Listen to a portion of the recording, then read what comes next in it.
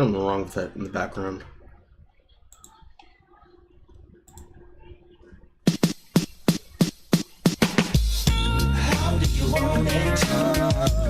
And then that just has the hook.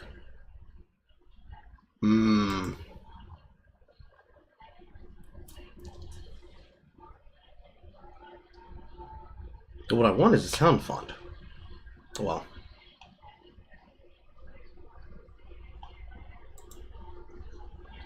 I am indeed back. You're not seeing an alert. Give it a minute.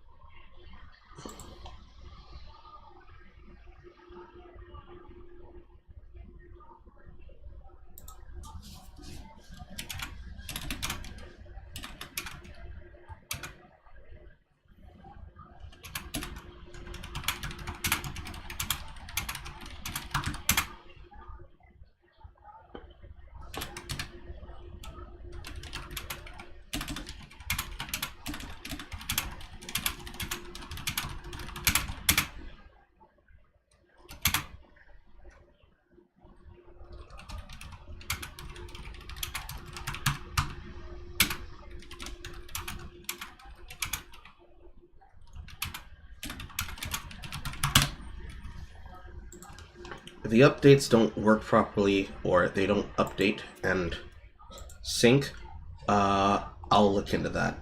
Sometimes whenever I think that they're not working, it takes them some time. Like I'm looking at the last streams and they went out at 2:56, 3:16, and 4:24.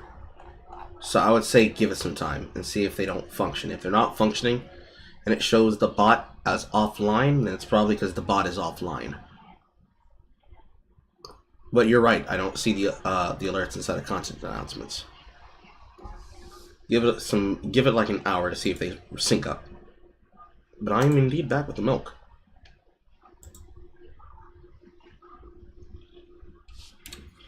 Let's see here. I got Adam McIntyre. This. I remember that I was going to look at Primink as well. There's something that I'm missing that you told me on the last stream that I was supposed to look at.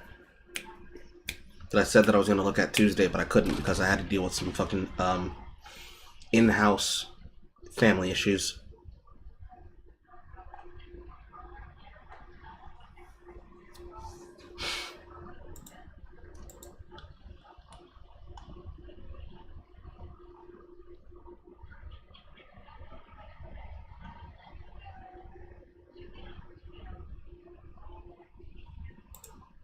Okay. Discuss gaming while black. I didn't go over the certification. That's something I didn't do, but I don't think anybody really cared about J6 other than the fact that they did not have themselves a little bit of insurrection as a cope. It looks like they're hitting content announcements now. Yeah, here we go. Here goes the first one on YouTube. I guess it takes them a bit now, which is weird.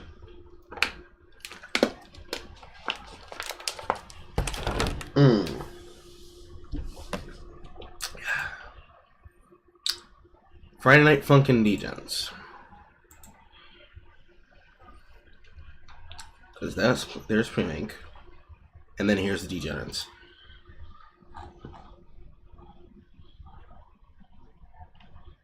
Boom. Boom. Boom.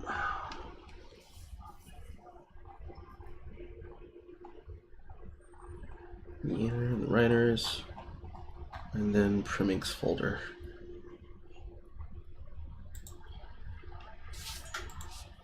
Okay.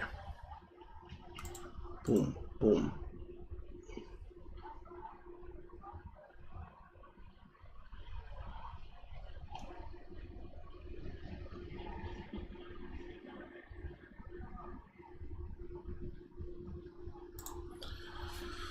Let's look at this. But first, you know what it is. It's your boy, Jumbo.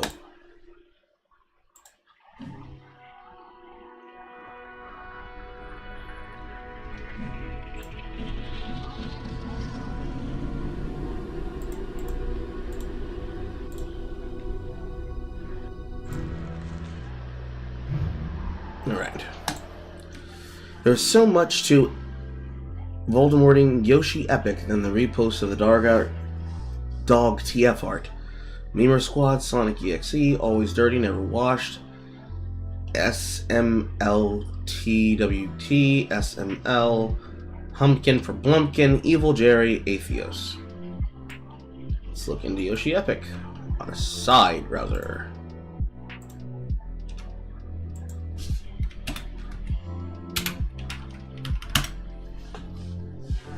Yoshi Epic, Frog 101. This account does not exist. Okay, we got a content creator that's running. Frog 101 inactive. Frog _ Epic. This account does not exist. Looking at his older tweets, this is super obvious. Blah blah blah. Account does not exist. Unblock this person. What did this person do? A basic rundown of Sling Mingo on who this person is. Let's add that to the background right there.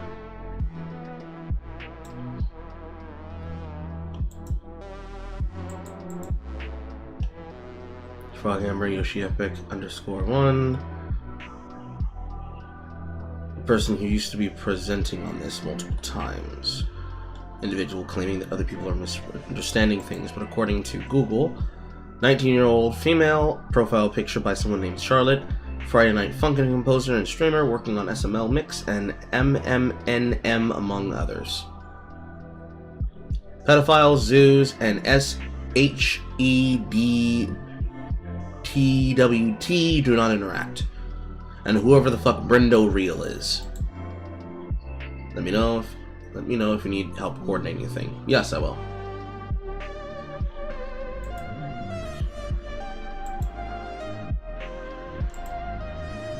Okay. Open this one up. A document on Amber History of Poverty. This is being worked on to remove any overtime as possible. It is currently on and more will be added as information is corrected and blah blah blah blah blah. This one. Hello, my apologies for not seeing the reply earlier as I'm banning IRL matters. You're not aware of certain things that have abnormal looks, such as images provided within the document that you may have manipulated by Amber to make you think the evidence is unreliable and heavily updated when that is not the case. When these screenshots I know that I have, I would like to provide context of recent information that's gathered. As seen on the image on the left, you can see what is shown to be Amber accusing Beta Sheep of being alleged rumor without any evidence. Screenshots prove as such, but can be her attempting to bring down Beta Sheep. The basis claims, the way to discredit him, the document itself, and the second screenshot provided shows Amber replying and saying that drawing explicit images of minors isn't the problem, alluding to a drawing that is made by Boingus for him to practice with anatomy, which was mistaken as him drawing child porn. With that said, the second image shows that she tried to attempt to make Boingus out to be a potential predator to bring out and grip that is him in the document as well. But she had finally posted a document addressing the problem. If you'd like to read, apologize for your inconvenience. And then that's another document. Alright. Got ourselves 3 documents, plus the original thread that it comes from, and other people saying how he's missing things and reconfirming what he said. But a bunch of people saying, fuck off, you're just attacking this person because they're trans, you're just attacking this person because they're trans. This person is not a zoophile, you need to understand that this person is this. Okay.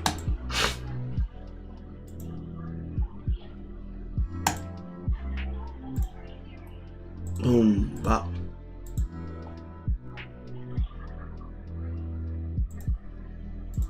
Look into this. Resize.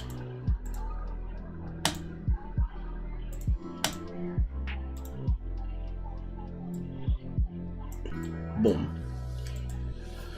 A document on Amber, her history of depravity, documented created by Danky. Sources are not to be disclosed as to ensure confidentiality. Do not harass anyone who happens to be mentioned in this document. This document contains sexual fetish imagery to which has been censored. Please be advised when reading through this document, which record Amber/Frog101's sexual claims. Statements, actions, and comments through her alternative, not safe for work account, known as Game Gobbler. Oh my god. Amber, known as Frog101, is a Friday Night Funkin' composer who has worked on mods such as Mario. Okay, there's the initials. Mario's Monday Night Massacre and Funkin' for Bikini Bottom. Known for the creation of the Sonic EXE SML mix as recent as late as October 2024. Boingus Bingus is accused her of being a zoophile after being given information by Beta Sheep that she had reposted an image of a dog transformation art back in August of 2023, later being confirmed in the tweets made on their account. Her initial action was to attempt to damage control via hiding replies, such as stating that she was never a zoophile. Amber eventually having made a video addressing the accusations, being full and made up of deflections, and has since made an update video to the situation. Video is private. Video is removed from the uploader. Always a good sign! Always a good sign! However, it has been put off private, and this document will be serving to show the true nature of her depravity. All Dama has died down. Since then, people believing that she is the brave individual for having a not safe for work account, although she was made private. Her history of posting fetishized content is stated originally. She has unprivated all of her alternative not safe for work, and others are able to find and have access to what she's been posting and reposting, with explicit imagery ranging from obesity content to people transforming any animals. I'm gonna be dead ass. Why would I care about motherfuckers pulling Animaniacs? The explicit imagery ranges from here to here, the most concerning being the imagery depicted of animals that are assumed to be transformed into humans in sexual poses. Okay, now we're getting to the meat of the problem. So, sexualization of anthropomorphized animals.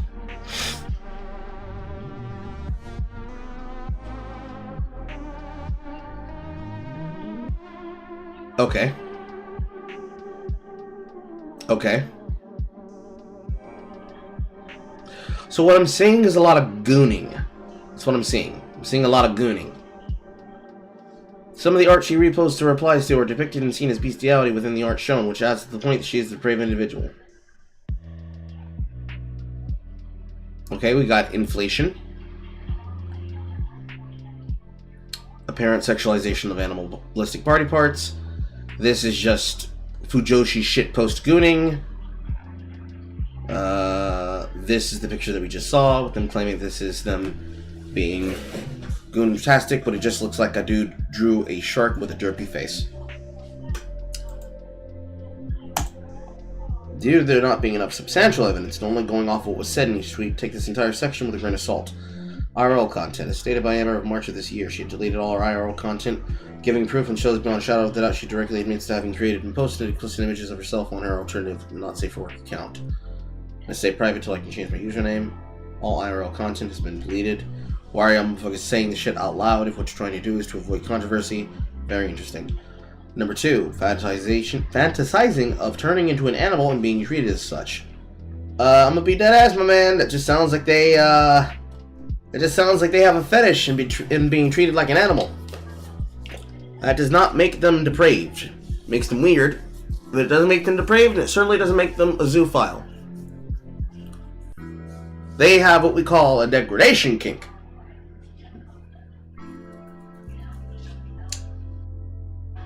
I think I'll take them having degradation kink over touching kids. But I also find it interesting that they're posting this aloud, but I guess this person is very young. And very, very, very, very fucking subjectable and suggestible. Shaking my head, or shaking something about something about becoming a dumb dog, and then your friends start treating you differently and petting you and playing fetch with you. Ooh, squeeze. Okay. Fat fetish art of Stella. On the 23rd of September, Amber drew and posted fat fetish art of Stella from the popular mobile gaming franchise Angry Birds. Bro, I would not be able to have told you that that was a character from Angry Birds, I can tell you that much. This can be seen as a problem because throughout the games, cartoons, and movies, she is depicted as a teenager. A minor!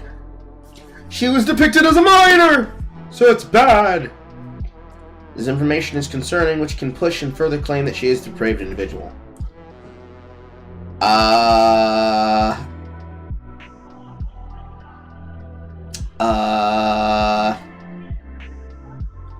That seems like a who gives a fuck.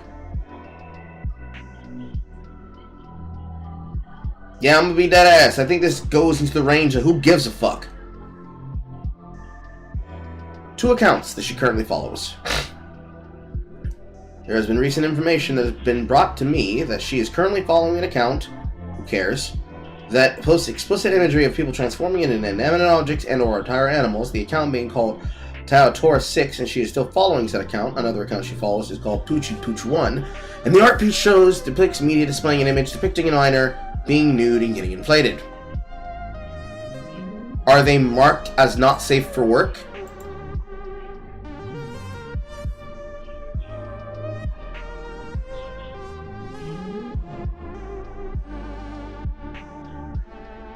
Okay, so this person is not marked as not safe for work, but they also do not have a very large audience. Grown adult, likes to express themselves as an animal. Okay, grown-ass adult, I don't give a fuck. And let's look into Taotora6. Taotora6. You just think this shit is funny. Yeah, I bet you do. I bet you do. I bet you do. I bet you do. I bet you do. Twitter. I mean, it's hilarious to a point, but I want to see if there's actual harm being caused. Okay, so Taotora6 actively tags themselves as not safe for work. So, and they tag themselves as a not for affinity account, and Taotora6 is the not safe for work account, separate from Taotora9, and it clearly is tagged. It's clearly tagged, and this is just the style that they draw it. Okay.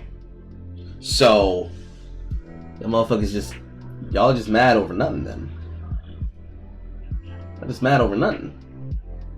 These are furries drawing furry shit.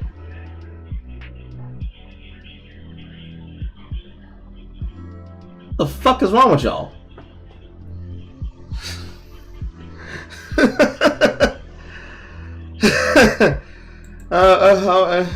Okay. I guess. I suppose. I guess that's something you get upset about.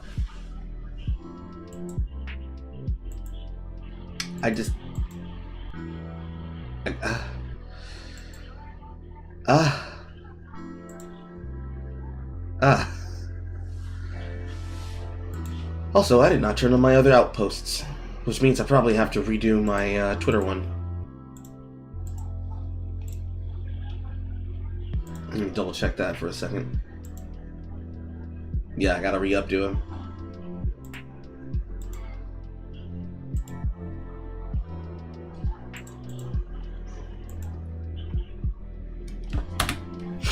Oh.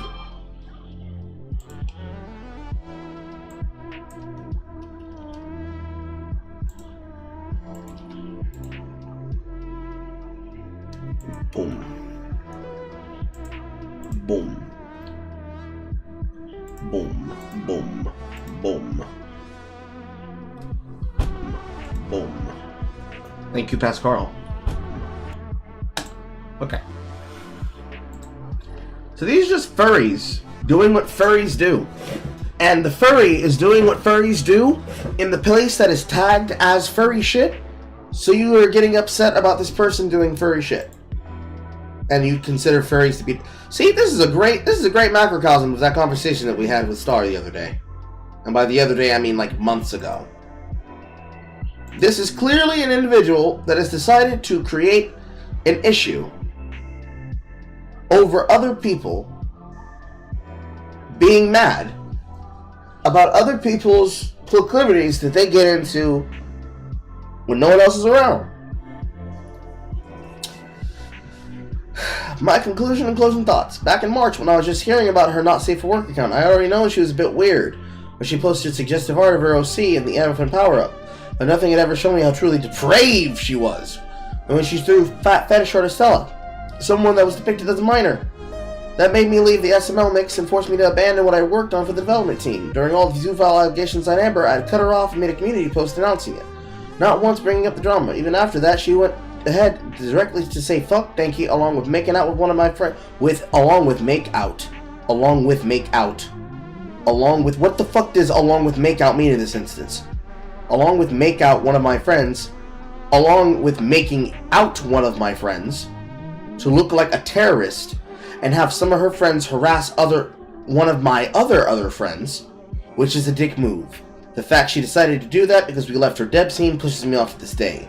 Amber, if you find this document and read it yourself, I'd like to kindly want you to go fuck yourself. You're basically fetishizing bestiality, gooning, bastard to society. Call this my Christmas gift to you, narcissistic prick. Sincerely, from the bottom of my heart, hatred, Danky. Danky, I'm sorry, you're cooked. Danky, you're cooked. You're cooked, my man. She's gooning responsibly. She is gooning responsibly in the place that is explicitly tagged for goons to goon. You're mad that the goon is gooning where the goon wants to goon? Look, I'd hate a motherfucker like any other motherfucker could any other day. You bring me a furry that's being degenerate and doing that shit in public where other people did not consent, I'd be with you, but... Danky! Gotta mind your own business, Danky! No, this ain't acceptable. No, you gotta get the fuck out of here. You gotta get all the way the fuck out of here. I'll nail it, that one. That's wild. That's wild. That's unacceptable. I mean, there's parts of this that I can find funny, and I think the part that I find funniest is like, here, look, see, this is the stuff that makes me angry. This just gets me upset and so mad. Look at this damn ass. Every time he reads it, he gets mad. Oh, hey, every time he looks gooning at the front door, he be crying everywhere because he sees in his story it's nothing but furries, all but furries, and they're gooning, What the fuck would I care? Who cares this man draws Sweet Coon? Apparently getting topped. All parts involved consented to seeing this. And all you had to do was not look. I can understand it, I can get it. But bro, this is wild. And the fact that you're splitting hairs on the whole, she's a minor! She's just fat. Would you have preferred her be fat and get stuffed? My brother, you must stay focused. You must stay focused, my brother. You must stay focused. Okay. What's this other document?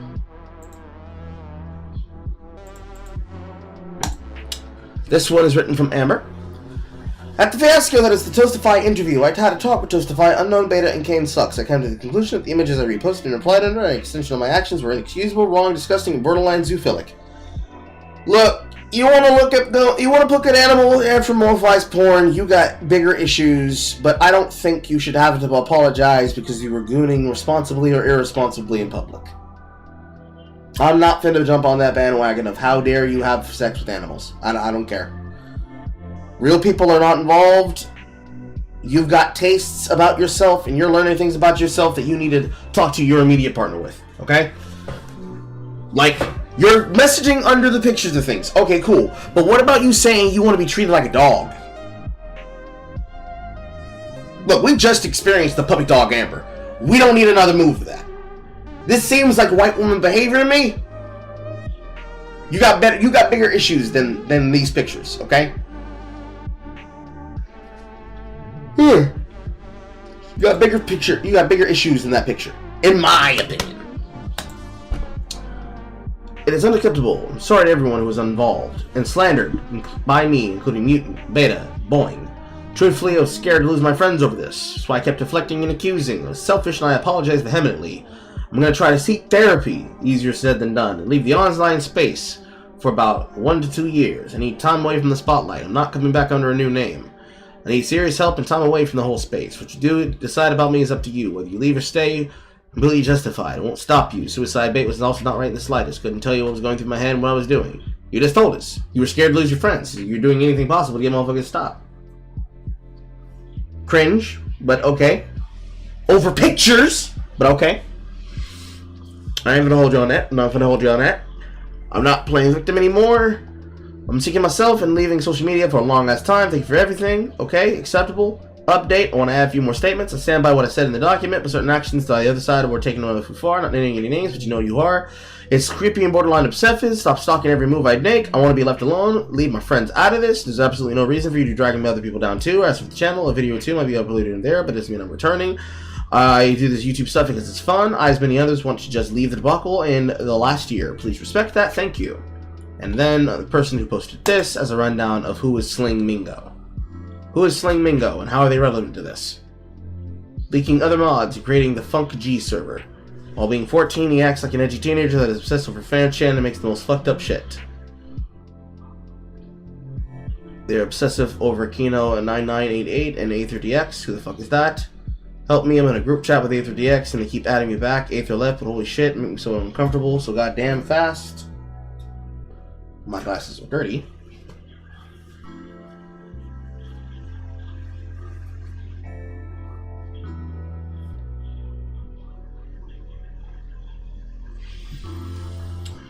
I'm so uncomfortable, go goddamn fast. Well, I have a girlfriend who came in immediately after she helped him calm down. If I ever see her again, I don't want to sit in silence. I want to fucking say something. Who had her friended? Someone named Singamigo. Likes to joke about other groomers. Well, he is indeed one herself. June 24th, 5 p.m. Reds DP is exposed for grooming minors and other predatory behavior. June 24th, 5 p.m. Reds DP is exposed for grooming minors and other predatory behavior. You posted an hour ago, 2 hours ago. Posted again, posted again, posted again. Who the fuck is supposed to be that? So me and Sling met someone a time ago because of server and me mentioning that I'm gonna make a horror tale mod. We slowly connected with each other. She told me that she was the same age, which was 17. One day we were having a very horny conversation and images were thrown around. The day after that, she decides to ghost me and blocked me. I tried to talk to one of her friends. They blocked me also. Tried to talk to her main Twitter account and she blocked that too. Got really annoyed and sent her Gore another account. Realized in her bio she said she was 14, and then after that I noticed her bio. I asked her if you were 14 the whole time. She changed the bio, then blocked me. Okay. So we've got a grown adult or someone above the age of reason who had a sexual conversation with a minor. The minor did not properly disclose their age to the person that they are engaged with. The minor then did what most minors do when this happens. They got uncomfortable and then tried to run away and not address the problem directly.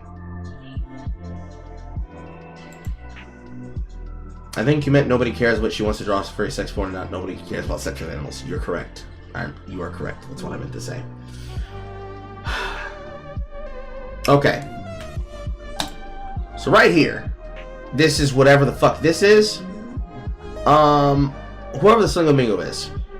This instance right here, where this minor did not confirm their age to you. Maybe don't have a very horny conversation and throw around images. Because what do you mean by, we had a horny conversation and we threw images around? What the fuck do you mean by that?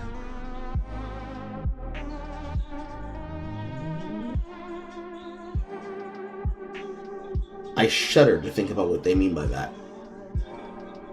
Do you mean you share DMs of each other and selfies?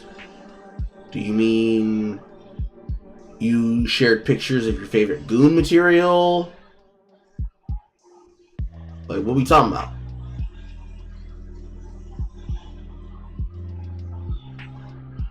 But wait, there's more! They like to say that that's so screwed up or an epic fail as a response to his own controversies, like it's some kind of joke. Reason why this is happening is because I banned a person who is revamping the Brightside mod, which is this bitch. And then they tag and at and show the Slingamingo at. He then connects and says epic fail. It's funny how someone from 4chan posts my Discord link on a thread and more child porn is being shown in there. When people talk shit about them, they usually tell on the Funk G server to send the most fucked up shit right into the server. Send Moan Levy 4622, the most fucked up shit you ever had. Send Taz 2165 porn. Pranking time, posting of a turtle. Hop in and cause chaos. Join as a dev server. Says the most weirdest shit to other people. What do you want? Will you be my girlfriend? Hilarious. Come on, you know you want me. You're so funny. Wow. How am I so funny? Please. My balls are sloshing around. I need to empty them. You would make a great mother to my children. Let me breed you. Leave me alone, lol. No, you are mine. Okay. I'm with y'all. This is indeed fucked up behavior. Annoying, if anything. Where's the money shot? Lies about things that actually happen. I literally don't care. Don't falsely accuse me of committing a crime. Shut the fuck up, dog. You haven't got in contact with pedophiles. Joke about rape multiple times. It was a fucking zoo file. You disgusting server. I was with his friend. You supervised server, and there was it all. Don't try to play smartass. You fucking. I'm not repeating that word. At least this time. Her response to a person saying that they are a groomer. It's not true, lol. He's tried faking screenshots over and over. Summary. Sling is the next Nora, the wolf of the finite funky community. Who's Nora the wolf? Update. Manipulated their server to make a not safe for work drawing of Sling and an underage cartoon cat coder. Kenneth's backup account. Sling manipulated her server to make child porn about some cartoon cat coder. What the fuck do they mean by cat coder?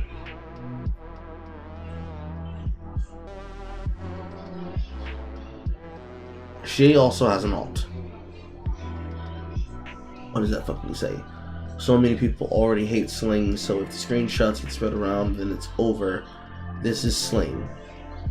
Okay, oh yeah, here's me, Dingle and Dong Song. Fang, ooh, I honestly prefer Meat Grinder over Dingle. They might go in Gapple, I'm trying anyways. I've created an entire different person, having no rep is so freeing, I can do whatever I want, say whatever. Tag of Hazel, tagging everyone else. Hazel tags everyone showing a screenshot of Sling and Mingo. This is lol. Screenshot says if we get $20 members, I'll release the Ronnie McNutt chromatic. Right here, take it for free because Hazel is awesome. This is his alt identity, which is Red Lane. It has been confirmed that Slingo Mingo is a dude, is racist, and has a fat fetish. That's gonna have to be an 07 for me, dog. It's just a guy. It's just a guy. But he is white, so they hate him and do not like him. Oh, it's just a guy. He likes to be an asshole and nobody likes his face. Whoa.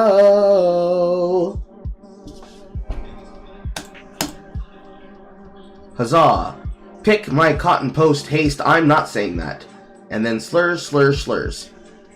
More slurs. Fat fetish stuff. Cream. More fat fetish stuff. More fat fetish stuff. More fat fetish stuff. That's why the motherfucker got his face reveal leaked and looks like an acne-ridden cuck. Leaked? Motherfucker Sling revealed it a month ago. Go outside. That will be all. So anything else you have on Sling? I think y'all motherfuckers need to get new hobbies. That's what I think. I think y'all gotta get new hobbies. You got to get new hobbies. That is brainlet shit if I've ever fucking seen it. Who cares?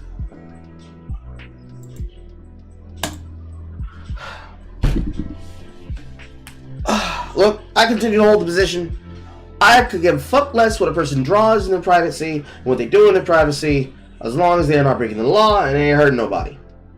The fact that y'all started a drama amongst yourselves because you can't be capable of saying I don't like a guy, but here's the thing that he does is bizarre to me.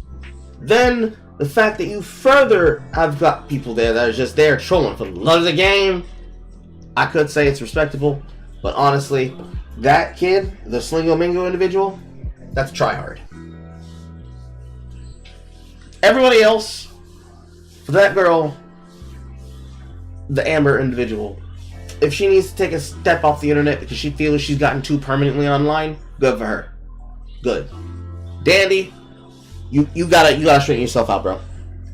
You gotta straighten yourself out. You getting upset about shit you should not get mad about.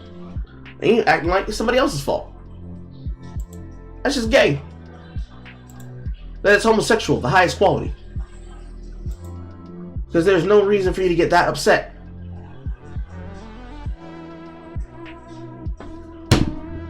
And then for the Slingo Mingo individual, well, he's out here just slinging slurs just cuz, so like, I don't really care. Into the chipper!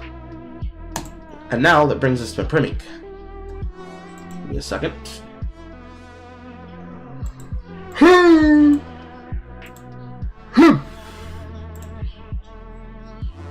Alright, what did Primink find?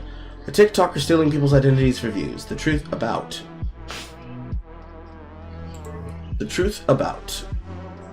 This must have been the old thumbnail.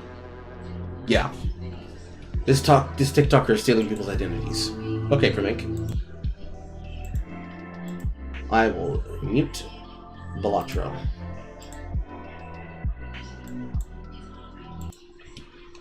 Tell me what this is about, Primink. About a month ago, I got a message from Lily from the Do We Know the podcast, and she told me about this guy that she found on TikTok who is apparently involved in an insane story that no one is covering. Now, at the time, I kind of dismissed this message because it was very long and chaotic, and she didn't even include the guy's name. Can I be a little chatty? Yes. Maybe to a fault sometimes. But eventually, a video I had planned for 4 years has fallen apart completely, and in desperation, I decided to check out what was going on with this guy. And what I found is one of the most insane stories I think I've ever covered.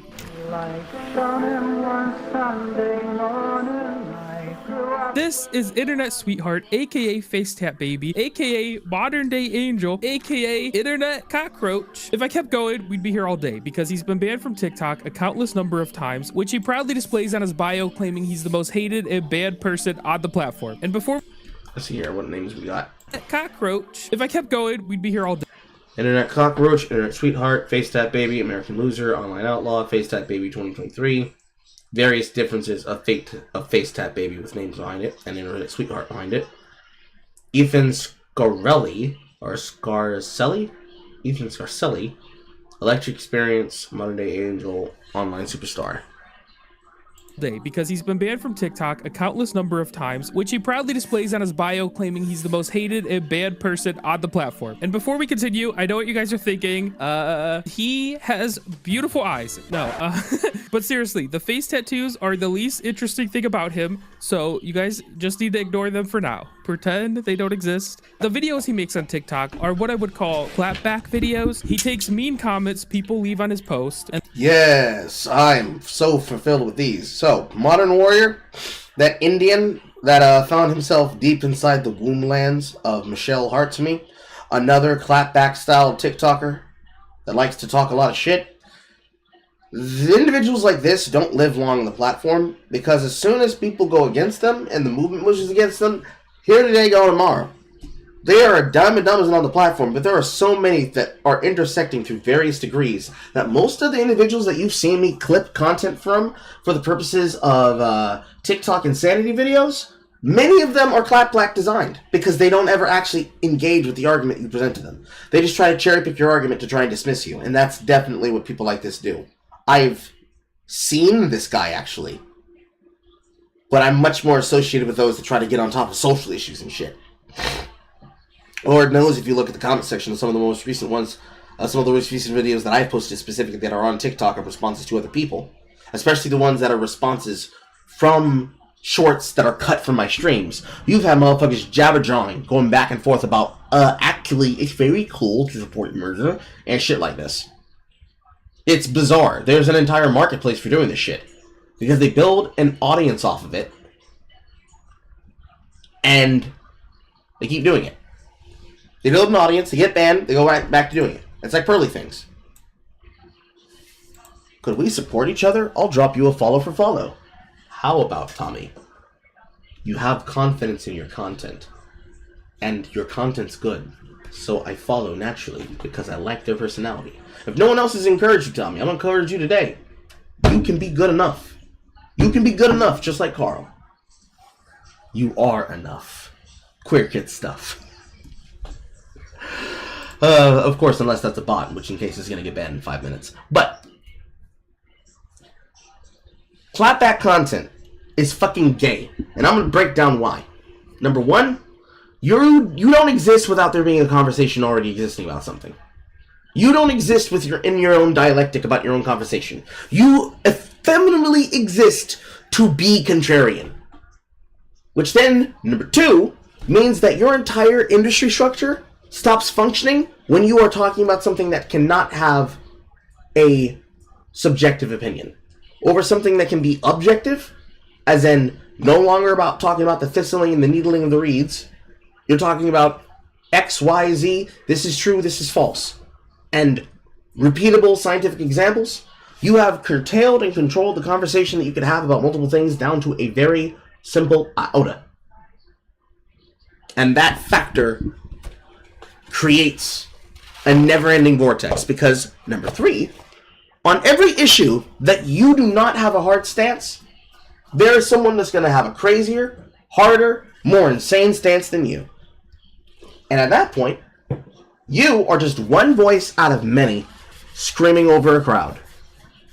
And if you're just going to give your take and your reaction as a reaction to a bigger movement, why not just post on YouTube?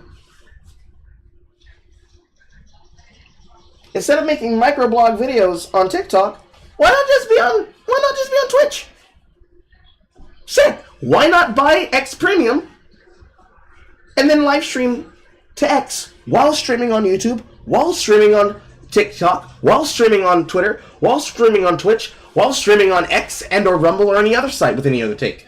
Why base your entire career off of shit you do on TikTok and just make a platform for yourself and then that be a place where people can find your takes? You can see a movement, you can see a topic, and you can give your opinion and boom, there's your topic on that because that's your reaction.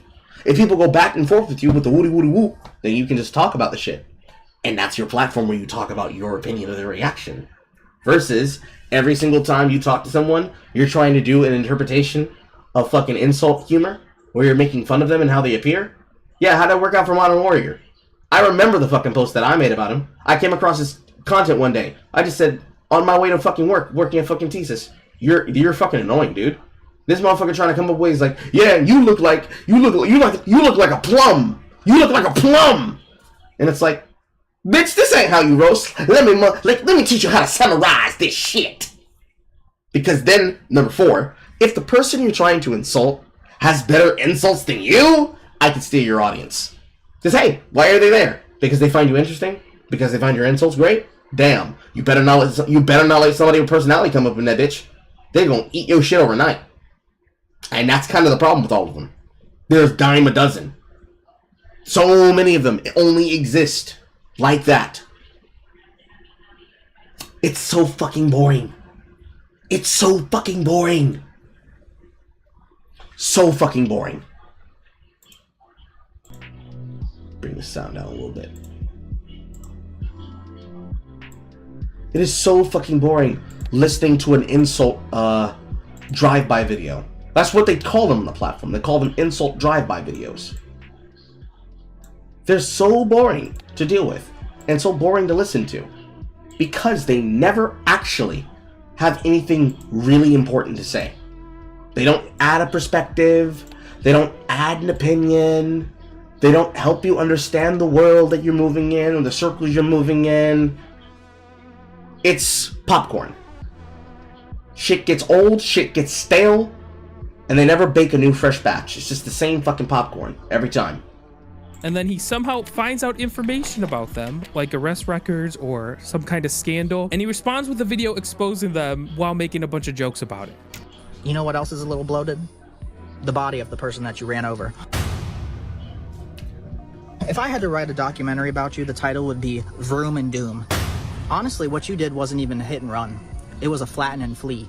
Now, honestly, this is pretty tame. I'm sure there's a ton of people on TikTok that are doing similar stuff to this, but where it gets... There's a white woman by the name of Savannah that I have called White Savannah. I believe her account name is called Atozi. She has turned into making OnlyFans content now. Because of course she did. They all specialize in this kind of roasting. The problem is that it kind of falls flat on its face. Because even though some of these could be humorous, there's just so many of them that they just go over your head now, right? Because the problem is they have to become more extreme in order to get more draw. Like, you're going to talk about a man in the way that he drove over someone, killed him in a hit and run. You got to get a lot more bombastic. The more bombastic you get, the more you get banned. You can build a following like that, which is what the guy did, but you can only really have an audience if what you're doing is actually bringing people to be into you. All they're doing is just looking at the product of your work, which is the reason why he has so many bans. Like, it doesn't help anything. It doesn't entertain anything. What's interesting is that in some cases, he ends up getting tattoos of the person he's calling out. I think Ruth has a good point. And honestly, what she's saying makes sense, and it kind of makes me reevaluate everything that I've been doing. Through these videos, he's gotten insanely popular on TikTok. Despite being banned a dozen times, he still manages to have 400,000 followers on his current account, and his videos get millions of views. Now, at first, I found these videos... Well, I mean, they get millions of views because millions of people are watching him making fun of people, and they're just consuming it and scrolling on through the timeline. That doesn't mean that they really like him and the work that he does. It just means that they are watching his stuff. Which, in the TikTok algorithm, is how they manage to say whether or not you deserve to have greater reach. Because you use shadow ban tactics. So what does that really mean? Very entertaining because he's doing what I think a lot of people wish they could do. He's finding dirt on the people that leave crazy uncalled for comments, and he's pulling a Uno reverse. But as I watched more and more of his videos, they started to take on a more sinister vibe. Not only does Internet Sweetheart go after the person who leaves the mean comments, but he will also target their family members. The worst example of this I found, which also happens to be his most popular videos, is him going after people's kids. You can't imagine what you would do if your son got face tattoos. Well, let's picture it for a second. Look what I got.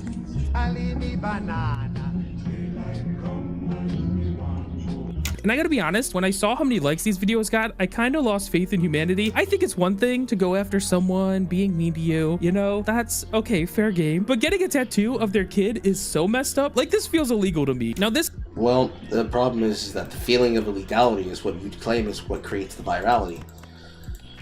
And that's why they probably banned him in the first place. This kind of content can't really be allowed. But hey, it's funny though, huh? This is all crazy, but it actually gets even worse because in some cases in his videos, he will go to locations that are relevant to the people he's exposing. For example, in this video, he visits someone's grandma's grave. Quick question for you. When was the last time you visited Nana? We miss you so much, Nana. We gotta get you out of here. Good thing I brought my shovel. And when you combine him going to locations with going after people's kids, you get videos like this. You keep screaming into the abyss, but nobody's listening. I found your Facebook, by the way. It sounds like those kids are really taking a toll on you. I saw this status saying that you needed a break. Say no more. In the car line, I'm just waiting for Brandon to come out. Here he comes. Brandon, I'm picking you up today. Mommy's busy. Put this man on a list. Lock him up. And the reason I lost faith in humanity is because if you go through the comments, you will find comments such as, Brandon, mommy's busy. I love this dude. He's a savage. Why do people try him? He's undefeated. Jaw dropped to the floor. This gotta be the best account. The account literally gives me life. This is people being entertained by the fact that somebody's doing shit that they otherwise would not do themselves. And this is the reason why these kinds of accounts don't work. Because they lose sight of their shit over time. Granted, this is just one person. Imagine the ones that are racially bound. Imagine the ones that are culturally bound. Why am I moving in such slow pixels? Clearly that means I need to turn on the light. Oh, there you go. It's 2025. You shouldn't be getting 144p, Carl. You should be at least getting 480p, Carl. Nobody wants to see this on a long-term scale. It's interesting and funny if the person doing it is demonstrating a point, but over time they miss the mark of what they originally started from, and they just start targeting anyone and everyone. Like, he's committing crimes right now. That's what's happening there. You're committing crimes. And you're doing it for fucking clicks. Comments, every single person is supporting these videos, and I thought maybe it was just all kids in the comments that don't know better, you know, but then I found videos of full-grown adults saying this stuff is the most entertaining stuff they've ever seen in their entire life. Did you watch Can it? I tell you? Can I tell you? This is my new fucking. All right, what's your new fan? Okay, good. Because I love this. It's one of guy. those. What Danny did that made me a fucking lifelong fan of Danny's. Okay. This guy does it in tattooing. Oh, dude. Listen. So when I saw these clips, I immediately messaged Lily back and I apologized for ever doubting her because this is crazy stuff. But then I learned that this is only the tip of the iceberg. In late 2023, Internet Sweetheart uploaded this TikTok of him getting a tattoo of someone's dead father after they had left a mean comment about his addiction recovery. This is one of the nastiest, cruelest comments that I've gotten. It's a good thing that I am in recovery and that I've matured and I'm not even going to engage with this. Max, I was so devastated to hear the news about your father.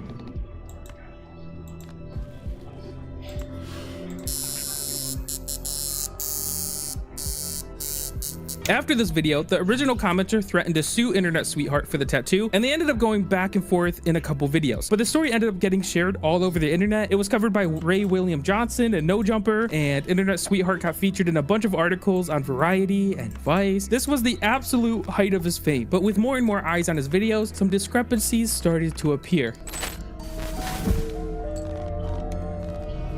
If you casually watch Internet Sweetheart's videos, you get the impression that he's some kind of insane investigator, but in interviews, he's explained that the people he goes after make it very easy to find him. Like, they'll use their full names and their usernames. And he also says that he apparently has a team of people who helps him investigate and find everything. Now, this all sounded great to me, but the more I watched his videos, the more I noticed that some things didn't seem to add up here. When you put all the usernames together, you start to see that a lot of them follow the same naming pattern. Like, all of these ones go first name dot last name and then some random numbers. And then I saw that a lot of the profile names also looked very similar. Like, all of these have a name and then an emoji. Seeing these usernames got me curious, so I started looking into the accounts to try and find out if they were legit or not. So I began going to each of the accounts in his videos, but interestingly, they were all blank. They had no links to other social medias or any of their own posts, which, if I'm honest, that's also not like unusual. I know most people don't post on the accounts that they have, but at the same time, this still made me suspicious. I then wanted to see when these accounts were made because I thought maybe that might give me some insight, but I found out TikTok doesn't actually show this information. For some reason, there is absolutely no way to see when someone started their account on the app. Everything I've read has told me TikTok is Chinese spyware, but they can't even share when their accounts were made. Something's wrong here. But luckily, I learned about a workaround. There's this website called Hi Social that lets you find the user ID of any TikTok account you put in. With that user ID, you can use another tool called Unfurl, which extracts all kinds of information from a URL. Like, it can grab dates and other stuff. Listen, don't ask me how it works because I don't understand it. I just know it does work. So I don't know. So I started plugging in all of the accounts featured in Internet Sweetheart's videos, and what I found was that most of the accounts were made within 24 hours of his videos being posted, meaning these accounts are all brand new and most likely not real people. Max's account was made on July 17th and his video was posted on July 17th. Sarah's account was made on November 16th and her video was posted on November 16th. Steve's account was made on November 8th and his video was posted on, can you guess? Come on now, November 8th. In total, there was 44 accounts that were made the same day Internet Sweetheart posted his videos on them. At this point, the evidence is pretty damning and I became fully convinced that there were some fakery going on here, but then I thought maybe Internet Sweetheart is just the victim of some big trolling campaign, because not all— You couldn't be a possible victim of a trolling campaign that large, because that's a lot of effort to go through to get some people to troll you and for you to never react back to them in any particular way that add any meaningful substance to doing so. It would be more likely that it has to be a cabal full of other people working together than one particular person doing something and causing a problem because of them doing that thing. All of the accounts were brand new, and it's plausible that some random people are creating these fake accounts just to mess with him, and he might have zero idea it's happening. So then I decided to focus on the photos that he uses in his videos, because if the accounts are fake, then who are these people? So there's a website called PimEyes, which is basically Google reverse image search, but specifically— Oh no!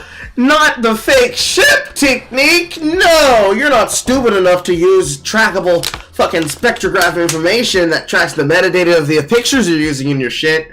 Oh no! No! Don't do it to him, Preming! Oh. That's so horrible.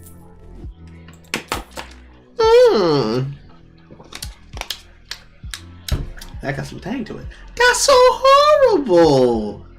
How crazy. That's crazy. That's crazy. 4 people, and I began reverse image searching as many of the images in his videos that I could find, and here's what I found. The photo featuring Max's quote-unquote dad is actually a stock photo literally named elderly man with an oxygen tube. This photo of quote-unquote Nina Terrell linked back to a Facebook account belonging to a man named Jay and his wife Christina. This photo of quote-unquote Norma Robertson led me to the Instagram account of a woman named Maxine. Side note, she seems to be unknowingly promoting a bunch of pyramid schemes, but that's not really relevant. I just got a little sidetracked seeing her promote like 10 different scams. Maxine, I love the hustle. Keep at it. The worst one I found was in a TikTok where Internet Sweetheart got a tattoo of a kid who left a mean comment, but in the tattoo, he added a sexualized butt to the tattoo. He essentially gave the kid a BBL. I'm gonna have to blur this for the video. I already know, but that's what the tattoo is. When I traced this image back, it came from a 7-year-old Reddit post with a title that said, 13-year-old me took mirror pics to the next level. So, just so we're on the same page here, Internet Sweetheart has a tattoo of a completely random kid who took an innocent mirror selfie, and he got a sexualized tattoo of them on his body. Pause the video and comprehend that for a second here. There are also a few photos of people that didn't seem to link back to anything, but I was eventually told by someone who has more knowledge than me on stuff like this, and they are convinced that these photos are just completely AI generated. Personally, I don't know how people can look at photos and tell if they're AI or not. I don't have that skill set. I'm like a grandma on Facebook. Everything I see, I believe. No. So these photos might be AI generated, or they might not be. I'm not 100% sure, but they don't link back to anything. So If they're not AI generated, then there's a possibility of them having been created and made is a result of him trying to make and cover as many bases as possible. Because what's the one way you can get away from making metadata? Make sure that the metadata of the pictures in general don't exist. Makes sense. But I would submit that this would be a line gone too far, because there's two interpretations. The first one, he's finding pictures of people who have never posted shit online and is then scrubbing images, which is very unlikely. Or 2, he's generating the pictures or getting them from places which are not getting scraped by any kind of Googlebot crawler, which is possibly less likely. Whichever one he goes with, seems to me like a not very good tactic. Seems like it'll not work out for him very well in the future, by my estimation and opinion. at this point, the accounts are fake and the photos are either fake or stolen. But again, I wasn't sure if Internet Sweetheart was behind this or if it was people trolling him. Because honestly, this all still could be people making fake accounts to troll him. The chances of that being a thing are extremely slim. But I wanted to be 100% sure that he was the one faking this stuff before I accused him in this video. So I was playing it safe. And this is when I found even more evidence. In Internet Sweetheart's videos, he often uses articles and posts as evidence when he's exposing people, and most of the time, the articles he uses are 100% real. I've traced a lot of them back, and they bring me to real websites, and like nothing shady's happening there. But where he messes up is with the Facebook post. There's a little known fact on Facebook. Whenever a post is made, there's a globe icon that signifies whether the post is public or not, and what most people don't know is that that globe changes depending on the continent where the post is made. There's like 4 or 5 different orientations this globe can be depending on who is posting it. Hello, how we doing? So I have a correction, which I don't know if it's a correction or not. I'm not 100% sure if this Facebook globe thing is real or not. I distinctly remember when I was a kid on Facebook, this basically it's a globe that shows whether or not it's public, and there's 3 variants. This one that shows the Americas, mainly North America. There's another one that shows the Eurasian continent, and then there's another one that shows the Sero region, otherwise known as the Greenwich Time, which is basically Finland, Iceland, Australia, etc. It has existed and is probably still a thing that's used on the platform, but only on the native Google desktop version. So the one that is native to browsers, not the one that is native to the mobile app, because they have redesigned their system at Meta like twice since this has happened. Over the past few years.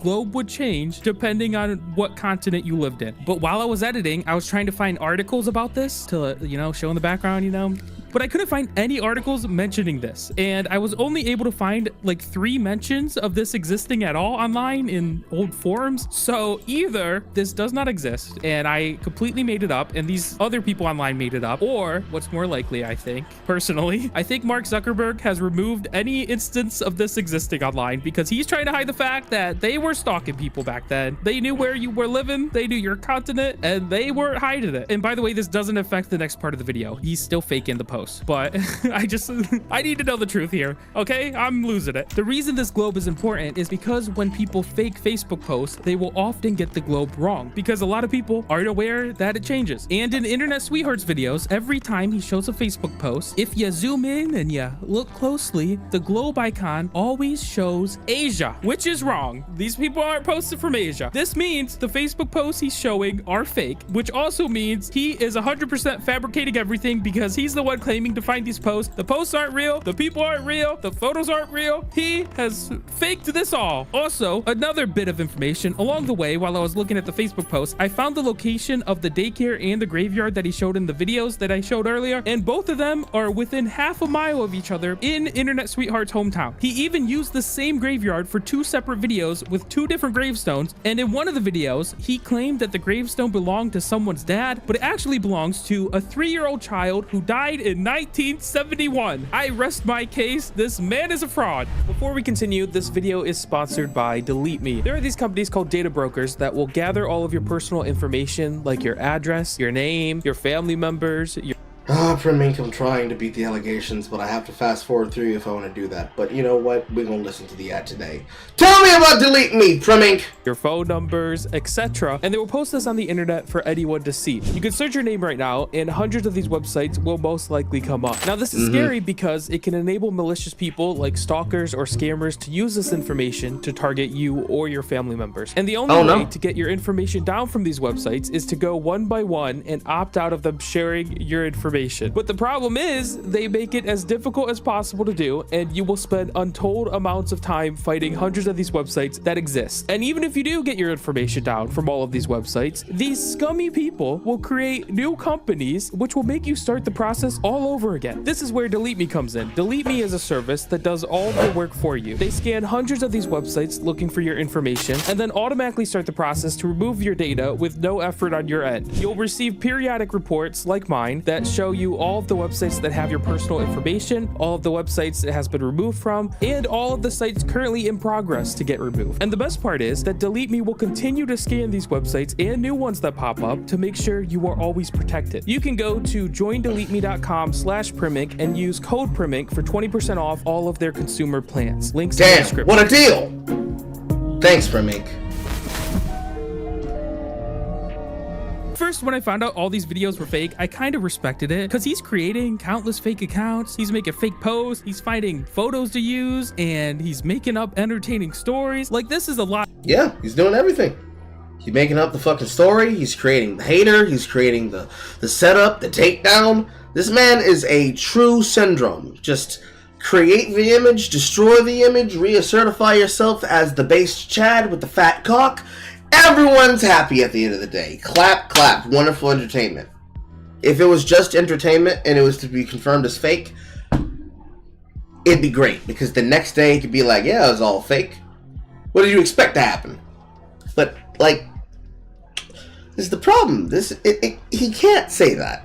If he said that, then he's out of the entertainment because, it's not real. Because people want real outrage. They want real crash outs. They want real flame. They want real degenerate backwoods shit. And if they're not getting the real thing, his fan base dies overnight.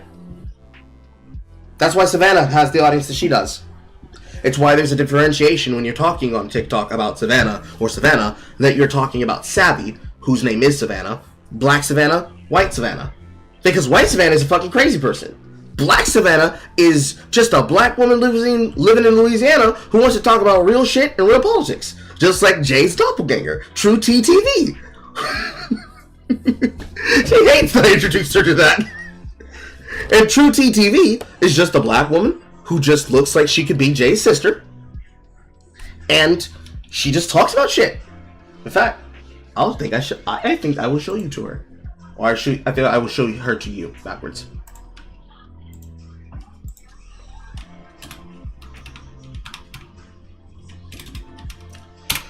Hey, Zoom!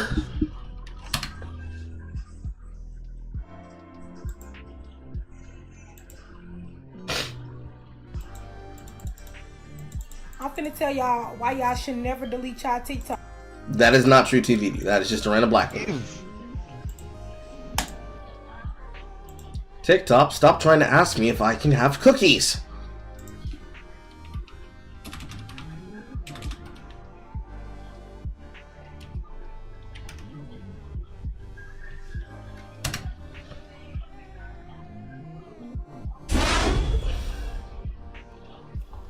معنا اليوم تطبيق ممتاز. Unless I'm mispronouncing her name, it's not black tea. اللي هي تطبيق التياتي. No, I am 100% correct. I'm actually no, I'm half correct. Black tea news and true black tea. This is a video for Christians. If you're not, this is a video for Christians.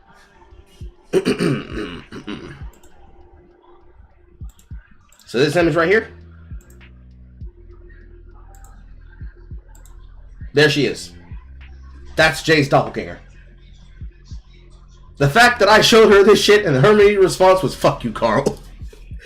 But no, there are so many people that have names similar to her and takes crazier than hers that it becomes necessary to differentiate between the people that you're talking about. So for Savannah, for example,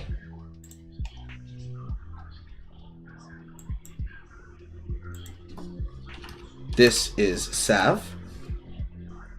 This is Savvy. This is Savvy Zero. So many of you have been asking me, Savannah, are you gonna see? It's the day after. This is Black Savannah.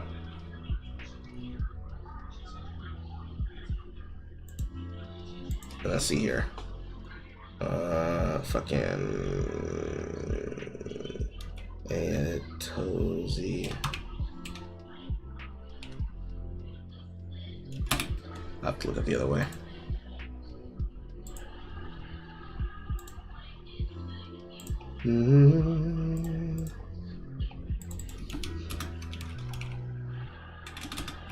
Savannah, TikTok, Doxer, Savannah Starks, the story of TikTok's most infamous doxer. TikTok removed Savannah Starks permanently. XOR assist. There we go. That's her fucking dumbass handle. XOR assist.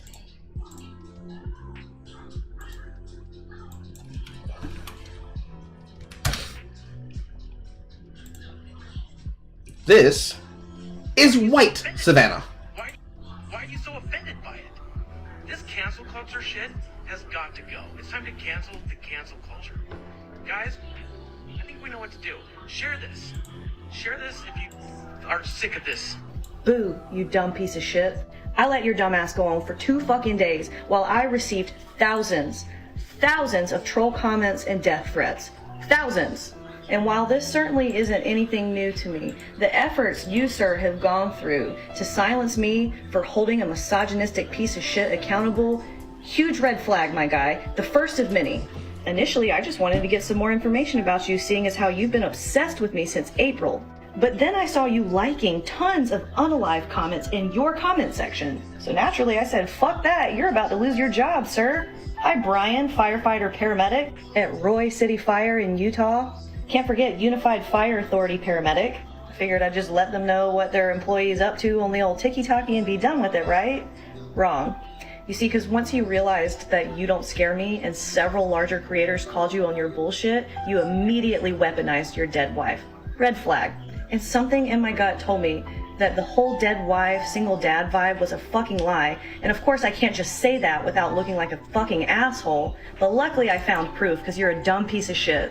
And just in case y'all are unfamiliar, let me show you what this dude tried to pull. He's got a whole ass video pinned to the top of his profile of his dead wife. And in the comments he says, here's proof that women do date down. Sorry to get mushy on ya. Still occasionally have bad days. It's been 2.5 years. She died from an undiagnosed heart condition while she was at work. We were together for 10 years and our son was 4 at the time. All of this, the way it's typed, what you chose to share, Huge red flag. In this video right here where you claim to be a good single father, any parent would recognize that the mannerisms and the body language here, that is not your baby. Especially when your mama tags you as Uncle Brian. Same shirt, same onesie, same mittens. Yikes. And your mom announcing the baby's birth saying Michelle had to have a C-section? Wasn't your dead wife's name Helena? That's weird. And didn't you say y'all had been together for 10 years when she died 2.5 years ago? So why the fuck is Charlotte Painter Carlson in your graduation ceremony photo in 2015? By the way, they're not still married, thank God. So anyways, bestie, I let your ex-wife know, I let your stepdaddy know, I let your mama know, and the mother of the child you're lying and saying is your son, you fucking weirdo. Good men talk to men about being there. And that is what he is competing against. Now, of course, this is one of the ones that are on the top of her profile. Let's show you some of the shit that she's doing recently.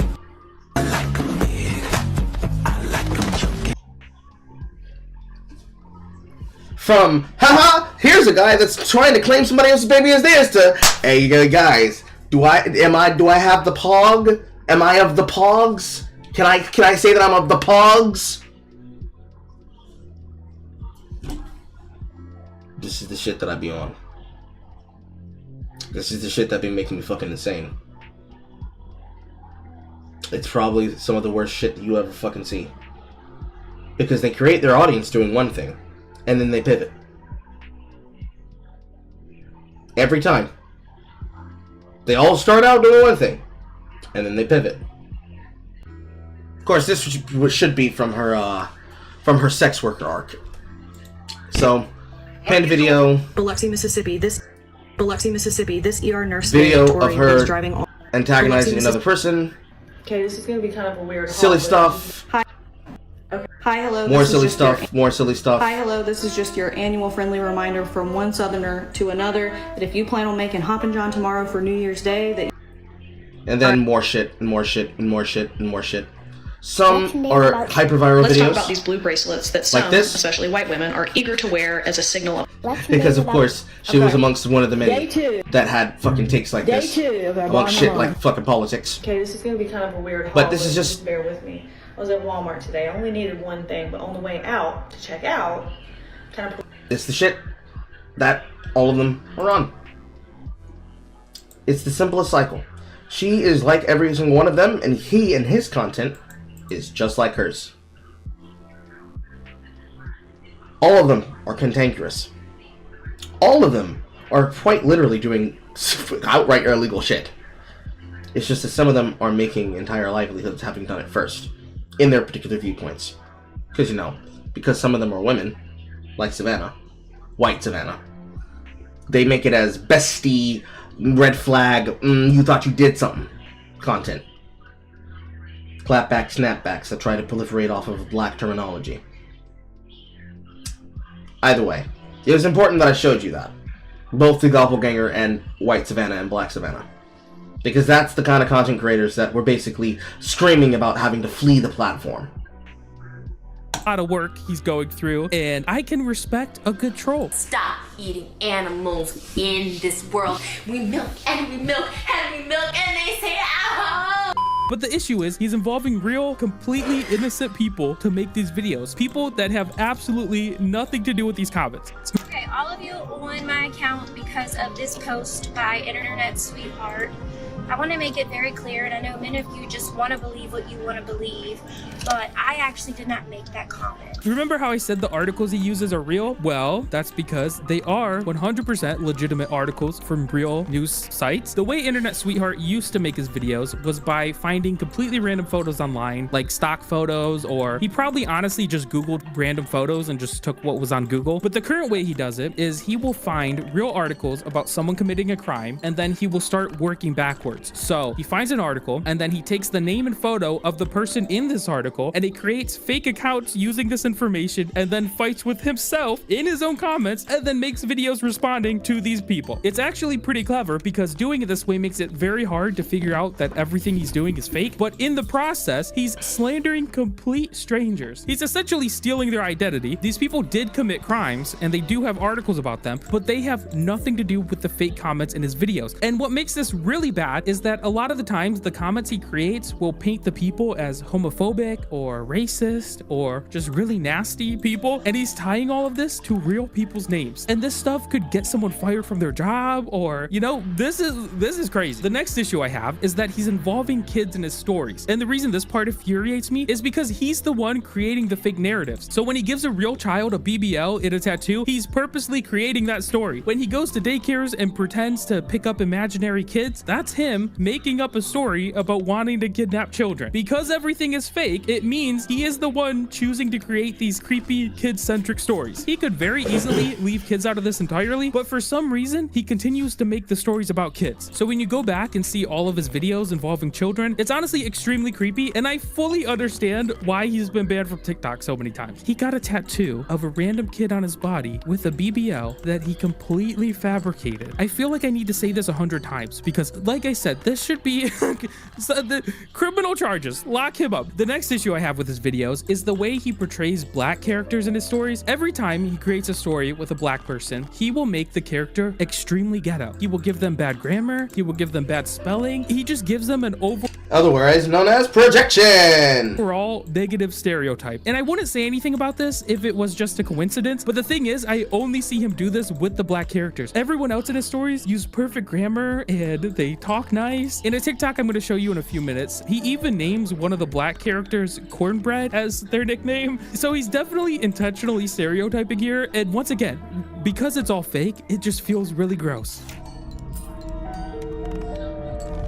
Now this is the point in the video where Internet Sweetheart goes from a misguided soul in my mind to someone that's actually malicious. It's really hard to figure out timelines of events for Sweetheart because his accounts get deleted so much, but from what I've gathered, Internet Sweetheart got a huge amount of his fame when he was threatened to be sued by multiple people that he had made TikToks on. You have 24 hours to remove that tattoo or I will be seeking legal action. Quit your online trolling of me. Around the time of these lawsuit TikToks is when Internet Sweetheart really blew up. He was featured in a bunch of magazines at Vice, Variety, Inked magazine, and he was also being reposted on a bunch of huge accounts like No Jumper and Ray William Johnson. He even showed an intent to sue legal document that he claims to have received, and in this document, whoever was suing him was looking to get $100,000 from him. They sent him a letter of intent to sue for $100,000 for defamation of character through social media and troll tattoo. But the thing is, as of making this video, I was unable to find a single lawsuit involving Internet Sweetheart and anyone he had made a video on. And this would all be fine if he were just lying to, you know, create a story. It's like when a TV show shows a crime. The crime's not real. It's fake. Make believe. We all know that. The problem is when you start using these fake stories to raise money. Over time, Internet Sweetheart has tried many different ways to monetize his TikTok. According to him, his account is demonetized due to the content he makes, so he isn't making any money from the videos themselves. Do not pay me anything. In fact, they've done the opposite of pay me. They've shut down my account 27 times. Because of this, he's tried several other ways to generate income. He made merch, which I don't think sold well based on him using hate comments to try to promote it more. He started a YouTube podcast that he deleted after a short time, probably because it didn't get many views. But one of the methods he's used multiple times and continues to use is he will make TikToks where he claims he's being sued and desperately needs money from his fans to fight these legal cases. And guys, I'm facing a wave of legal problems right now. Not even a wave, a tsunami of legal issues. My bitter, jealous, crybaby haters are filing lawsuits against me left and right, like it's some kind of twisted game of who wants to destroy a TikTok star.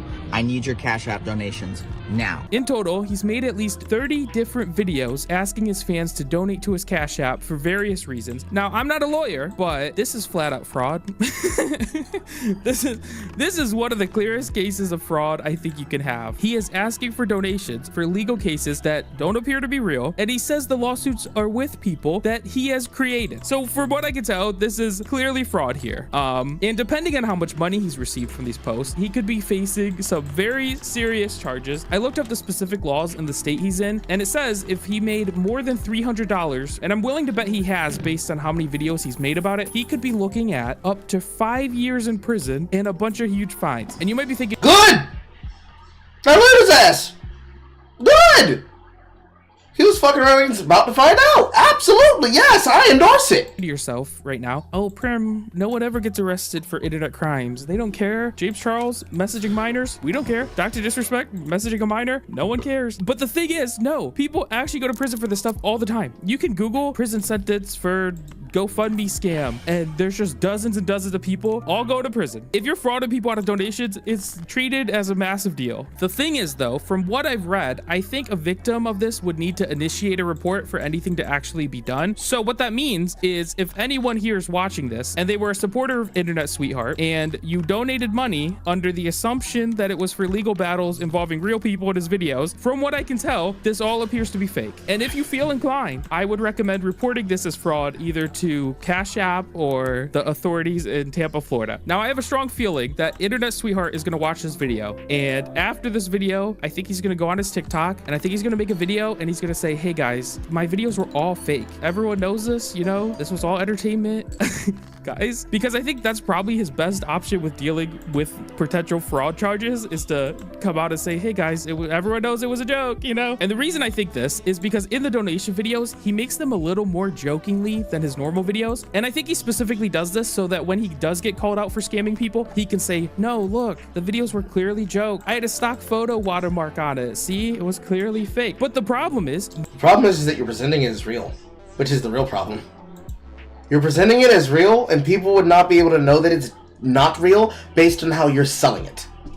So by trying to be a better entertainer and get people on your side and playing up the whole, I've been banned because these motherfuckers can't just keep coming at me and I just keep getting them. I eat them like dinner. You're fucked. Nah! You're cooked.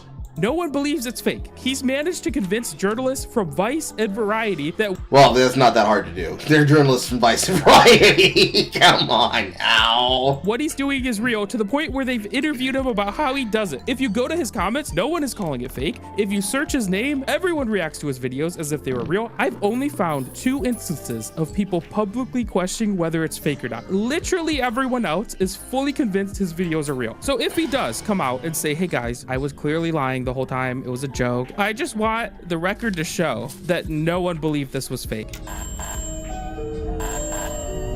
Hello, this is a prepaid call from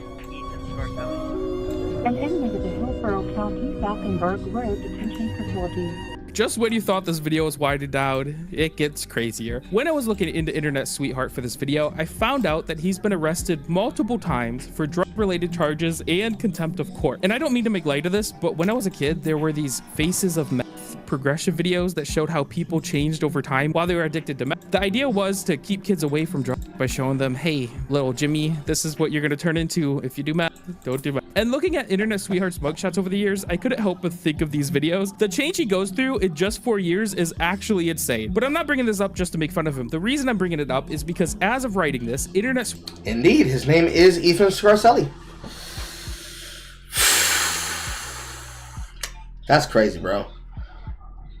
Sweetheart is currently in jail for a contempt of court charge related to something called a Marchman Act. The Marchman Act is a Florida statute that allows family or friends to forcibly put someone into drug treatment if they refuse to go themselves. Now, there's a lot of criteria for this, and apparently it's not easy to get someone placed under the Marchman Act. I looked it up, and there was only about 1,000 people a year placed under the Marchman Act in counties that have over 1.5 million residents, so it's not a common thing to be put under. And I'm not exactly sure why he was placed under this, because all Marchman Act court documents are sealed for privacy reasons, because technically it's not a criminal case. It's more the court trying to help someone forcibly, which, you know, it sounds wild, but it's very rare and it's really hard to get placed under this, is what I discovered. And how the Marchman Act works is it gives someone 2 choices. They either have to agree to go to treatment willingly, or if they refuse, they get sent to jail for breaking a court order. And that's what the contempt of court charges are. So as of writing this, Sweetheart supposedly failed a drug test and refused to go back to treatment because, according to him, he didn't take any drugs. But the facility that I attend outpatient groups at is now saying that I'm testing positive for healing crystals, let's just say. They're telling me... Healing crystals? What do you mean by that? Involuntary commitment for people with substance abuse disorder deprives them of liberty, fails to offer evidence-based treatment, and may leave patients worse off, making them vulnerable to an overdose risk. Why isn't all involuntary treatment bad? And sometimes can harm patients and compound trauma, arguing that forcing a treatment protocol takes away a person's right and their agency to deal with their mental health. Well, here's my question. Why did you need to be put against this? Look, this is just an argument for bringing back asylums. It's just an argument for bringing back asylums. You know, maybe you need them. If you get to the point where you're making up multiple stories to go viral on TikTok about these crazy individuals you're supposed to argue against, to the point where you're getting fake shit tattooed onto your body, maybe it's at that point you should tell yourself, I'm in too deep. Maybe. Maybe that's the point you say, I'm in too deep. I gotta get out of this. I've gone too far. That I have an ultimatum of either admitting to using the substance or going back to inpatient treatment.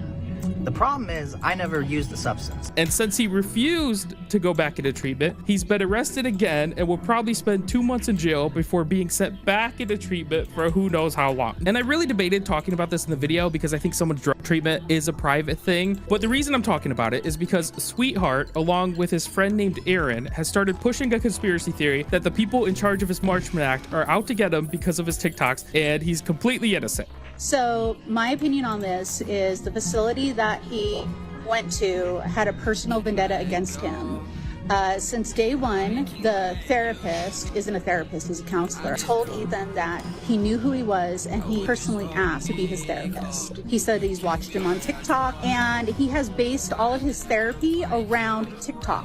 Side note, this is Erin and she's an interesting character. That's all I can say. I'm not 100% sure if she's playing a character or not, but she comes across like a cult member. She reminds me of those women who write love letters to serial killers in prison. I don't know what that's called, but that's her. She has a shirt with Internet Sweetheart's face all over it that says free my bestie. Free my bestie. And the free my homie Quan. He ain't do nothing. He was sweet, chocolate, and delicate with a new cassette. All new. Didn't do nothings. All new fresh from Hostess. The way she talks about him is kind of weird.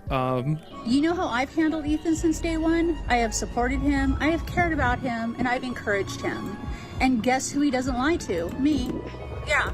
I'm not even sure if they know each other IRL, but she's been speaking for Internet Sweetheart since he's in prison, and I'm pretty sure she's been posting on his account since he's been gone, so I don't know what's going on here. Anyways, their side of the story is that the counselor in charge of his Marchman Act supposedly knew about his TikTok account and asked to be assigned to his case specifically to punish him. They even try to hint that the counselor might be related to one of Internet Sweetheart's videos targets, like maybe the counselor is someone's dad or something, I don't know. But as we know, that's not true because the videos are fake. Like, this conspiracy doesn't really add up when you know the videos are fake. So from an outside perspective, with no access to the Marchman case files, I don't really believe this conspiracy they're pushing, mainly because we already know Internet Sweetheart is a proven liar. I rest my case. But also, the same month he told everyone he failed the drug test, he posted this weird video of him at Burger King. So I'm like, you know, you gave me a Hershey pie that was empty the other day. She goes, no, we didn't. We didn't. Because no, you did. No, you did. I did myself. No. This video was super out of the ordinary for Sweetheart, and from what I've pieced together, I think the story goes, he went to this Burger King, and they supposedly gave him an empty Hershey's pie box, which, you know, that's a hate crime. I would be mad too. And on a separate day, he went back to the same Burger King and had an argument with one of the employees at the drive-thru window, possibly about the Hershey pie. Because I came back today, and she slammed the window in my face. Well, that's what I'm here about, so you should be willing to listen. Okay. So what happened? She slammed the window in my face earlier because I was sitting in the drive-thru for like 15 minutes. He then supposedly left the Burger King again and then came back to the Burger King the same. Here's my question though. Why do you have a custom-made gold crown? What's that all about? Same day, but can I get a gold crown from my Burger King? Later, and that's when this video starts. And also, he's shirtless and wearing a crown. Later in the video, he gives out the location of the Burger King to his fans and tells them to call and ask for the Internet Sweetheart special, which he says is an empty Hershey's pie box. All right, so what we're gonna do is we're gonna give them a special, okay? This is gonna be the Internet Sweetheart meal. Again, this is the Burger King on East Bay Drive, Largo, Florida. If you call into the... Oh no, he's a Florida man. Oh no, he's a Florida man. Florida mentioned. Florida mentioned. But at the same time, he's not from Georgia. We beat the allegations, nigga. We beat the allegations this time.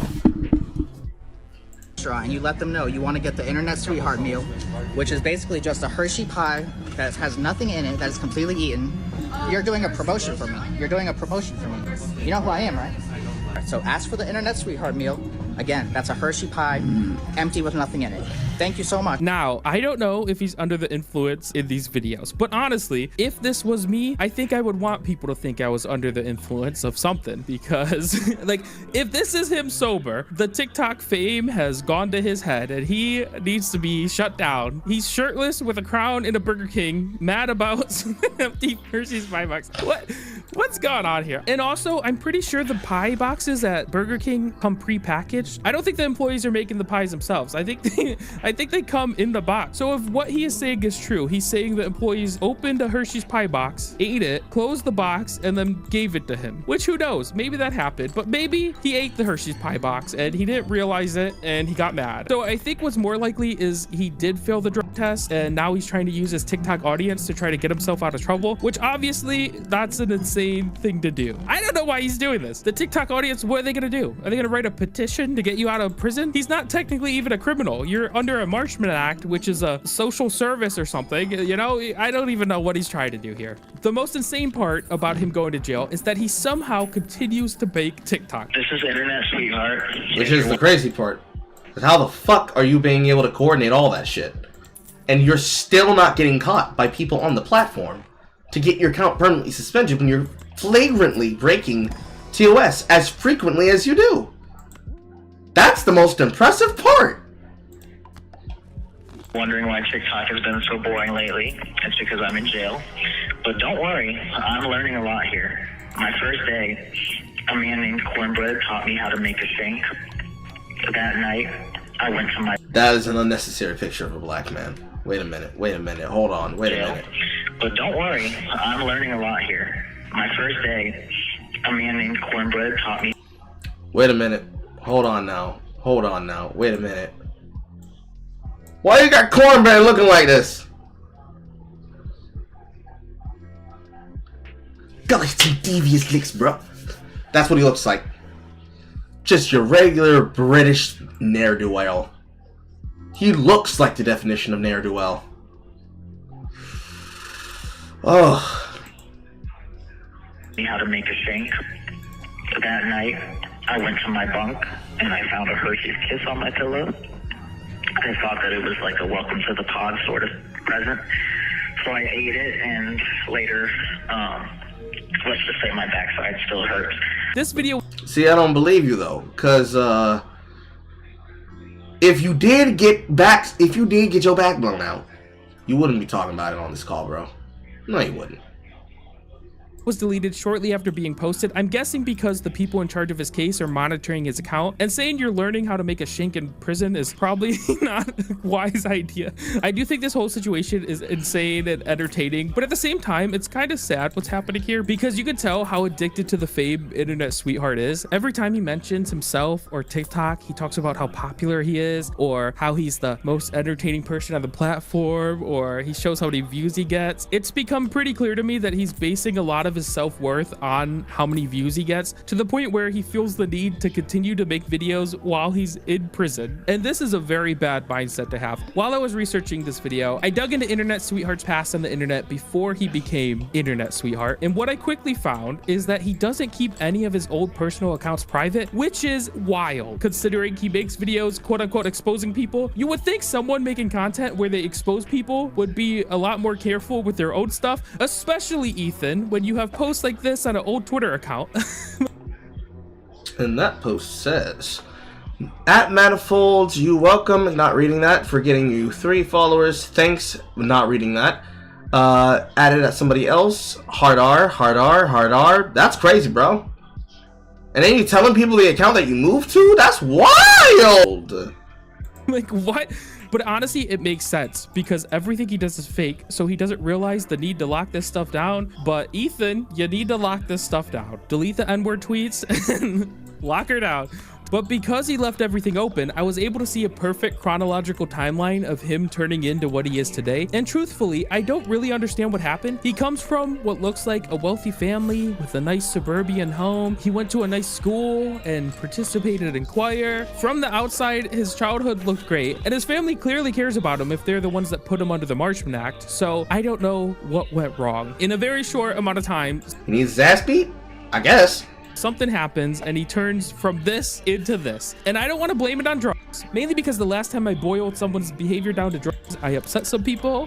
But I'm gonna be honest, a lot of things can be boiled down to drugs. When I was 13, my brother stole my life savings, which was only about $300 at the time, but he did it because he was addicted to drugs. That was something he would have never done sober. Drugs make you act weird, and when someone's behavior changes drastically for seemingly no reason, the answer is usually drugs or mental health. That's just the way it is. I truly, really do hope that he can get treatment and deal with whatever's going on. But as of right now, he seems to be choosing internet fame over getting help, which is very sad to witness. I don't agree with Internet Sweetheart. I don't like his content. Honestly, honestly, there's not much I like about him. But at the same time, I can see that he's clearly dealing with something. I hope he can step away from the internet and seek treatment.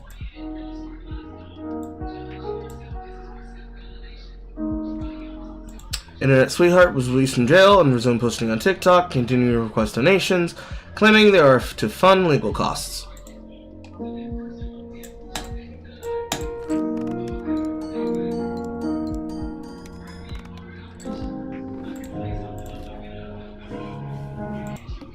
When asked for comment regarding legal cases, Sweetheart responded, "I handle some minor disputes related to my videos, but they've been resolved without escalating significant legal battles. I never solicited donations under false pretenses. If people supported my channel financially, it's because they enjoyed the content or wanted to contribute to its production."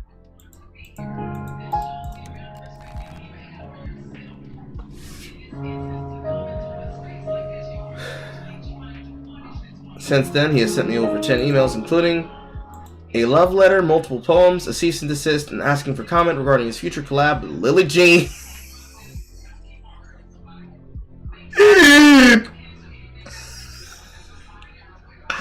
The commitment to the bent is respectable. The commitment to the bent is respectable. That's not the end.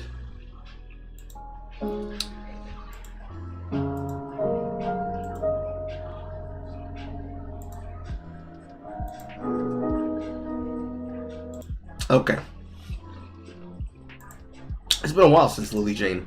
Let's see. Switch screens. Left, right, left, right, left, right, left, right. Follow by follow? No, I will not do follow by follow. Have confidence in your own content to be entertaining of your own regard. So,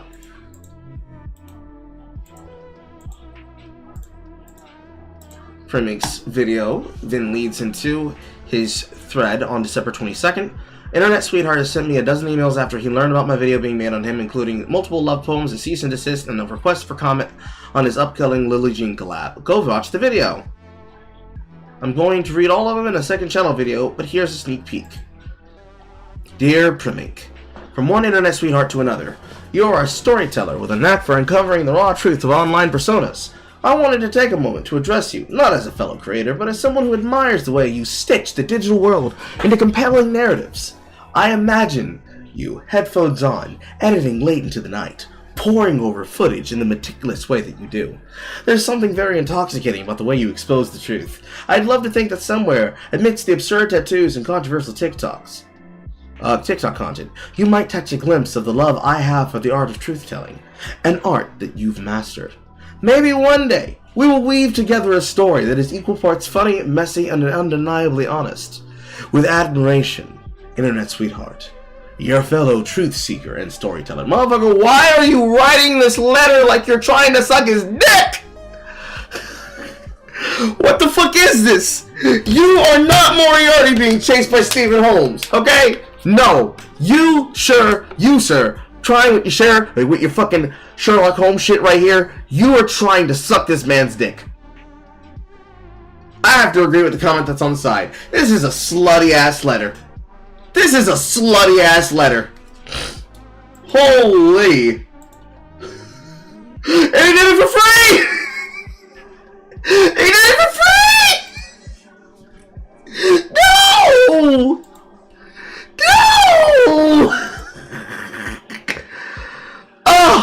And then, of course, in the most driest and wettest of moves, he deleted the majority of his shit.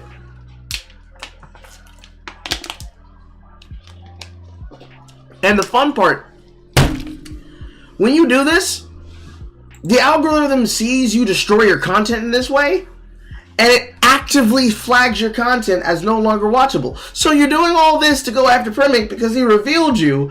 You don't like that he's revealing you, and now you're not going to have the views that you were obsessed with. No.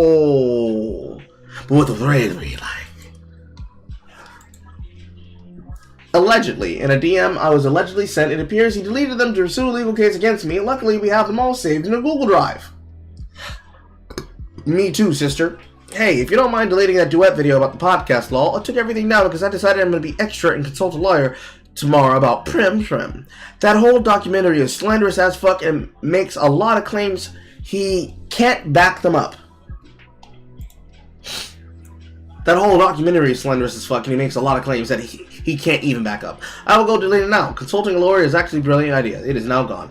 I want to fuck with him and teach him a lesson, lol. No one goes up against me and wins, ever. And this video has so much bullshit in it. It's exploiting addiction and mental illness and encouraging people to report me for fraud and making false claims of racism and pedophilia. And it's just so much. Damn, there it is. Savannah did the same shit. There it is. Oh! By telling the truth about my background, you have embarrassed me and my people. I will be sad. How dare you do this to me? You have made me embarrassed to live, and I will not know what to do with myself. I am Teak Running Bull of the Running Bull Dick Casino and Reservation, reading on behalf of Premic. Because here at the Running Dick Bull Casino, the bull is not the only thing that is coming. What's also coming is the tip of justice. Oh! Shame, Carl. Shame. Shame.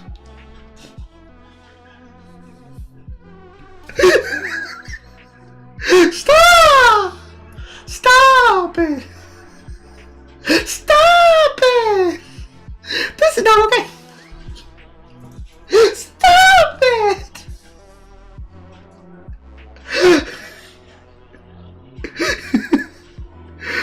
Oh,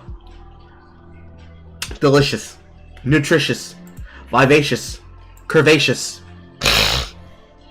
A good cult classic for everybody to get behind. Ah, but that's okay.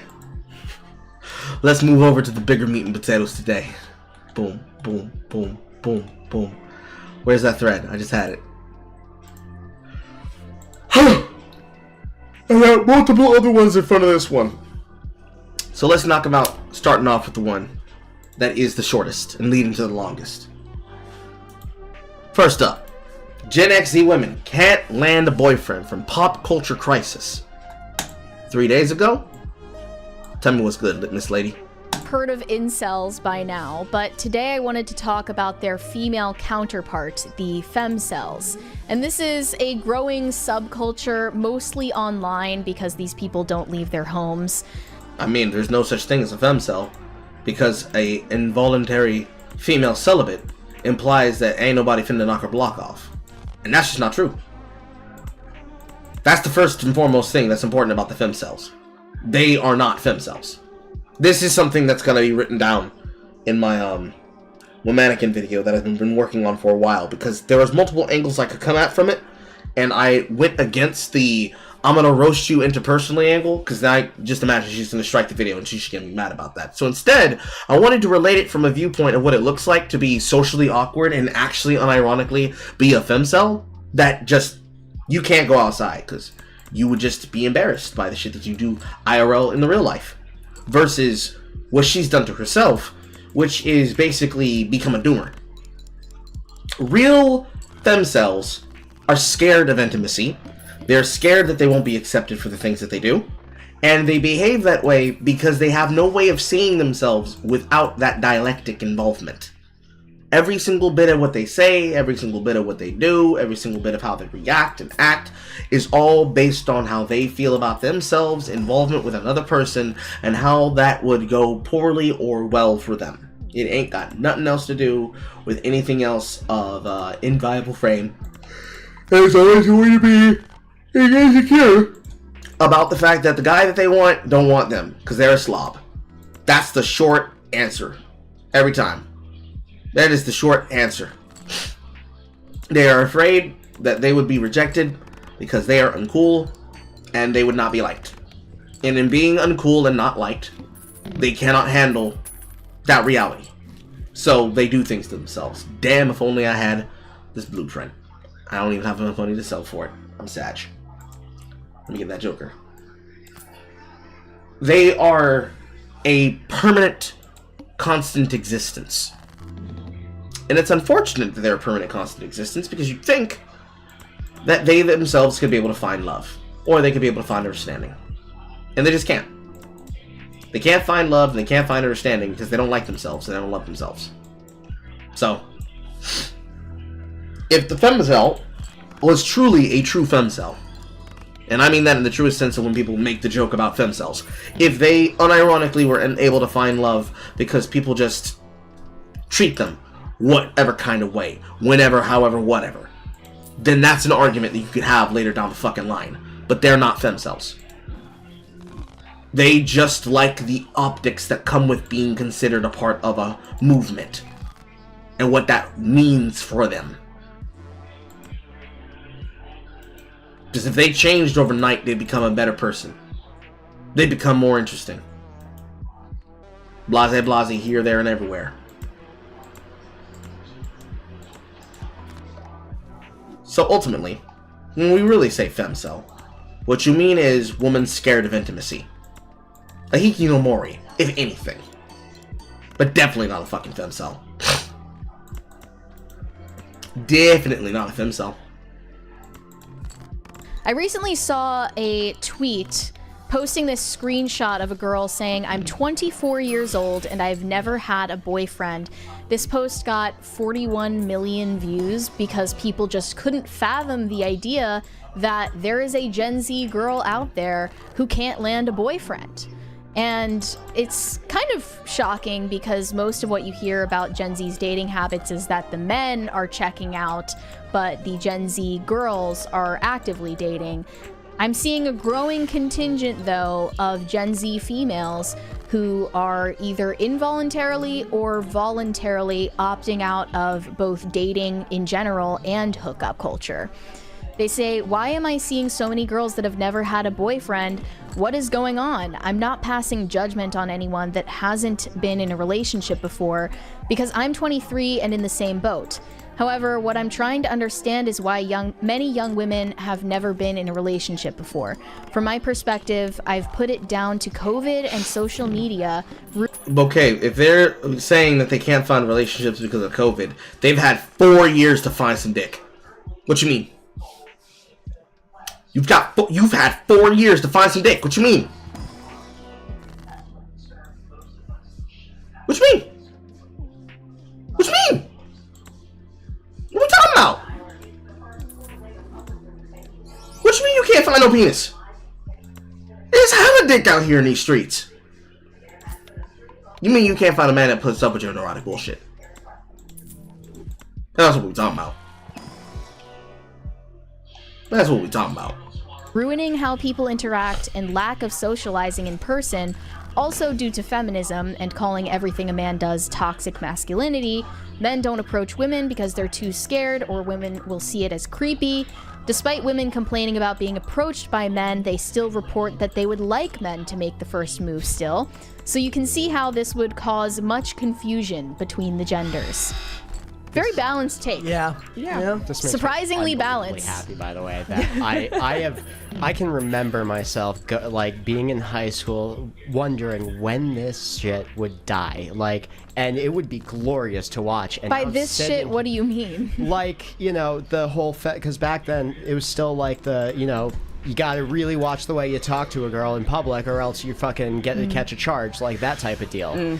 And now that's like getting to the point where everyone's like actually tired of it, it's just great that I'm seeing you lie in your own beds like you deserve. Well, okay, to be fair, That is a male insult, take if I've ever heard one, but hey, he's saying it for humor. to the Zoomers that are complaining about these social ills, I don't think they created them. No, but they've definitely done nothing to help it. What would you do to help the situation? Like, what can Not you take do? part. So you mean, the doing- girl in question She's doing the right thing now. She should opt out of dating. Yeah, is your right take. now, I mean, like, you would agree that people shouldn't be, like, hooking up, like, before marriage, which most of these people were doing in the first place. I would agree with that. I don't think that the answer is for Gen Z to en masse, like, opt out of dating in general, as long as it's not in conjunction with meaningless hookups. Like dating apps. Because if, obviously, she's interested in having a boyfriend. This girl's post says she wants to have a boyfriend. She is not looking for someone to hop into bed with her. She could find that literally within minutes. Yeah. If she just downloads the Tinder app, swipes for a few minutes, easily, you know, someone will hook up with her. It's not like women are hurting for hookups. Yeah. I think she's lamenting the lack of Commitment. men who want to commit. I think that's what she's probably complaining about here. So that's why there's like some confusing, conflicting discourse about incels versus femcels.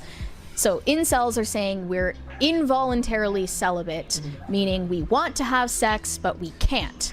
And then the femcels are saying, more likely, we want commitment, but we can't find it. Yeah, we're involuntarily single when we want to be in relationship. That you're abstinent. That's what that is. It'll continue to be that until the end of time. Y'all motherfuckers are abstinent, and you want to remain abstinent.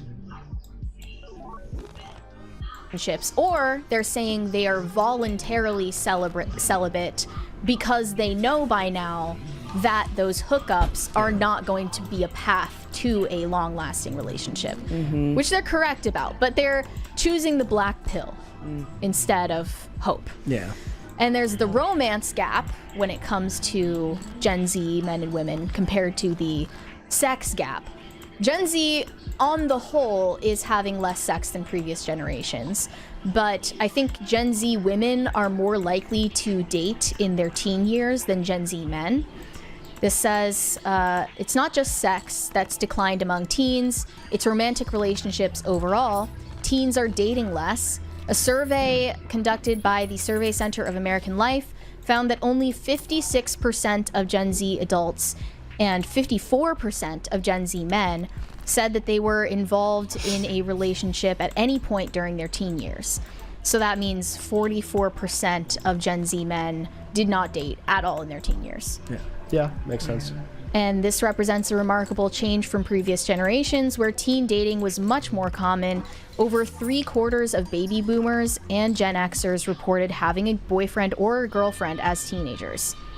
There's a trope that would go on in a lot of the shows in the early 2010s into the late 2010s where the parents of teenagers would be like, they would kind of be exasperated where the kids are like, we don't date, we hang out in large groups of people, and the parents are always like, but who are you going to prom with? And so this is actually a trope that's been going on for longer than most of these people were even teenagers and stuff like that. And it's kind of the consequence of that as a culture. The pressure to date from your family also no longer exists. Is that true?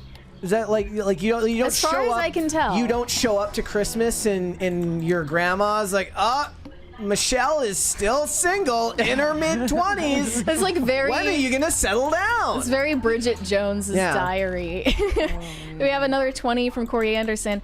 Kara was laughing while Mary was reading about femcels, thinking to herself, I've never had an issue getting a man. Out of shape and unkempt women will always have issues flinging partners.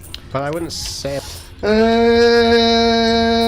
don't know. I've seen some real fucking lookers and some real fucking movers with some real fucking, I don't want to use an uncouth word to describe them, shacked up with some things that other people would probably be belligerently bewildered by. I don't know about that one. However, despite seeing words I would not describe my own parent with, let alone someone else's child with. I don't think it's on the person. I think it's on the group of people. I think it's very simple to understand. If you look a certain way and you act a certain way, you kind of don't get the ability to act as though you don't understand what the fuck's being talked about or what's being said. Because there are some people that are ugly as sin that still can find a man and find a woman. So I ain't nothing about that. That's just cap. That's just pure cap. Straight up and focused. Hey, that woman in that TikTok is out of shape or unkempt. Yeah, She's pretty hot. Like, yeah, she's a good-looking young girl. There's no apparent reason why she should be single.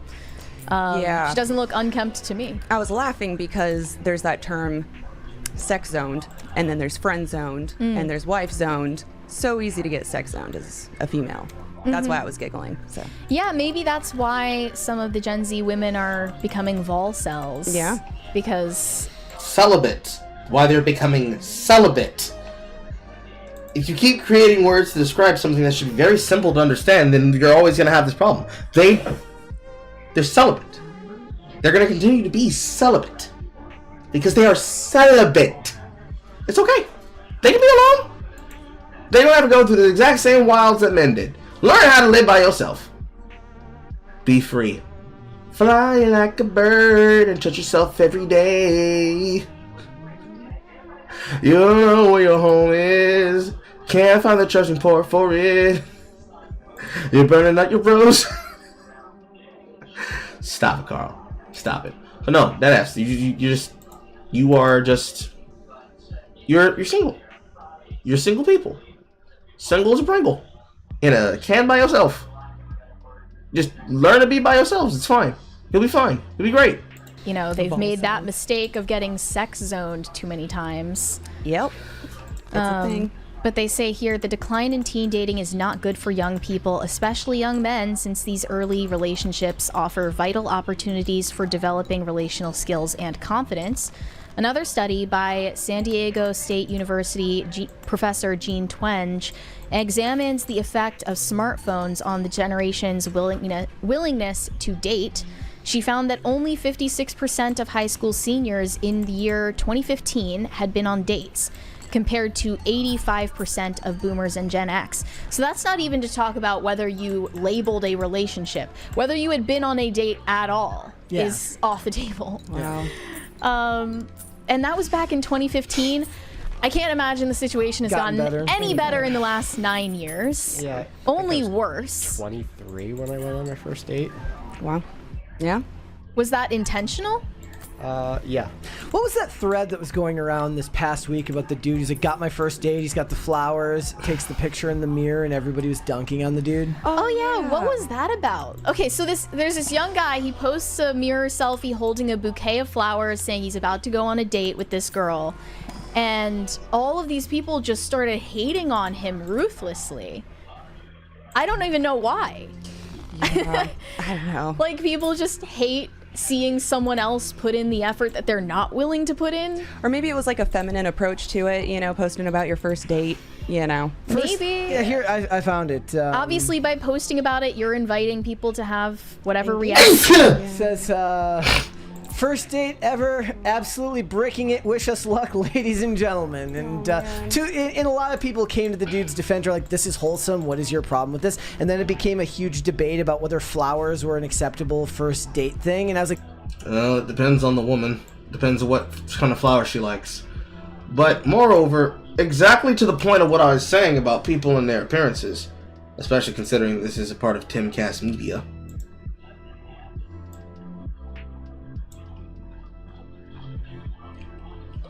Itchy.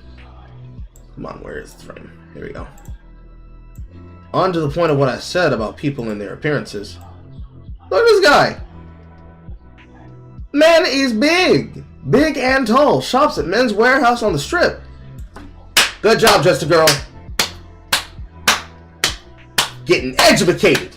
Increase that divide between men and women being educated in college. I should not laugh. It seems like I'm not happy for you, but I'm happy for you. But look at this man. He is big and tall, husky, got on his chain, got on his jacket, he's wearing a North Face. He ain't ugly. He ain't ugly. And why are you shitting on him? If there's a reason why incels are staying incels, here it is. Because the world is cruel. They don't want to try to do shit because every single attempt they make to be out there, put themselves out there, and try to see what the world gives them, they get shit on. That would be the thing that would stop them from doing it. You! It's you! You're the one making them angry! You!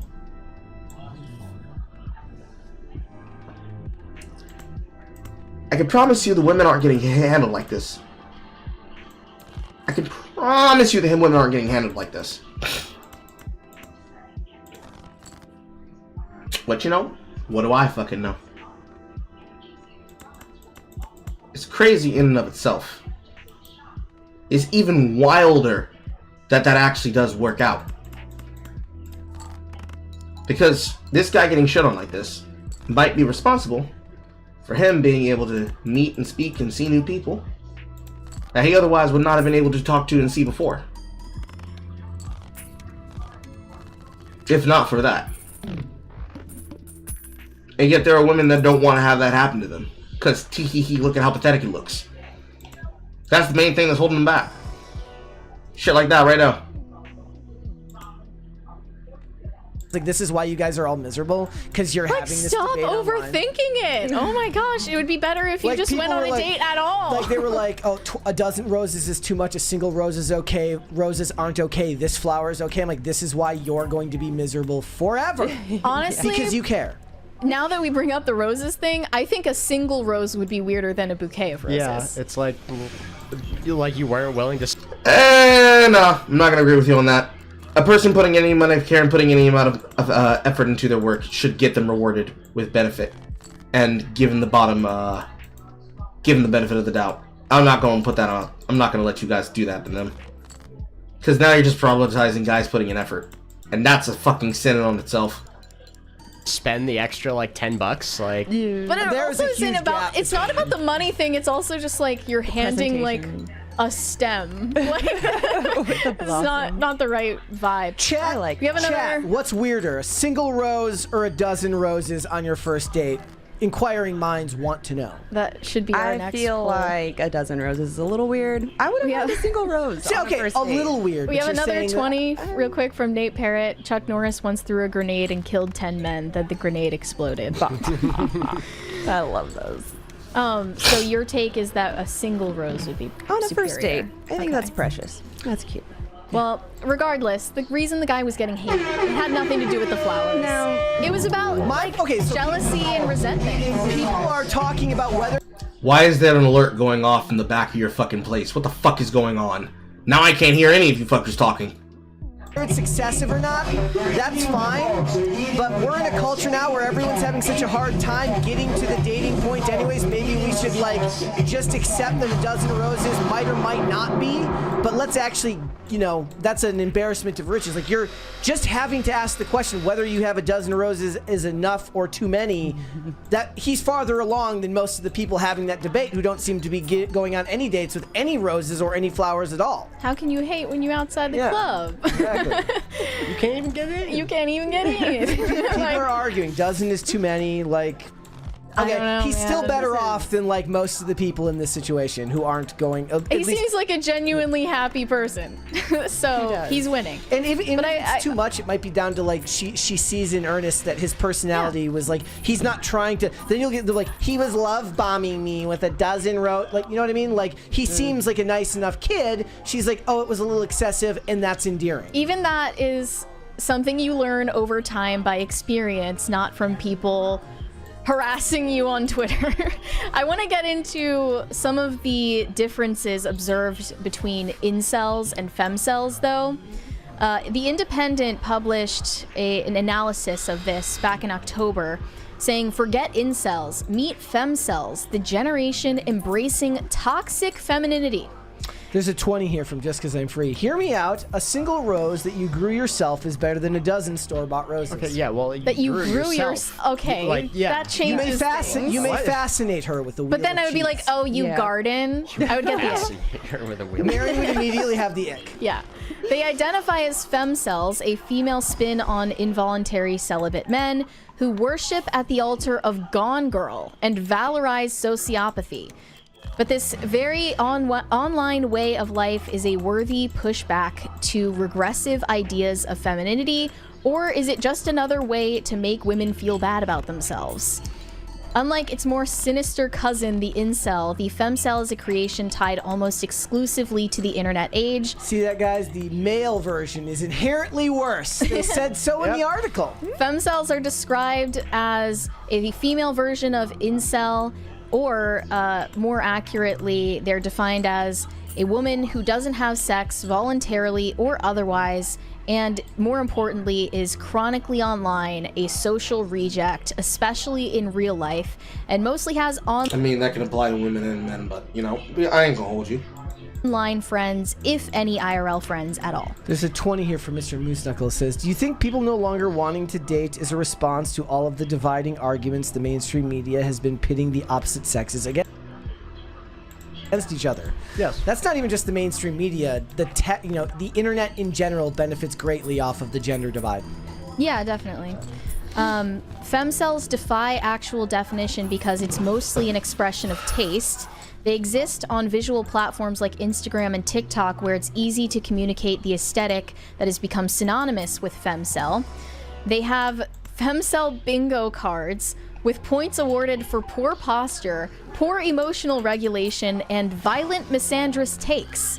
They have femcel music playlists and a wealth of femcel fictional characters to identify with, from Gone Girl to My Year of Rest and Relaxation, The Virgin Suicides, The Bell Jar, and Fleabag.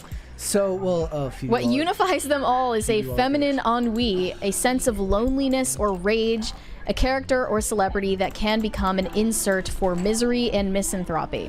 Wait, so what is femcel music? They included examples like Mitski, Phoebe Bridgers, Fiona Apple. Yes! Pretty much all the female rage videos and music artists. Ones that have long since crashed out and just hated people for the crime of being alive, more or less. Which is actually pretty accurate. Actually.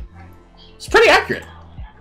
Alanis Morissette. Okay, Fiona Apple. Fiona Apple would have just meant you're kind of an alt chick with a shorter haircut in the 90s or the early 2000s. They would have fit in perfectly fine. They would have been like, it's like saying Natalie Imbruglia is femcel music. Give me a break.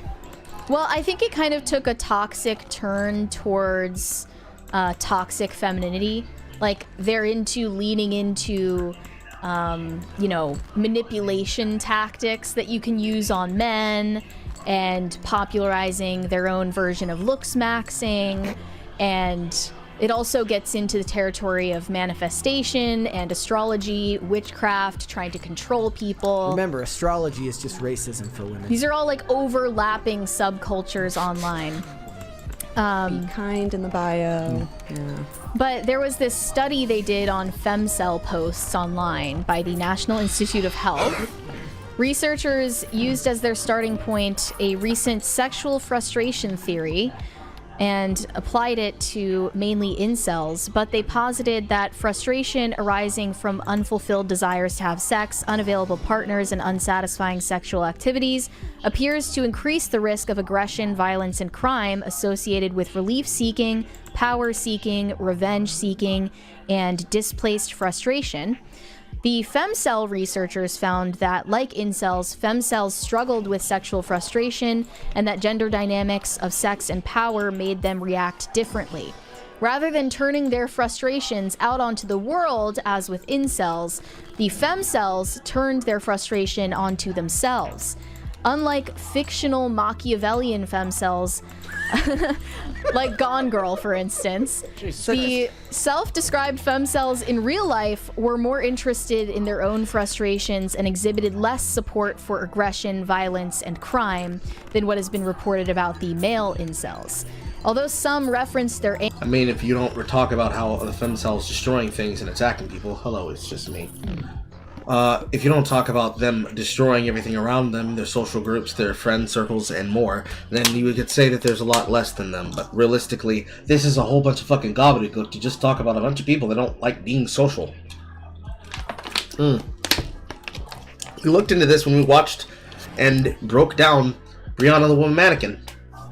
And an Atlanta thottie that is upset that she can't fucking ease her way through all of her social circles and a graphic design career, becomes a YouTuber and puts in the least amount of effort and the least amount of work.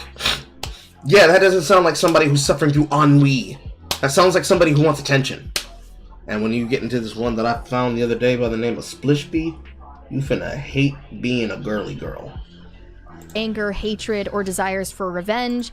This antipathy may have been rooted in their concerns about how to find a suitable intimate partner while avoiding the threat that women often face from violent men. Sorry. So they're borderline. These women are borderline. Probably Borderline have a personality. myriad of personality disorders which are That's incurable. Yeah. With the Life, yeah. medications to boot. Yeah, but they say Machiavellian femcells. femcell core has arisen as a reaction to those trends, a messier, angrier, unapologetic pushback to ideas of femininity that have become not more modern but more conservative in recent years. Femcell posting is a way for these women, many of them teenagers, to express the ugly parts of themselves and the ugly parts of what? You don't have personalities yet. The fuck? manipulative, toxic, and angry parts. This is what happened when you get rid of Tumblr and LiveJournal. So they use hashtags like female manipulator, female rage, and toxic femininity. There's a 20 here from Jared Klein. Not seeing it. Says, have any of you four been to Cleveland? I really enjoyed seeing familiar places in the Superman trailer, like the kiss in the arcade building and the building about to fall onto the bridge, which is Highway I-90. Okay. I've been through Cleveland at least once in my life, but not enough to recognize, you know. Isn't Cleveland like notoriously a terrible city to even visit? Ohio's just a terrible place in general. So Superman, Skibbity Riz. Superman has Skibbity Ohio Riz. So I see a lot of these, like, as I've been like scrolling on Instagram Reels, I see a lot of these posts about, like, you know, it's just fake dating advice that's being given to women by women. It's not real dating advice. It's like, here's how you manipulate him and say the thing that's gonna have him like obsessed with you. Or, yeah, like stuff like that. And I'm just like, this is only being consumed and believed by teenagers with no dating experience. Like, this is insane. But they lean. You'd think that'd be a problem that you should probably like address. Like starting off with the why are you guys listening to these people who have obviously no sexual fucking market understanding or history? Just as a starter. Start from there, work backwards. Into this fake persona of like the man-eater or like the female manipulator, and they lean into that idea of toxic femininity because empowering. it's a cope. It's a cope because these are the exact women who really still have those fairy tale romance dreams, and they That's want an ultimate cope then. yeah, and because those are unfulfilled fantasies, they instead are coping by thinking like, oh, I didn't want that anyway. Thanks for watching. Listen to full. I want to know why there was multiple things happening in the background of your fucking audience video that sounded like a fucking party rave. Let alone whatever the was. But yeah, more or less, the opinions that are not properly true. Because ultimately femcells could solve their problem over fucking night. They could solve it over fucking night. No, this is not about the crazy chick that shut up a school and had her manifesto locked behind a Google Doc. I watched Jay Longbone, and I've seen you on her stream with her, and that's how I found you. Well, welcome. Welcome, welcome, welcome. Lock in. I do shit here. We talk about shit that is wild. However, this next one, watching this one in a distance is great, because there's like 50 billion fucking videos about this about the pyrocynical TV breakdown of Markiplier getting upset that he's tired of people fucking conglomerizing content from his fucking backdoors. What's going on with Markiplier? Come, blonde hair twink. Tell my audience of the cringe. The end time's coming with Unus Annus, his apparent love for milk. Let me drink some of this milk.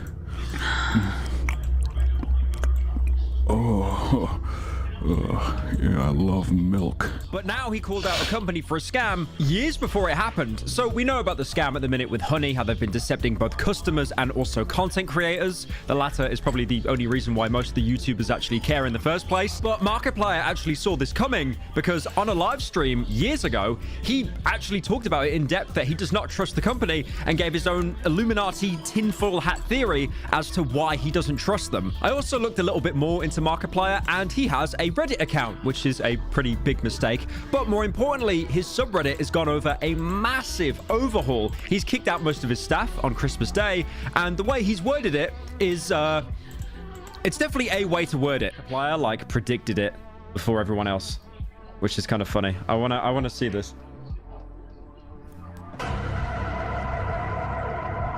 Can I pause real quick? Wait, did he got a Honey ad at the bottom? I haven't. All you know is about that is that Markiplier deleted his Reddit? No. Different. However, Pyrocynical's video does not jump into the issue quickly enough. What actually happened with Markiplier is Markiplier got fucking sick of his Redditors. And his Redditors are ass cancer upset that he set boundaries and limitations. Ironically enough, somebody who's covering this correctly, lol cow of fucking commentary, Cam Nuggets. Happy New. So, r/Markiplier. See if I can go find it directly.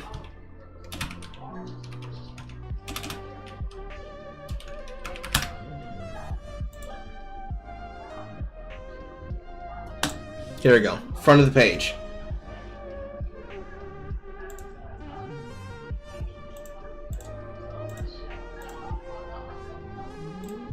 Happy New Year.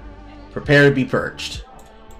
This subreddit has been sitting in the dark for far too long, so I'm going to drag it into the light and start hitting it with a stick repeatedly and or severely. A few rules to start with. Respect Unus Annus. You will know what my wishes are. Respect the message or suffer a 3-day ban to a 7-day ban to a permanent ban.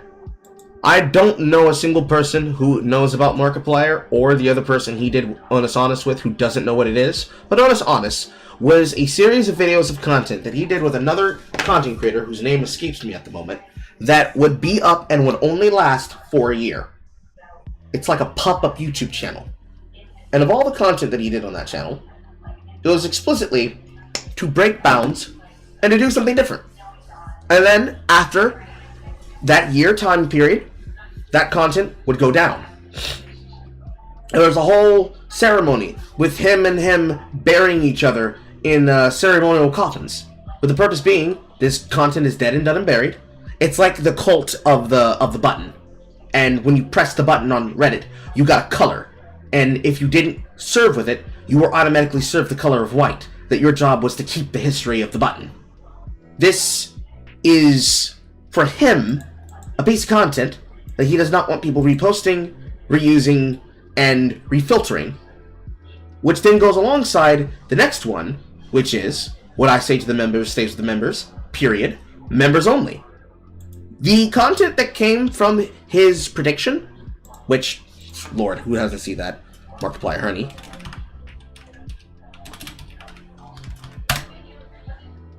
This, right here, all of these re-uploadings of Markiplier responds to the Honey Scam drama, Markiplier predicts Honey Scam in 2020 and then comes back again.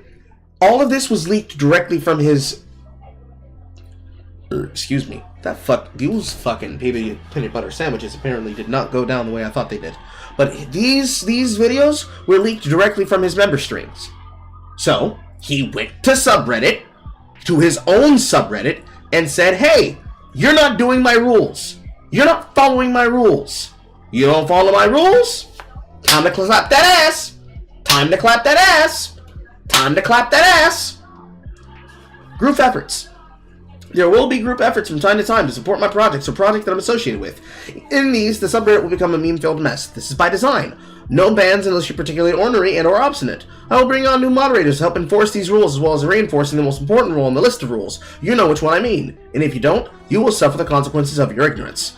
By reading these words, you agree to a purity test to determine if you are lying about knowing which rule is the most important rule. Failure of this purity test will result in IRL permaban. The rules that are on his server. Keep the posts related to Markiplier. Be kind and respect each other. Respect Mark's wishes for his content. No game suggestions, no self-promotion, no spam or low for posts, give credit where credit is due, no fundraising without permission, adult content and not safe for work posts and comments have to be probably censored. Yeah, regarding the OnlyFans being made required to reflect this in a new world, but not allowed nudes or any kind of sort of hateful nudes from Mark's OnlyFans, which he has as well. No direct selling, no AI-generated content, contact the mods if you need help. And then, of course, all these mods that have been added and have been moved are people that have been removed and filtered, as you will read from the Cam Nuggets video. Because ironically, despite Cam Nuggets having gotten his shit fucking blasted out for being bad about information, he actually has the most direct video on this topic that breaks down exactly what people are calling as a Markiplier crash out. On the screen.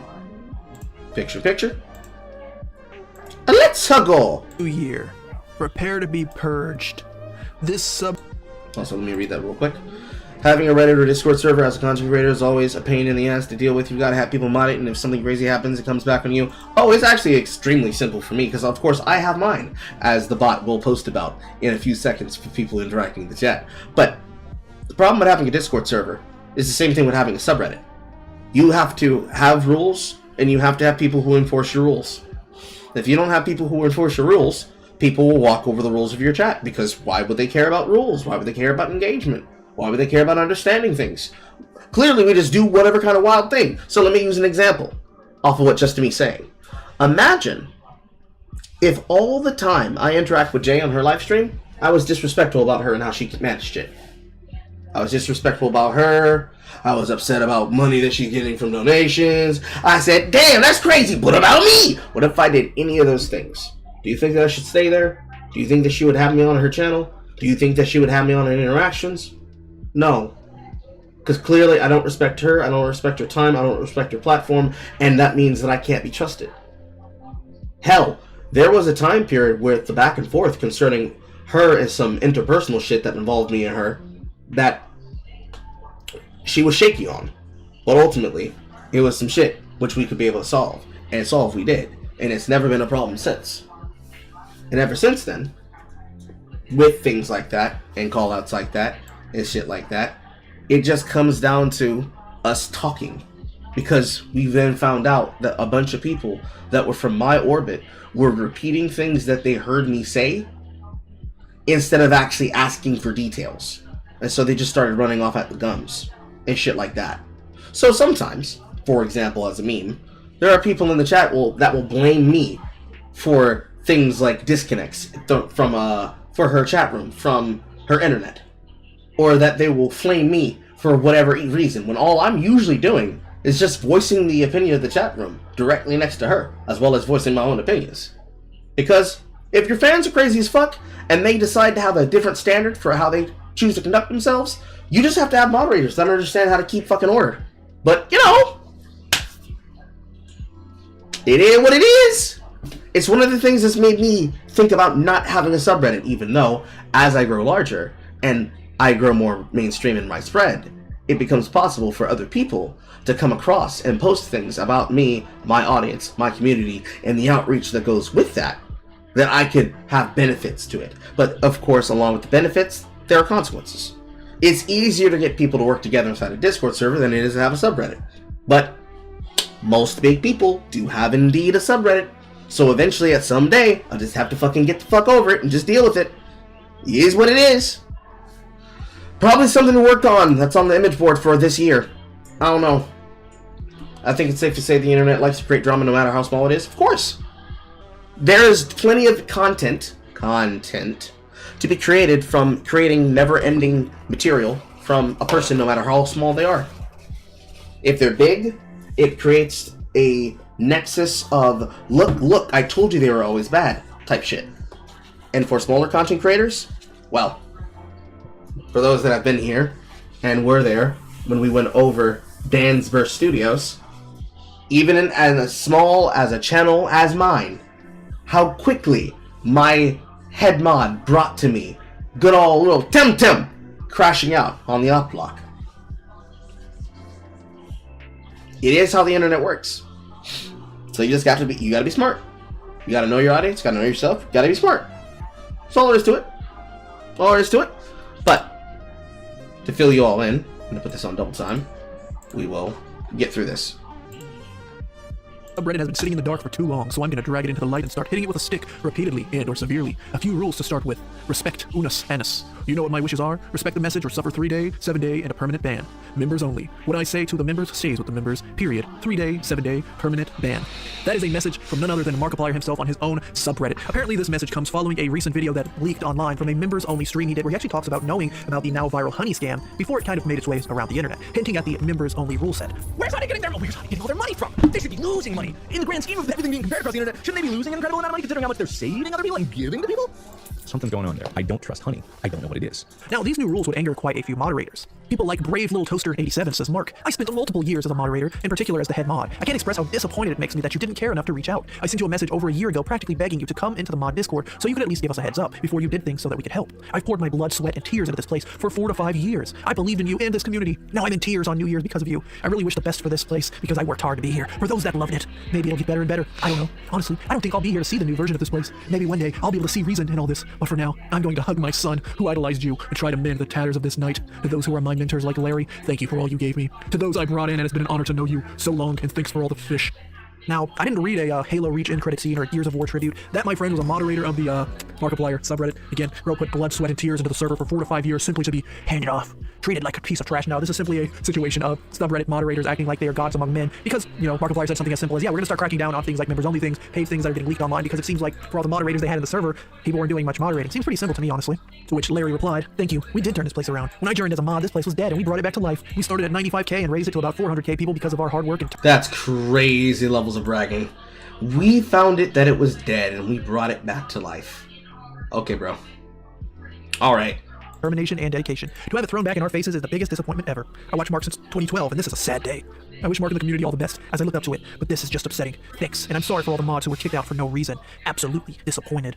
Now, according to Markiplier himself, people weren't kicked out for no reason. He even says it here. This question has been answered already, but to give a final answer, I removed all mods that were listed as inactive. If a mod has not done significant modding activity in a certain duration of time, they have inactive listed next to their name, and certain abilities removed for security reasons. Again, perfectly reasonable to not want an inactive moderator who's bragging about being a mod of a sub that they're not actively contributing or helping change. Now, the first time I heard about this whole drama, crash out, whatever you want to call it, is Markiplier removed several mods from r/Markiplier on Christmas Day, as if, like, Christmas Day is some invaluable day that you can't be removed from a subreddit mod position. That's the one day of the year you cannot fire your Reddit mods. If anything, you know, consider it a gift. You have more time to go spend hugging your son and whatnot, right? Post it on a throwaway account for anonymity. Like, who are you? You know, this isn't like some CSI investigation. This isn't some whistleblower scheme over here. You're just a dude who is talking about Markiplier. So from what I can gather, Mark himself made a pin post basically taking control of the sub. On Christmas Day, he removed several mods with a 0 warning. Oh no, and never gave any reasoning. Today on New Year and New Year's Eve, he has made a pin post in the sub dictating particular rules that he wishes to be enforced in the community. See screenshot for details. And as we just read it, the respect unus annus, members only, group efforts. Basically saying if you want to be a moderator in this sub, you got to start actually moderating, start doing your job. I really don't understand it. It's a whole nothing burger YouTube trauma trying to turn on a pretty safe creator once again. And now Mark ended up replying to these people again with different comments. Markiplier's comments on his recent moderator ban wave. Again, to me, these are just completely reasonable responses to some people that are just kind of salty they got removed as moderators. Firstly, controlling the subreddit about you to make it more personal foil is hubristic even for you. And then Markiplier replies, your perspective is skewed. Not that it matters, but I made this subreddit and by extension the framework for this entire community to grow. That's not hubristic, that's fact. And in doing so, I have an inherent responsibility to manage it well, or at the very least define rules for this community to manage itself in a way that would cultivate a good environment. There are different definition of what good is, but I don't think you can deny that what was here wasn't good. Secondly, restricting information to members-only live streams and then using said newfound power to ensure the information doesn't get leaked just creates a paywall between you and people who care about what you're doing. Yes, it does, because it's literally for the members. The members paid for the money that has produced the majority of the things that some people have decided to take into over years and years and years of him posting. Yes, that's the entire point of members. If you decide that you want to give a reward back to your members, both in the video's production process, in its thank you and abide bys, as well as content to thank them for funding it, so that you can now work on those things that they fund, you can literally be able to do so. I was going to bring on this myself. You can literally be able to afford it to do so. I have actively asked my own audience, do you want to have a reward for supporting the live streams? Do you want to have a reward for being a donator and being a member? Do you want to have a reward for being a donator and member? Do you want to be able to have me fulfill commissions based on things you have? And not only have I turned in on them, but I've showed you the potential what happens by doing them. Almost every single bit of what we could ask you to do comes from audience reaction and gauging of engagement. That is literally the job that I have as a broadcaster. Because if I'm going to entertain you, I have to know what you want. But of course, nobody wants to do the cringe thing of asking the content creators or their audience what's interesting. Because of course, you gotta ask what's funny. Somebody's job in the back of the room is to scream, "Not you, nigga!" So, my job is to be entertaining, give my opinion, produce videos that I find entertaining or informative about something I want to talk about, bring it to your attention, and say thank you for putting gas in the Carlsmobile. That's it. In this landscape of the Negrohood, I am the bus driver. And Horror is the woman who's handing me the correct directions because I have the map upside down. If she provides the majority of most entertaining content, as well as myself and others off suggestions, it is literally in my interest to listen to those people who are paying me money. Yes, but I also don't allow them to use that to control me because they say I should do what they say. If you get upset about that, for any content creator that does so, then you want to have control over the access. And you don't think that it should be hidden behind a paywall. But if he doesn't want it to be out there, that's not your right. You don't get to tell him that he can't do that. Simple as. Simple as. The simple as. The fact that there are people trying to do that is bizarre and cringe in and of its own self. But hey, that's their hill to die on. Mark replies, the purpose of the members' live streams was made clear from the beginning. The beginning was some 6 years ago, so now I'll clarify. The members directly fund the large projects I make. They help fund WMW, Damien, WAIA, iSpace, even when YouTube's own funding was insufficient. Even Edge of Sleep needed additional funding, part of which was a direct result of the contributions of the members. The rest I made it myself. All of those projects would be considered losses in any other business, as none have even made me any money. But I don't do those things as a business. I do these things because I want to make them and feel they deserve to be made. The members help that and deserve to have sneak peeks of what they are, help be great for the benefit of everyone on the channel. Now again, I think all of this is completely reasonable. It seems like Markiplier had a subreddit of, power-hungry moderators who act like they're the greatest God's gifts on earth, right? Markiplier had to come in, put his foot down, and pretty much put some strict rules down, say, hey, stop letting the members only stuff leak. We're going to start moderating, putting these rules in place. If you aren't an active moderator, we're going to remove you from moderator position. Again, an unpaid position. These people weren't being paid. They weren't on payroll. They weren't Markiplier's editors or HR team or anything like that. They were literally unpaid interns who sat around on Reddit commenting and deleting posts that maybe they didn't want to see and whatnot. Again, thank you for all the work you guys do, moderators of certain subs. But for the most part, again, power tripping Reddit moderators are just upset that Markiplier didn't like the way that the server was being handled prior to doing this. And that's about it for the drama. I'm not really going to dive much deeper into it. That's literally all it was. It's the moderators upset that the... Crazy how this time, Primink, you're able to not Primink. Crazy how this time, Cam Nunux, you're able to stay on the topic and you understand what the fucking problem is. Crazy how separation from situations makes you seem a little bit better than just a fucking lolcowsburg. The fact that they were removed from their moderator position. Markiplier elaborated, saying, hey, you're more than welcome to apply if you want to actually moderate and whatnot. And some of these moderators were acting like, Markiplier just walked in their house and uppercutted their dog or something. You know what I mean? Absolute insanity. I've already given my thoughts. I want to know yours. Let me know down below. I appreciate you watching. Like the video, share it, subscribe. More daily slop coming your way. I appreciate you. Peace out. That's half of hilarious of the situation itself. Because you think that Markiplier wouldn't have a spine, considering that he ain't gotta really care about any of this shit like that for real, but he does. And he do. And it's beautiful to see. It's beautiful to see. Which then brings us to literally the last thing that I wanted. Which is responding to the haters that waited for me to go on break. The H3 show number 96. Because right next to this, good old Adam McIntyre is back to being a little petty Betty. And in being a little petty Betty, he decided he wanted to say some stupid ass shit. And then, of course, before that, there's this thing that Hi, Core Muckers. brought up alongside this. So, bring this down.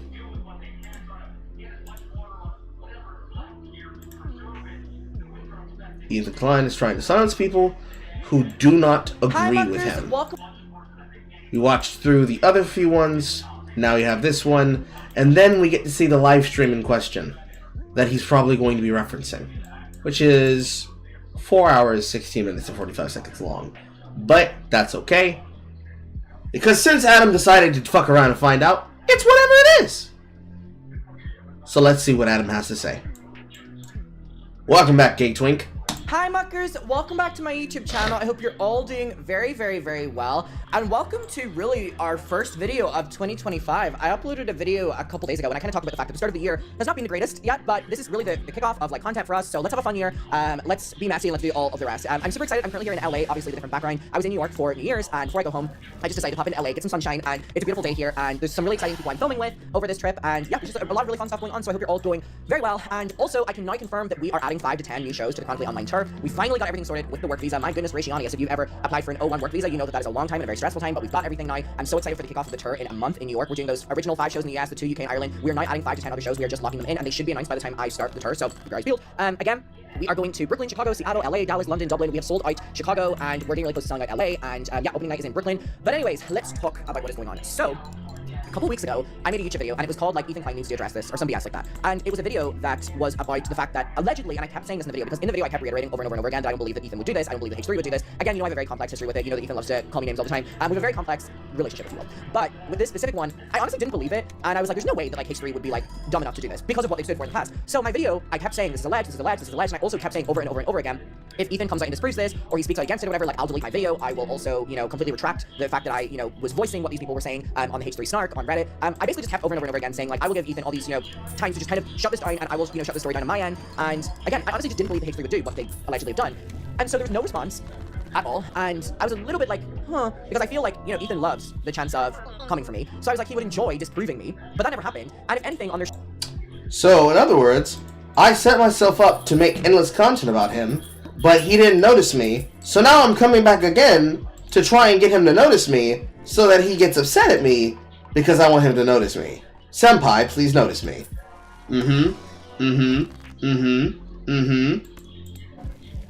show yesterday, I was just sent a clip where they're, you know, coming for Mika's rhetoric, and Ethan brings up my video reacting to Mika, and like kind of comes to me a little bit, but it's kind of like a joke, and then Olivia and Dan kind of shut it down, and then they didn't speak about me again. So I thought they were then going to address the video that I made on what they're allegedly doing with the Snark, but that didn't happen at all. And we've like gone past the time of when they would normally address something like this, so I'm like, damn. But the H3 Snark have, and oh my god, you guys, I've seen it. This post has only been up for like overnight. I wake up to so many spam texts, and I'm like, I see it, y'all. Thank you for tagging me. I see it.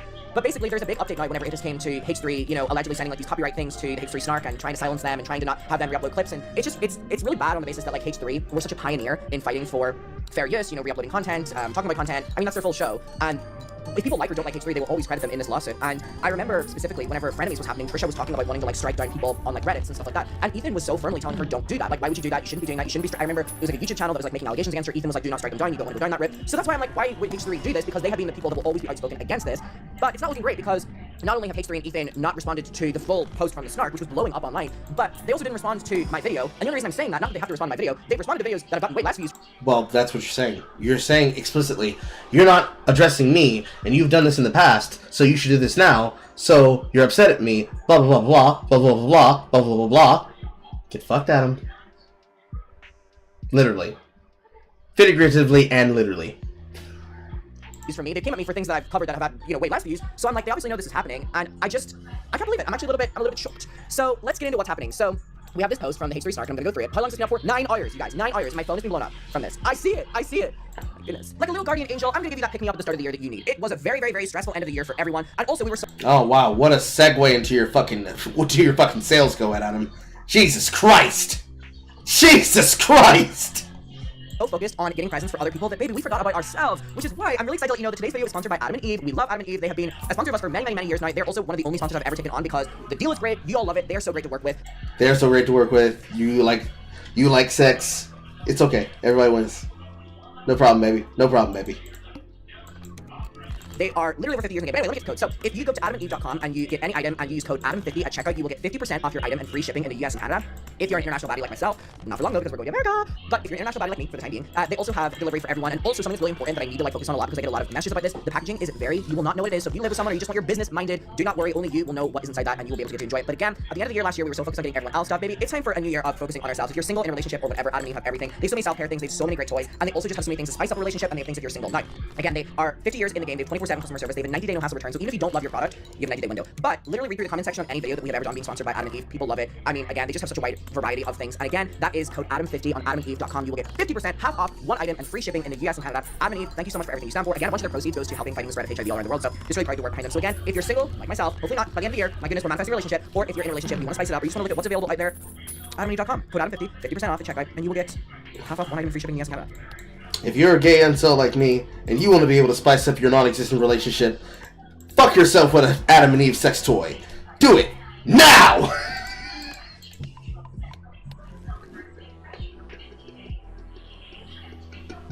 Sin, Carl. Sin, Carl. Sin. Sin, Carl.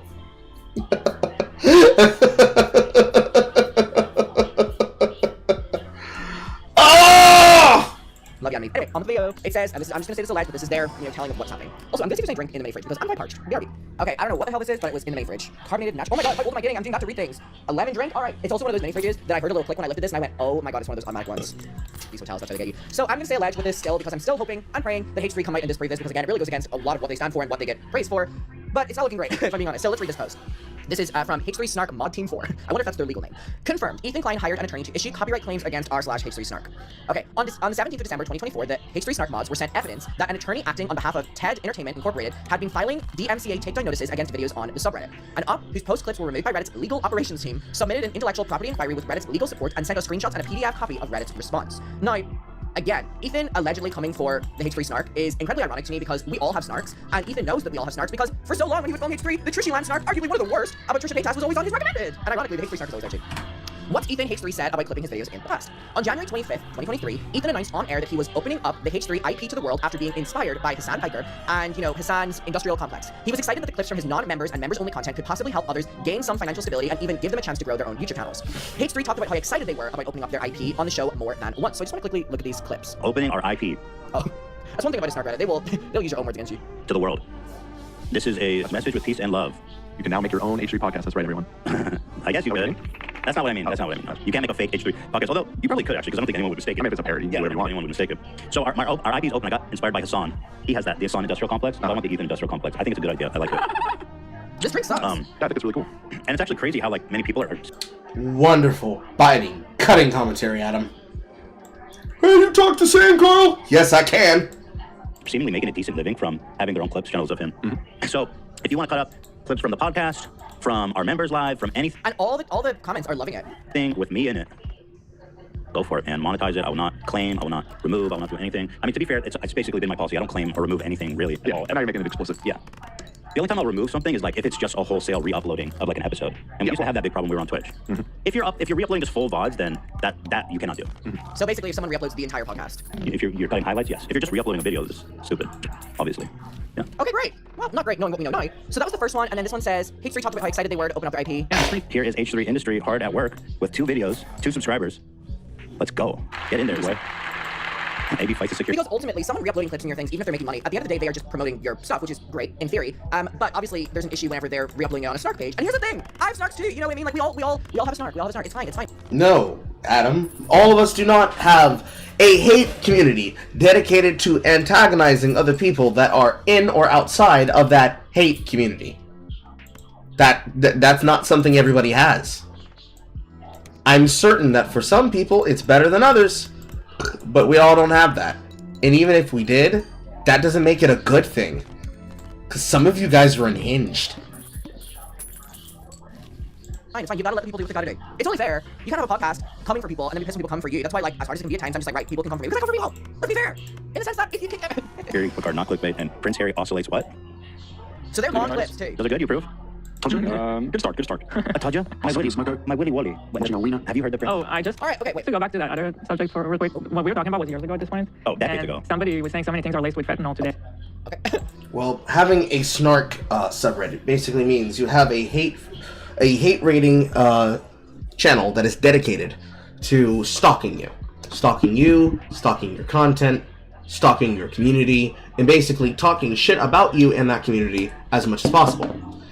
Every kind of verbally public content creator has probably a dedicated audience, in the sense that for every single person that could follow someone like me, there are probably groups and enclaves around the sector or places like it where there are people, not groups of people, but people that dislike me.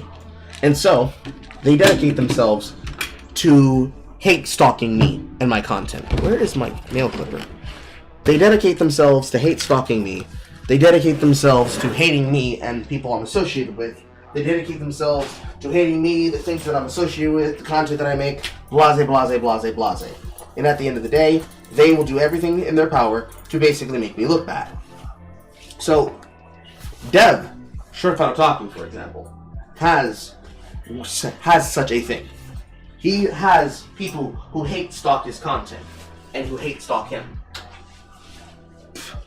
To the degree that whenever he makes content about anything, on any topic, there are people like Ace1918 that dedicate themselves to immediately being annoying as shit. Here it is. This is not the one that has the normal one. But they dedicate themselves to seeing what he posts and attacking him. Another way to call it is just call it a salt miner. Because the thing about haters is that it is a hater's job to hate.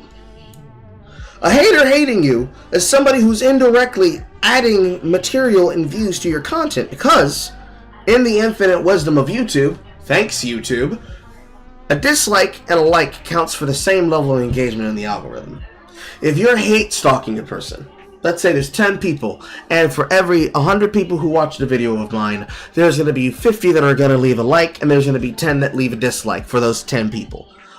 For those 50 people. And those same 10 dislikes are the same 10 people who are talking shit about me, antagonizing me, and stalking me through the work that I do on the internet. Because Lord knows, there are people that do this for myself, and there are people who do this for Jane. What the fuck does she care? She's getting paid at the end of the goddamn day. What would you focus on? Would you focus on the people who are making fun of you, or would you focus on the amount of money which you're making off a live stream of people trying to make fun of you? There's an easy word for this, and it's called monetize your haters. I've done it. Jay's done it. Fucking Young Ripper, the 5'9" has done it. Eric July. Every content creator will look at shit like this, or will hear about them having somebody who's like this. Because of course, we're not just going to respond to every single motherfucker who's got something to say, because then at that point, you're being ran ragged. If you respond to every single person who's got something negative to say about you, you're going to exhaust yourself, and it's not important. Who gives a shit? It's a fine line balance. More than likely, amongst the people that are like Adam McIntyre, who are trying to salt farm H3, that's not the reason why he's taking it down. That's not the reason. He's not striking people because he's trying to stop their ability to be able to quote him. No, because we saw the video the other day from her shitty ass hate piece, like from that fucking shitty ass hit piece that she tried to make about him. No. We saw that piece of content, and that piece of content was dog shit. That's why he's got her forehead looking giant as fuck on the thumbnail of him responding to the people who are trying to go in on him. Because he knows. It's right here, in black and white, alongside usually shit he posts.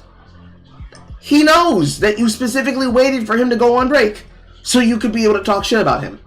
By all means, he put you front, dead, and center. He gave you attention, even. But he didn't give you attention, Adam, so that's why you're mad at him. But for her, and her hit piece about him, she ain't giving information. It was literally dislike him because he doesn't vote for Watermelon. How dare this Sabra not vote Watermelon? And like, I'm sorry, I can't get behind that. And knowing that you're just going out of your way to just make malicious statements about him is more than likely why he probably has a team that's assigned for that.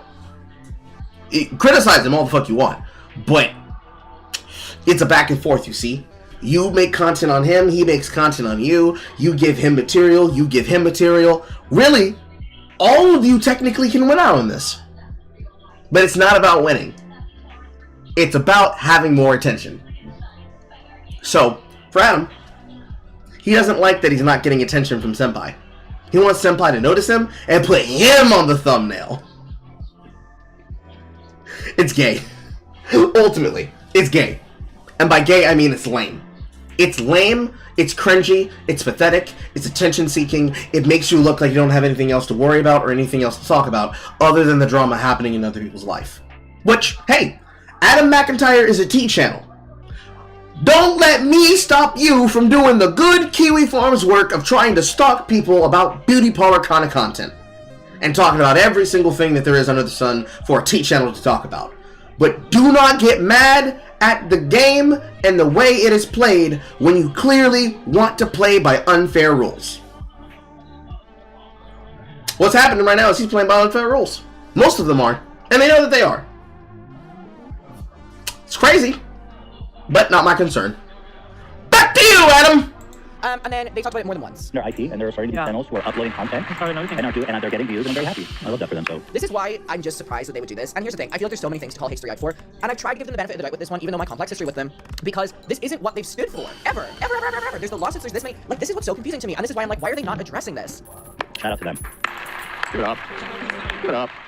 Chat saying that Vicky is the one who films his Instagram lives. Okay, so more than once of them saying that they love it. Whatever.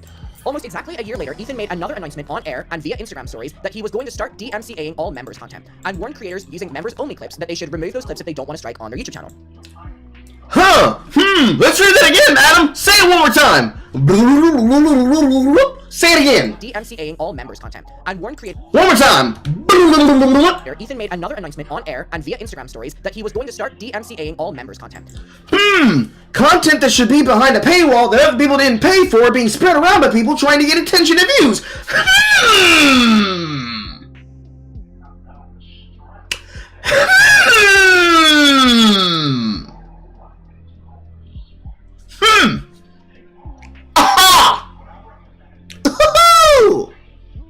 Damn, that's crazy. Now, why would he have to go do a thing like that? I wonder why he has to do that. What do you think? What do you think he's doing it for? It's just completely random, you see.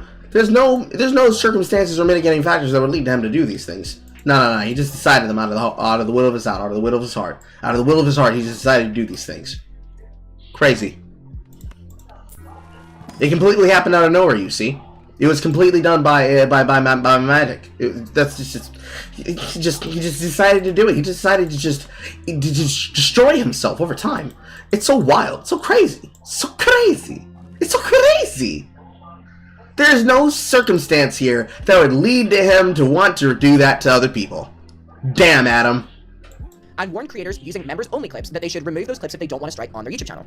The video chapter in the episode is even titled SYNC Highlights, referring exclusively to members-only content. Ethan said he felt it was unfair that content intended for paying members was being shared by clip channels for free.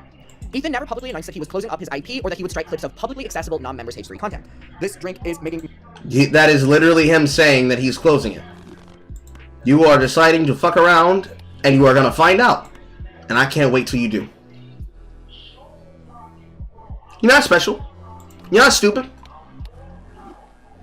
That is his announcement. That is your warning. That is him telling you. Me. So gassy.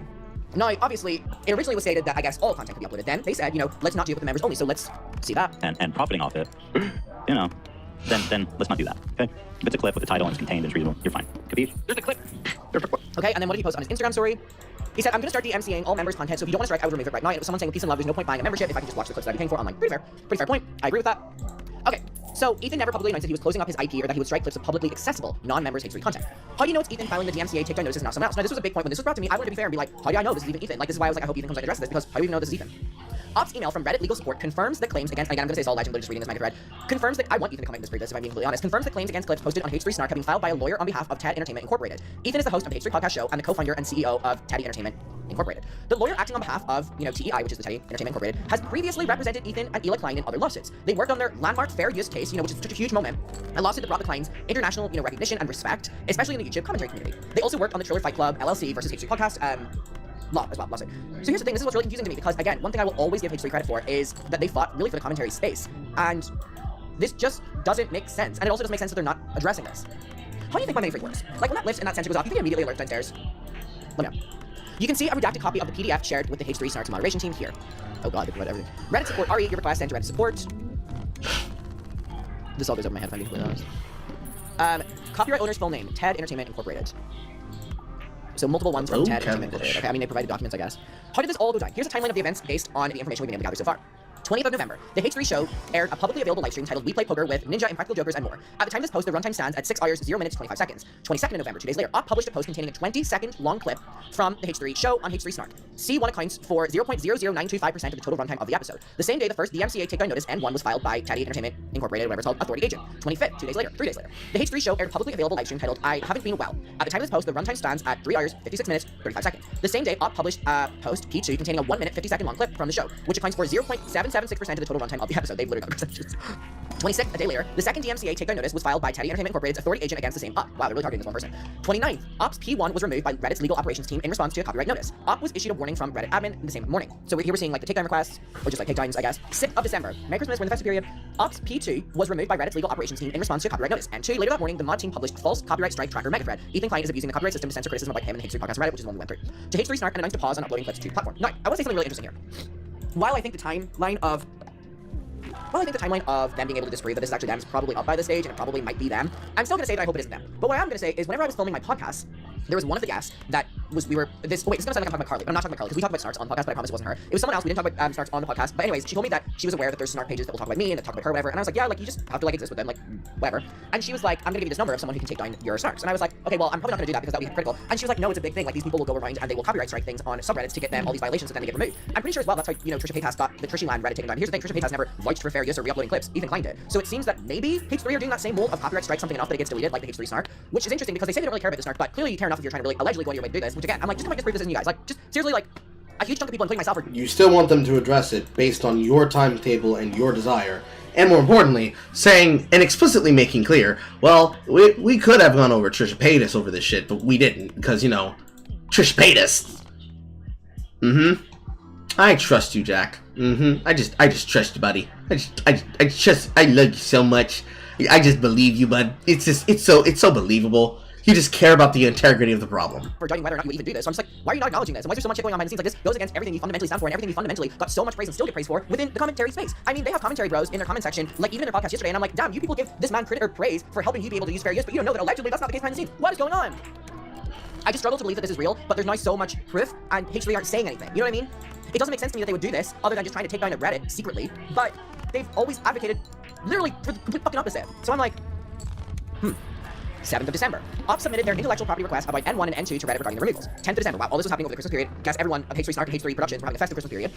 10th of December, H3 Mods published a post titled, "We're resuming clip posting on the H3 Snark and advised of how Snarkers can transform clips." 17th of December. And also, H3 said uploading entire VODs, which is the 6-hour podcast. Not 1 or 2 or 3 or 4 or 5 or 6 or 7 minute clips, you know what I mean? Because they were promoting people doing that so much, which is what is making this so confusing. Do you like my new ring? It's from the Ariana Grande collection at Swarovski. Wonderful, Adam. I definitely wanted to look at your ring. This is not at all you being exhaustive. Matches my nails. I'm wearing it on this finger because it looks like I got engaged. Gay Twink says he doesn't want to be alone. Brags about the fact that he wears things because he wants to feel like he's in a couple relationship. This is posted on your public page. Here's a question. Do you think the man that will top you, or even be bottomed by you, wants to see you act like this?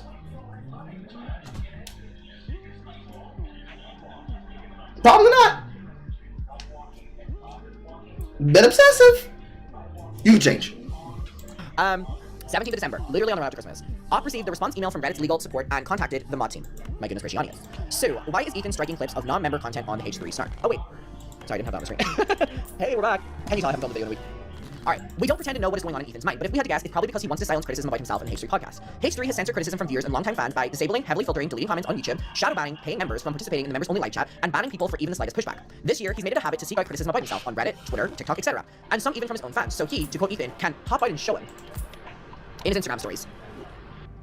So many coins lying on my name, it's about time to pop out and show them.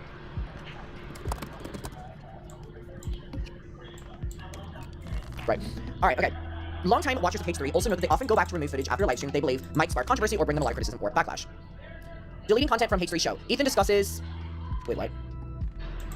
So basically people are saying that, I mean, this is a locked post, which is always a good sign. So basically they're just allegedly trying to remove sections from the podcast, I guess. This means that footage of H3's opinions conduct during a live broadcast sometimes cannot be embedded or linked with a timestamp, making clips of publicly available non-members H3 content the only way to ensure that footage remains publicly accessible and viewable for critical commentary, which is important in what we do and what Ethan does. Ethan threatened to sue Reddit over the subreddit repeatedly.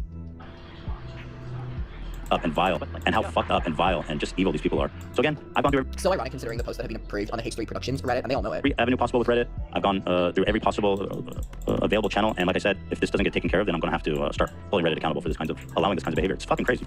Only when it's against him, I guess. Repeatedly at first, he said on air that his lawyer said that suing Reddit would be pointless. God, they have clips of everything. Oh, fucked up and vile. Oh, I guess that's the same clip. But it didn't stop him from wondering whether the literal FBI... wondering if the literal FBI could somehow help him to shut down the subreddit. Despite saying that he's against snark subs, Ethan threatened to create a sub dedicated to snarking on Reddit executives. Okay, Ethan says he's against snarks. Is a series of screenshots of Reddit comments on the Aspen snark page. And these comments She's are... Aspen? Her name is Aspen. Why the fuck? These snark This people- lady has a snark page? These She snark does. people Fuck is this are person? losers. This account is named Outrageous Spray, and they seem to know so much private information about Aspen and Parker. Oh, the mom was on snark? So everyone has come to the conclusion Aspen seems to be a lab. All right. So, oh my god, so many tabs open right now. But then he threatened to create a sub dedicated to snarking on Reddit executives. I don't know if a Reddit, I wonder if we made a snark subreddit about one of the executives of Reddit. Of course. If they didn't, permaban snark and even made up a conspiracy theory that a specific Reddit admin is the reason that we are so up and running. Bum, bum, bum. There is one admin called Quiet Fairy, okay, who has blocked us, punished us, and stopped us at every turn. Okay, whoever that is.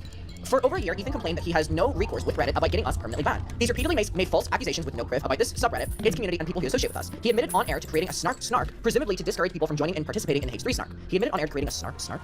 We tried to make a page. That was, there's something going on Reddit. So we made a page called Snark. Oh, that's funny. And it was so good. Yeah. And every time it gets immediately banned. What? Every time. Banned. Twice. We get it, it starts getting traction, it's super fun, everyone's enjoying it, banned. Why? Because there's a mod, there's an admin at Reddit who's modded. Alright, whatever. So again, just kind of like a little bit. Alright, okay, so he's aired uncensored screenshots of posts and comments from this sub to his reportedly tens of thousands of viewers on YouTube. Not reportedly. This has resulted in members of our community being harassed by H3 fans and defenders on Reddit and other social media. So again, it's like they bring people over harassing, but it's not a problem when they bring people up like... Harassing, people seeing what you're posting publicly on a live stream platform that you want everybody to access so you can see him being salty about you, but then you getting salty about him. That sounds like coke, buddy. That sounds like coke. Pure crack. So, on the crack that you're smoking, as you get upset about the fact that you can't be able to do what you want to him, when do you take accountability over any of the shit that you're doing? Like, at all? Like, will you take that accountability if you stop being criticized? Will you take accountability when you stop acting like a coochie about it? Are you going to take accountability when you understand that you can't act this way and say that it's unfair? Like, when you going to take accountability? When is it going to happen? Because, like, you kind of can't act like this. You know. Kind of unacceptable. You know what I mean? It's just exhausting. Ethan also threatened to dox what? Ethan also threatened to dox members of the snark. We're exposing people. Shout out to this. I don't know if I should do this or not. I really want to. Do you know what I'm talking about, right, Dan? Sorry, Dan is talking on the side. Yeah, sorry. What did you say? I really want to expose this person, but I don't know if I should. Because... Expose this person? Oh, the snarker thing. Oh. I really want to because I hate these people. They're just the worst people in the world. I've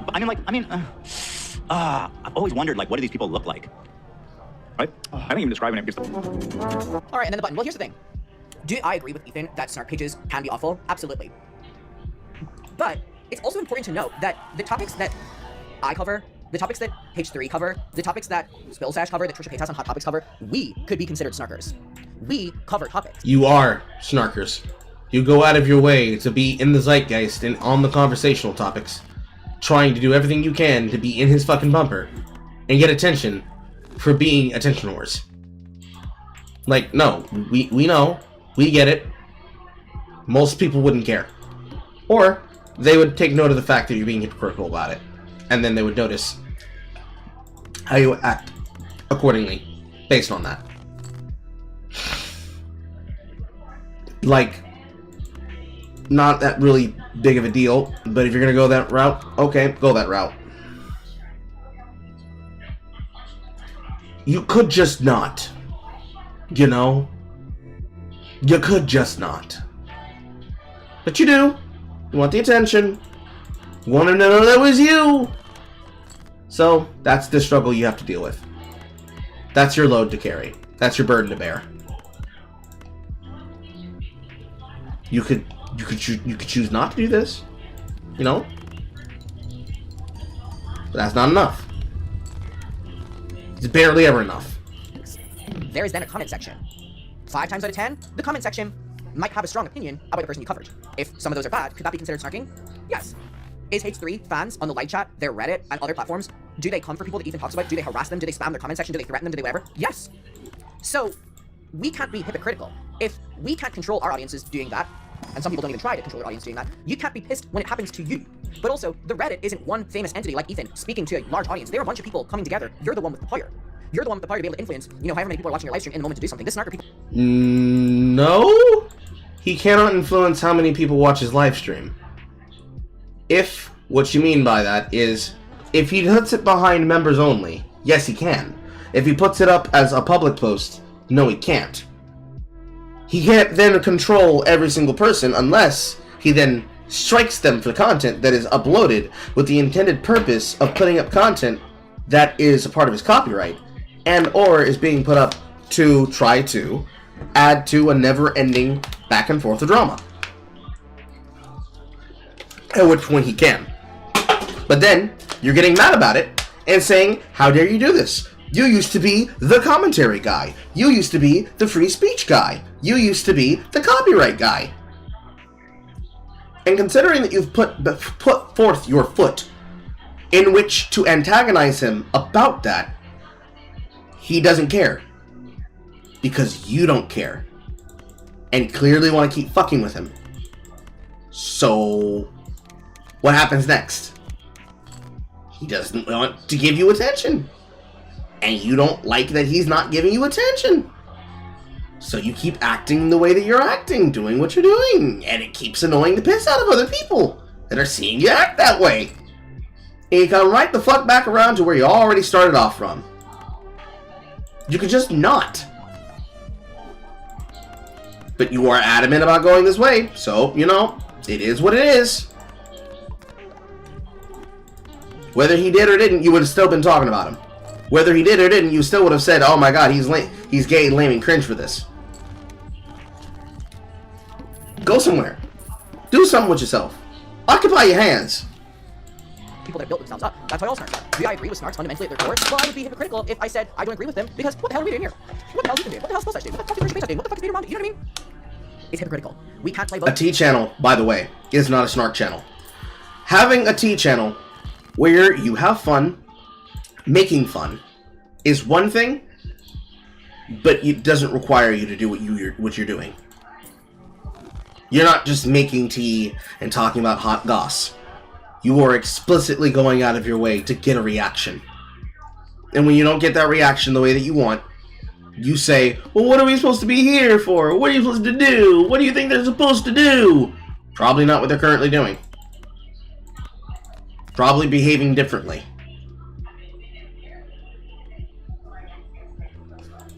What are you doing? What are we here for?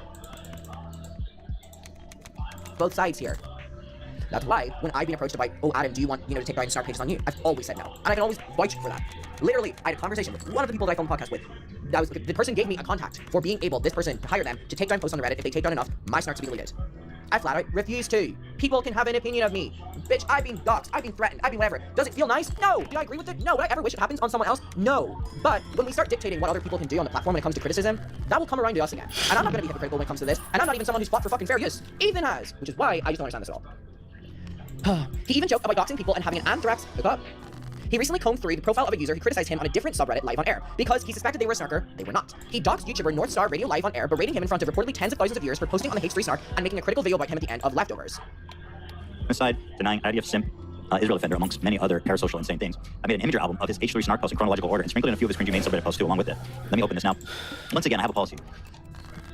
If you're gonna post to snark with your face, I'd like to know who you are. Because fuck you. And guess what? As I say, fuck you in this life and the next, and fuck the womb you came out of and all that shit. Comrade Casey, you bitch-ass weirdo. You look like a weirdo. And I don't hate mustaches, but man, that's a weirdo mustache. And I'm gonna prove it to you guys. So, and this guy was apparently a big fan, okay? Still is, I guess. So if you're a big fan, how can you, even if you hate me, go spend time and actively participate in the snark subreddit, which we've expressed just how fucked up All right. Oh, the sun's starting to set. It's really beautiful. All right. So there was that. His long rants about North Star Radio prompted a lot of people to harass this person on YouTube and other social media sites. Other commentary creators have said they avoid talking about Hate Street Ethan because of the harassment they received from Hate Street people. So here we see Mika, who they literally came for that video yesterday as well. This behavior isn't new from Ethan. After all, he encouraged the same type of behavior towards Trisha Paytas after frenemies. So we just have a mega. Well, context, Adam. He did that while he was still in a place where he was going back and forth with fucking Hassan Piker. He was definitely not in a good place. It's only fortunate that he's able to get into a better place now. That is not an excuse to use that to then say, look at him, look at him, look at him, look at him, look at him. Because if you say that, well then, people are just going to bring up the fact that this wouldn't be the case if he probably had better people in his corner. But then look at all the people that he's surrounded by. Look at the people who are supposedly coming at him and are doing what they're currently doing, like you right now are doing. Everybody acting like they're in fear and in terror when they could be able to solve the problem immediately like that is y'all just not seeing the issue and not seeing it the right way around. You want to address the problem and talk about what's fucking wrong here. Hey, don't fucking bully these people and use it as a bully pulpit. But then, don't turn around and say, hey, Mr. Content Creator, why don't you give me attention? Platform me, platform me, platform me. Because as long as you keep doing that, I don't give a fuck. You're just as guilty as the rest of them. Get this shit together, Adam. Thread of kind of how involved he was on Trishy Land, which was, that Reddit about Trisha, and is currently doing the same to Hassan Piker, as well as smaller creators who criticized him. We believe that Ethan is striking publicly accessible non-member clips on Hate Street Snark as part of a larger project to censor criticism about him on platforms he can't control. We suspect he's trying to extend the reach of his echo chamber by doing whatever he can to stop people from discussing his beliefs, statements, and conduct as a public figure online, as well as sharing evidence of it in spaces beyond his control. It's funny, Ethan actually complained that Ryan Kavanagh of Triller Fight Club, LLC, was doing the same thing to him. Anti-evil operations. But wait, where's the actual DM? Yeah, I'll send a copy of it. Okay, thank you. Yeah, it was with the guys kissing. What? I can't believe they did that. No, dude, Triller is like super shady, super shameless. So the story goes, someone posted this. All right, whatever. So what now? Well, Ethan Klein has never publicly said that he was closing the Hate Street IP when it comes to clips from non-members' content. We know he hasn't done this because there are still multiple Hate Street clip channels operating on YouTube, and Hate Street clips are being shared on other sites like Instagram, TikTok, and even other subreddits without any issue. Without seemingly any issue. Moving forward, we strongly advise that all clip posts to Hate Street Snark provide criticism commentary in the title, include criticism commentary in an accompanying comment, promote discourse, and add transformative elements to the video posted. We're not lawyers, but we're happy to answer Snarkers' questions and work with the community as a way to find what to do moving forward. Look how many goddamn tabs I have open. All right, so I mean, how long ago was my original video on this? I made an original video on the Snarks first talking about this, and you know that Ethan's seen it because he commented on a video I made about Mika on yesterday's stream, which was way after that. 1 month ago, I talked about this, and in this video, I repeatedly say, I hope this isn't true, I just want them to shut this down. Not me serving face on the thumbnail. I want them to shut it down, they would never do this, and within a month, there's been nothing, and also, they talked about this video on their stream yesterday, from 9 days ago, so they're able to talk about a video I posted 9 days ago, but not able to talk about one that I posted 1 month ago. Interesting. Wah, wah. I want you to talk about the current thing that we're currently fucking railing over the coals over. Wah, wah, wah. Damn you, Ethan, why don't you platform me more? Wah, wah, wah. Interesting indeed. So, I don't really know where, there's nothing else to say in this. It's really bad, it's really hypocritical. I don't know why they wouldn't have addressed it on their opening stream yesterday when this many people are coming for them about this. It's bad. There's no other way to say it. It's not a great look, it's hypocritical, and it's what he has advised other people not to do. Well, welcome to 2025, y'all. This is our first video of the year. Hope you're all doing well. And I will see you very, very, very soon. And goodbye. Mwah. Wonderful, Adam. Thank you. Now let's go over to the man himself. Ethan! What are you doing? Girl. She came. Boom. Nope. A little bit bigger. Also, I find it ironic that you hate the fact that he's doing all this, yet in your video trying to call for him to expose people, you have a paid promotion for Adam and Eve. That's a little bit of rich fucking humor, don't you think, Adam? Why don't you respond to this? Why don't you put it on your multi-platform, multi-hour channel of work and effort? Also, let me make money off of you. Let me show Adam and Eve how much money I can make selling sex toys using drama about you. Blue, blue, blue, blue, blue, blue, blue, blue, blue, blue, blue, blue, blue, blue, blue. We are back, my friends. Thank you for standing back and standing by so patiently. That's right. It's been over 2 weeks. The H3 show has been on break, and you have all been waiting patiently for us, and I thank you for that. And here we are in 2025. We made it. The energy is high in 2025. I'm telling you guys. Everyone have a good break? Yeah. Yeah. Yes, sir. Nice. Yeah, we did. No complaints? Yeah, I did.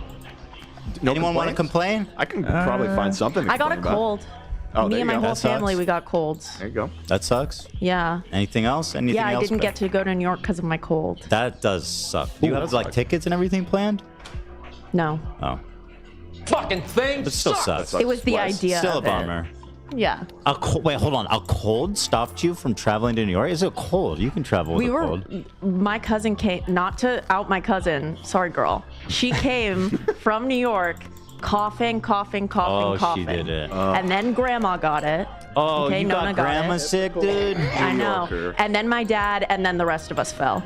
Damn. You can kill an old lady with a cold. It's true. Shame on your cousin. She want to call in? She's the best. No, she does not want to call in. Thank you to our wonderful sponsor today. The one, the only, it's Shopify. Wow. Anything fun to report, or shall I move on to the main? Went to my first funeral. Yeah. Okay. Yeah. Okay. that was Wait, good. hold on. Wait, hold that thought. I have something for you. All right, hold it. Oh, I know what you're going for, yeah. Here. No, this is good, actually. I'm glad we have Oh, we're so sorry to hear about your brother that passed away. He gets 5 big booms. Boom! Boom! Boom! Boom! Boom! Is that the Rizzler? No, different fat kid. He has fatter cheeks, and his hair is different. However, damn, that's crazy. Fucking. If I ever am asked to do a Fiverr type situation where somebody's like, oh my god, Dan, that's so sorry that your brother got testicular cancer. Let him know that he should have a nig-tastic day. Shoot me. Right in the head. Right here. Right here, chat. Just right here. Right in the fucking head. Okay? For every single syllable. Just bullet. Boom, boom, boom, boom, boom, boom, boom, boom, boom. Oh. Dude, this one is his brother. Oh, we're so sorry to hear about. Yeah. This person's brother died. Right. Okay, so here's the thing is I reposted this on my story and I was like, how come he only gets 5 big booms? And I have learned that in their culture, 5 big booms is like really honorable. It's, seen is as that really like it's the highest score. That's the ceiling. Yeah. That's the ceiling? If That's the ceiling. I've unlearned and relearned, this is very important for them. I'm glad you're holding space 5 big for these guys. So he's in this dead brother's in the league of like Costco hot dog or something. Oh, the double chunk chocolate cookie. They're in double chunk league. Someone in chat said they saw me at Costco over the week, last week. So they really just hang out in An Costco? honor. I just chill there a lot, dude. I go there as often as I can. It's so chill. I hope Costco's paying them. Oh, we're so sorry to hear about your brother that passed away. He gets 5 big booms. Boom! Boom! Boom! Boom! Boom! So Zach, who passed away? It was my aunt. Oh, sorry about that. Yeah, it's all right. She was a few days from 90. She had an aneurysm, fell in the bathroom. But yeah, it was pretty. It was my first burial rather, and it was. I didn't know I was gonna be a pallbearer, so that fucked me up real good. Like your shoulder. Yeah. You've been having existential dread about dying lately, right? Yeah. Start off 2025 strong. And how did that affect your? It was the rabbi that was conducting the ceremony was like, "Are you ready to tuck her in?" Oh. And it was referring to like shoveling dirt on her, so that was fun. Tuck her in. Yeah, it was fun. Can we redo that, Rabbi? Say goodbye, not tuck her in. Tuck her in. Yeah, never forget that one. Weird. Yeah, That's fun crazy. stuff. It's like serial killer shit. Borderline. Yeah. Those rabbis. Yeah. All right. Well, sorry about that. Sorry for your loss there, Zach. It's all good. Was the coffin ever at an unbalanced situation? Ethan, you're being so fucking dry right now. I'm being so for real. You're going on double speed, dude. Let it go! Let it go, Ethan!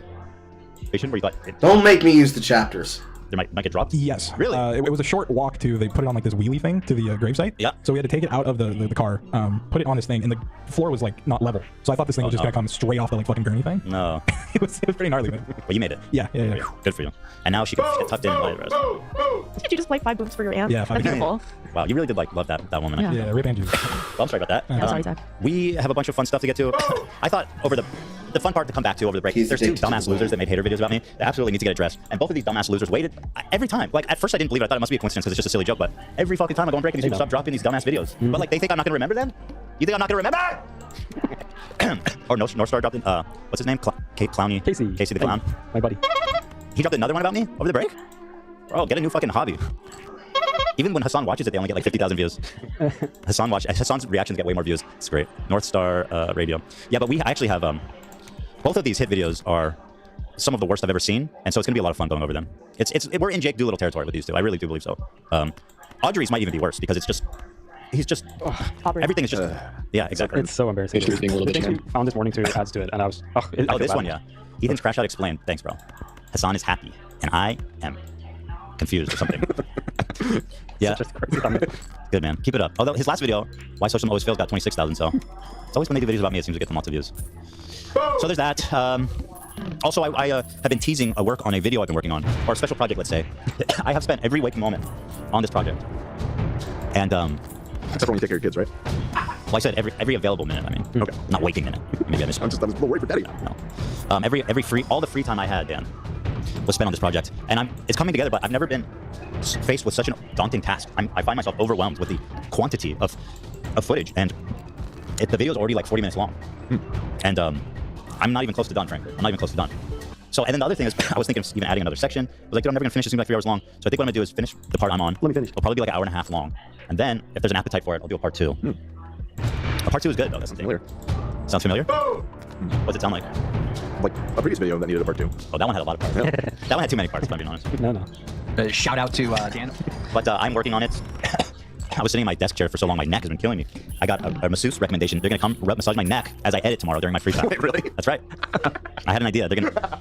That's right. Wow. Nice. It's frustrating because I really wanted to finish over break, and I feel like I really need to get it out of me. Like, this is something that I feel I really need to say. Ethan, you are talking way too much about the shit on the break. I'm using the sections. Okay. D&D episode, Nate is having a baby, Disco Davy's viral hit, while TikTok Doctor, new Rudy Coffee app, Curse Sweetest Word debunk, Rip to the Goat, Loves parents are visiting America, Ethan Vine's Acai Bowl from Lena, topic introduction, the final Coke Zero debunk, Fidelis, who the fuck is Phidias? Phidias is doing Earthen, with Ethan right about Blake Lively and Justin Baldoni, David Dobrik making his comeback, the Elon Musk shift has started, our response to Avery, our response to Mika's rhetoric. Topic introduction. Okay. It's okay. I'm gonna need something to keep me cool during the next segment, because we're about to take on all these motherfuckers who want to come and talk shit. Listen, if you're gonna talk shit about me, I have a policy. This goes for everybody. I don't give a fuck how small of a creator you are. If you talk shit, you're fair game. All these motherfuckers started this conversation with me, and then they want to cry about. I didn't even respond to them, and they're both already crying. Yes, I can see you. I can see what you're doing. If you can't deal with it, then don't make the fucking video. Welcome to online. No, you're not listening. I'm not like all the other bitches that you can shit on and fucking just collect the free views. That's not how I do it, okay? H3's being a little bitch again. That's good. How's Jake Doolittle doing? Cautionary tale. He's doing very little. Fucking god, man. Although I can't even take credit for that. That was all him. I think he really ended his own career in the last video he did. The fucking... Yeah, no. The blackmail. No one to blame but himself. Oh, here's Hawks proving. That's so cool that both your parents came. Did they travel together? Yeah. Oh, that's awesome. Yeah. I was. It's like kind of overwhelming to travel that far and through all these big airports. It so is. I made sure my mom had some support to travel with. It is. Did they do a bunch of transfers? One transfer. But it's in London, and you. Yeah, in Heathrow. So you got to go on a subway and on a bus to get to your next flight, which is crazy in 2 hours. Kind of. Yeah, it's pretty tight. That's stressful. Yeah. You ever get those where like you have a connecting flight in 5 minutes from when you land? It's like, why did you sell me this? Yeah. It's impossible. Yeah. Why did you do this to me? Or when you have a delay and you have like a 1 hour gap, but then you land like 2 minutes before. Yeah. It's so dumb. Well, that's what it is, guys. We all got troubles. Okay, hold on. There's 2 more things I want to show before we get to these idiot haters. And then we can really move on. Dan, calm down. We'll get there. He's excited. I know you're fired up about the Aubrey one. Both of them are pretty wild, but the Aubrey one... The Aubrey one's personal. Yeah. Here is a Diet Coke video that's got everybody spooked. It contains aspartame. Oh my god. So, into this first hater award. Response to Audrey. And then response to Mika's, back to back. One oath. 1 hour, 5 minutes, 19 seconds. Oh boy. Now, if you don't remember Aubrey, let me refresh you. He is a little person, an activist, and there was a time during Jimmy Lee's arc on the show where he was using the N-word, which is really derogatory for little people, and we were trying to break through to him that he should not use that language anymore. Aubrey was a fan of the show at the time, and he wrote in wanting to participate in educating Jimmy Lee. Let's start by showing you the video he put out, and then we'll go over everything else. Yeah. So there was a podcast that I was on one time, and it was a horrible experience. And it's why I'm never going to go on another podcast again. And no, I will not be naming the podcast, even though some of you definitely know what I'm talking about. But they had a segment one time with the podcast owners. Voldemorting. Great start. And he's a little person. Even better. Oh god, Carl, that was a horrible idea. So let's talk about the joke that just popped in my head, because I'm not going to say that out loud. So, once upon a time, there was a time where I made up a joke about the 3/5 let's say.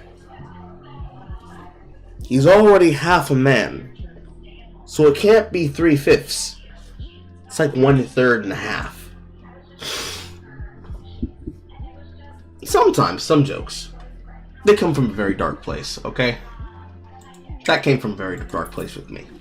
Shame on me for even thinking that. Shame.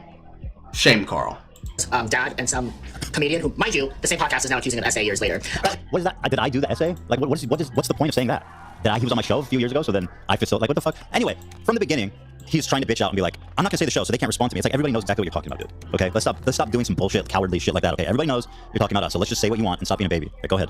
the comedian one day was talking a bit about how he has a phobia of little people. And they were going on and on about a lot of miseducation around dwarfism in general. So I was like, oh my god, this is the perfect time to educate people. We love an educational moment, especially as a viewer at the time, with dwarfism. So I wrote on their subreddit. I was like, hey, I'm a filmmaker and educator. I would love to come on and educate you guys and talk about the dwarfism community and specifically the phobia of little people, since I know it's such a great area for a lot of people. So the post blew up. All the fans of the show were like, we'd love to see Aubrey on the show. They reached out, and then next thing you know, I'm in the waiting room the next episode to talk to the comedian and the podcast owner's dad. And I thought this was going to be an educational little moment, but I was coming on to be a bit. They essentially had, leading up to my appearance, a whole compilation. That's an outright malicious lie. That's provable. I don't know why he's doing this. It's disgusting, especially considering like his whole point is like activism. And I feel like it was actually like a wholesome good moment. And I mean, in terms of like teaching people about like a prejudice against little people, that was, you know, and to imply that that wasn't the intention and that it was just to bring him on and humiliate him or something. It's just a malicious outright lie that I will prove to you. But I'm gonna continue watching his video and then I'll show you everything we've got. Of this guy, all the times that he said publicly on the internet that he's afraid of little people, just a lot of derogatory jokes about little people. And then they were like, and drum roll, we have a little person to surprise you. And they brought me in with basically no warning. Why? I mean, no warning, Why would sir. you say that? That's crazy. When it's so... There's so many receipts, dude. Like, what are you doing? You guys don't This is so remember? embarrassing. You don't remember us dragging him in? What does he mean, no warning? Like I don't know. Like we had him blindfolded and we walked him in? The warning existed. It was in writing. We're gonna show you guys. You're gonna laugh when you see all this. The part that pisses me off though is like it's such a transparent attempt to cash in on all the people that hate me on TikTok. Like it's so fucking transparent, bro. That it's just it's pathetic. It's honestly pathetic, man. And so you know what I said at the time when I made a story about this is like this shit. You know. This shit's not paying out anymore. I'm not gonna sit here and let you lie about me. Like fuck you, dude. It's so unfortunate because his TikTok is so informational and he seems to be actually wanting to spread the word, but doing something like this, such a move just to get views, it goes against his whole like thing about education. He really didn't think to respond because like he must have known that we have like disproved literally everything he said. Yeah, it makes me really sad just because like we were always on Aubrey's team. Yeah, like we were not on Jimmy's team. You were never used as a bit, and it does hurt that like you would even say that or think that. Like none of us. It's like Ethan said, he's cashing in. He made this cynically to cash in, and it just goes to show you that like the anti-Ethan like hate how fucking it's resonating on some of the social medias, Twitter and TikTok, because like they'll convince themselves pretty much of anything. Like, oh yeah, of course Ethan brought out a little person to humiliate him for no reason, like a sideshow or some shit. You know, fuck you, bro. Yeah, it's like the people seeing this, they're not gonna go watch the segment. They're just gonna. Of course not. Why would they not believe him? Yeah. Who would, you know? Yeah.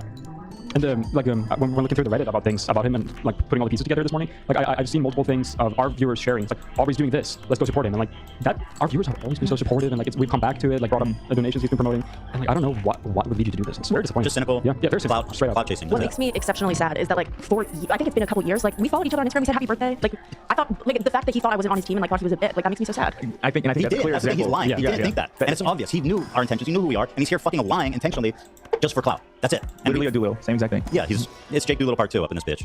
And like I said, wait till you see the receipts. We're talking a lot. I haven't shown you guys anything, so let me just let him finish his video, and then we'll get to the goods. And the whole bit was basically just about the title is I'm really confused by this Holocaust because everybody's like, I saw this TikTok today by disability educator I follow and really respect, and it sounded like they were talking about this episode from 2 years ago. I went back and rewatched the whole segment, and I feel like it was a really enlightening and respectful conversation. Aubrey was listening in the whole conversation and was not brought in by surprise. The crew seemed to be respectful and open-minded for the most part. I don't know. I'm confused. Does anyone think this might be a different podcast? Yeah, unfortunately no. That's how fucked up it is. That, like you would think it must be a different podcast. But fucking asshole. about having a little person go against 2 guys who were just talking about how little people, what are they gonna do? Kick you in the shins? And then brought me in. And it just really solidifies the fact that One, I'm a class act. Because y'all, I wanted to cuss them out, but I do believe the digital footprint. You're a fucking piece of shit. Class act. You're the absolute. You're the opposite of a You are class a act. You're pathetic a loser. And just because I'm a big account and I'm like a successful YouTuber, whatever the fuck you want to say, doesn't mean that I get to lay down and let people fucking shit all over me like that. Fuck you, dude. You're not a class act. You're a piece of shit. And mind you, this was in front of like 50,000 people watching live. And because what you're not gonna do is pretend like just because I have dwarfism that you can suddenly start making jokes as if I'm not a grown man who pays taxes and like has a What life. you're not gonna do is sit here and fucking lie about me on TikTok, bitch. Carl, don't think things about a person being a grown man. A bean sprout of a man. Stop it, Carl. Stop it. Stop it. Stop it right now. Stop it. Fuck you. Shame on you, weirdo. But two, again, I'm an educator. I do believe in trying my best. And I I'm did gonna give you an education on talking shit. Yeah, about to find out. You know what I mean? You gotta fucking learn something here, Aubrey. Get your shit together, you fucking asshole. What a dickhead. They weren't really. Also, the way he's so smarmy and so condescending, like, it was so obvious, you know what I mean? Fuck that. Listen, they weren't wanting to listen. The whole crew was just laughing the whole time. And he's going after you guys. That hurts. That like hurts to hear. No, we weren't. Maybe laughing at like how horrible Jimmy is, but we would never laugh at you. The guy was a fan of the show. He knows exactly who Jimmy is, what the context was, what he was there to do. And like, here's the thing that makes me especially sad is it certainly is possible that what Jimmy said on that call hurt Aubrey. Jimmy, that was the point of the conversation Aubrey asked to. Yeah, that was his point. That was his idea. Yeah, it's just so if something that Jimmy said did stick with Aubrey and hurt Aubrey, I'm sorry. However, you're saying that we were all laughing at you when we made you a bit, which is not true. Also, it's provably not true. Again, I don't want it to seem like we're telling like, hey, no, you're wrong. It wasn't offensive. Your perception's wrong. No, it's not a perception thing. Just wait. This guy's fucking lying. You'll see. It's hilarious. He also said we surprised him with this live in front of 50,000 people. This was not a live episode. This was a pre-recorded episode. Yo, what the hell? And if you were upset, we could have cut it. You know what I mean? Like there was a long opportunity to do so. Wait, he just straight up lied about it being live? I think he might be. So he came on the show twice. There was this, and then because of the way they were Jimmy, where Jimmy and your dad were just not having the breakthrough that we were looking for, we decided to have him on again with just him and just talk to him about his movie and his activism and everything. And that was just a straightforward conversation with him. That one was live. But yeah, it's possible he was just confusing the two. I don't know. Okay, fair enough. That's possible. Sure. It was like an out-of-body experiences. I definitely disassociated for maybe 30 seconds because I was like, it's very strange watching something that you consume for so long and then finally being involved in that circle and then just realizing you're there to be a joke. Very weird thing. And it really, now I'm so conscious of what I say yes to and the things that I say and participate in. And the only podcast I listen to now, I ain't listening to that anymore, is You guys know how annoying that guy Ethan likes killing Palestinian babies. Can I get some wayos in chat? Yeah. I think a part of this too is that like people were like, weren't you on the H3 show? Because people are so fucking pathetic. Yeah, right. And he's like, no, they were actually mean to me and they hate little people and yeah. I was watching that show, not me. And this is where it becomes worse in my opinion. He's like, I was a fan of that show for years, but all of a sudden now, everything he's done before I started watching is too offensive for me. Yeah. That's a through line you see of all these new hater videos. We're like, actually, Ethan's the most offensive person in the world, and I've been a fan of theirs for 5 years, and everything that I'm criticizing for happened before I started watching. I may have laughed at the time, but now I'm upset. I don't remember. I can't prove the laughter. Because we love the girlies, and one of them actually has a child with a disability and talks so openly and respectfully about that. And then also I listen to my own podcast and I love the sound of my own voice. Yeah, sorry, some of us have soothing, calming voices that's enjoyable to listen to. No, not in this case. Was this whole thing a plug for his own podcast? I mean, yeah, it's all self-serving, just an outright lie. But don't worry about me though. I'm doing better things. At the time, I just started working on my documentary, and I was also told that I would love to talk to people about that and why I was making a documentary about little people that actually hired little people behind the camera and in front of the camera in the first place. You know, because of issues like us being constantly used as like a scared of little people and the experiences that we have. But that fundraiser, it took a long time to reach our goal, but we finally did a couple months ago in the summer, which was really exciting. And also, I'm still hot, so. And the podcast owner now is crashing out on the internet publicly, so. And that detail is important. Why? You know what I mean? Like, it's so obvious, bro. I'm crashing out. Like, what the fuck? What does that have to do with me? This story, apparently. I'm about to crash out. That's true. I'm about to fucking crash land on your fucking reputation, dude, because you're a liar. Here, let me see. Did he erase it? Or? That's what I'm wondering. Because I think he probably panicked when I responded. I responded on Instagram Live when I saw this. And Instagram story. Or Instagram story, yeah. Do we have that? Yeah. Here, yeah, I got it. So when I saw this originally, I was like, dude, what the fuck, man? I said, sorry, I found it. I found the original one, 1.3 million. Yeah, and this is what I'm saying. Look how easy it is to defame me. And this is actual defamation. This is real. Look, 170,000 likes. But how many views does he usually get? Let's take a look here. Let's take a look at his latest videos. 15,000, 18,000, 18,000. Yeah, I understand why you fucking came for me, asshole. You douchebag, liar. I should sue fucking people like this. It's like, bro, you can't say anything you want about people, you know? And this would be where we now ask the question, Adam. If a person does something like actively and knowingly defaming other people, knowing that the information that can disprove them is being sourced to the person that they're trying to create content from, and you engage in trying to make a content form out of them, when they can be able to provide evidence to the contrary, and you say, oh, well, see, this is just stuff that you have to know, and you're using it as a way to platform yourself, I think they have a right to tell you to go fuck yourself. I think they have the right to tell you to go fuck yourself. I'm sorry. It's crazy. You think he doesn't have the right to catch you doing this, and then out you doing it, and then demonstrate after you start saying, no, he's trying to deplatform me because he wants to silence my voice. No, I think it's because he knows that you're on a shit and that you're lying about him. I think he knows and can prove it.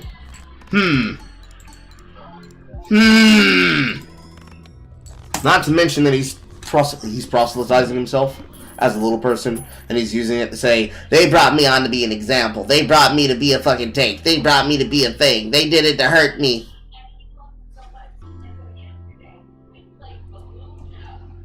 Oh, don't lie. That's it. So anyway, of course, he cleaned up good. He got a ton of views, ton of likes, tons of sympathy for something that didn't happen. And I continue to get defamed all over the internet. Here's what I said. I said, enough with these weak-ass call-outs trying to cash out on H3 hate. This shit is not paying out anymore. Fuck this dude. You have an insane amount of receipts to disprove everything. I see you trying to erase shit too. Don't worry, we have it all saved. He was trying to erase receipts right after I called him out. Why the fuck would you even make this video? Jake Doolittle loves his stuff. Enjoy the New Year, dipshit. Yeah. We had just went on break, so I was like, enjoy the time between now and then. He's been stressing all week. Good. He should be stressed because he's a fucking liar. Yeah. He should erase that video and apologize. Definitely. So he doesn't get sued. Yeah. Yes, I can see you. I can see you. Man, this dude is going to look so fucking dumb when we're back. So obvious with the comment. He's scraping for any clout he can get from this new wave of H3 hate. And they always start talking shit the minute I'm on break too. Just a coincidence. Literally. So anyway, let's get into the receipts. I love this part. Genuinely, I think the only thing that could prevent me from considering legal action, he needs to make a TikTok apologizing and admitting he lied. On his TikTok, you have to say, I lied about you. Because let's get to the receipts, you guys. All right, here's the original post. Let's go through this. Of him saying he wanted to call in. Let's take a look. Ethan, currently making a documentary comedy special about disability hate group on YouTube that's been cyberbullying me for over a year. I would love to call in tomorrow during the Tippy Toast segment and chat about Jimmy's little people phobia and dwarfism representation. The context, by the way, was that we were talking about how fucked up of a movie Tiptoes is. So it wasn't even like with zero context. We were planning on watching it, which ended up failing miserably because we got copyright struck immediately. I don't know what I thought about that idea. But, here, here's one of his comments saying he wants to speak with Jimmy. His idea. He says, this is the best ever. He actually writes it out like he's writing a contract. Bro, write a contract and I write it. Reply, yeah. I wonder if this is permissible evidence. I mean, as close as it could be, I feel like. Aubrey Smalls, volunteered to spend a day with Jimmy and change his mind about the dwarfism community. Maybe I can even get him to donate to our movie that has multiple dwarves in it. Thank you for sharing this. Isn't it amazing the impact representation can have on people's lives, outlooks, and how they treat others? Many people I meet admit they have zero knowledge on people with dwarfism, and that's not their fault. Over 100,000 people are born with dwarfism every year. To average height people, but all we have is what? Munchkins, Oompa Loompas, Peter Dinklage, and Game of Thrones? Trying to give people more reference when they think of little people in Hollywood. Since Hollywood is still putting us in the Dwarf Villager 1 category, I decided to write our own movie. I mean, you referenced Peter Dinklage, but what the fuck did Peter Dinklage do to help y'all motherfuckers? He pulled out. No, Carl. He pulled that ladder up behind himself.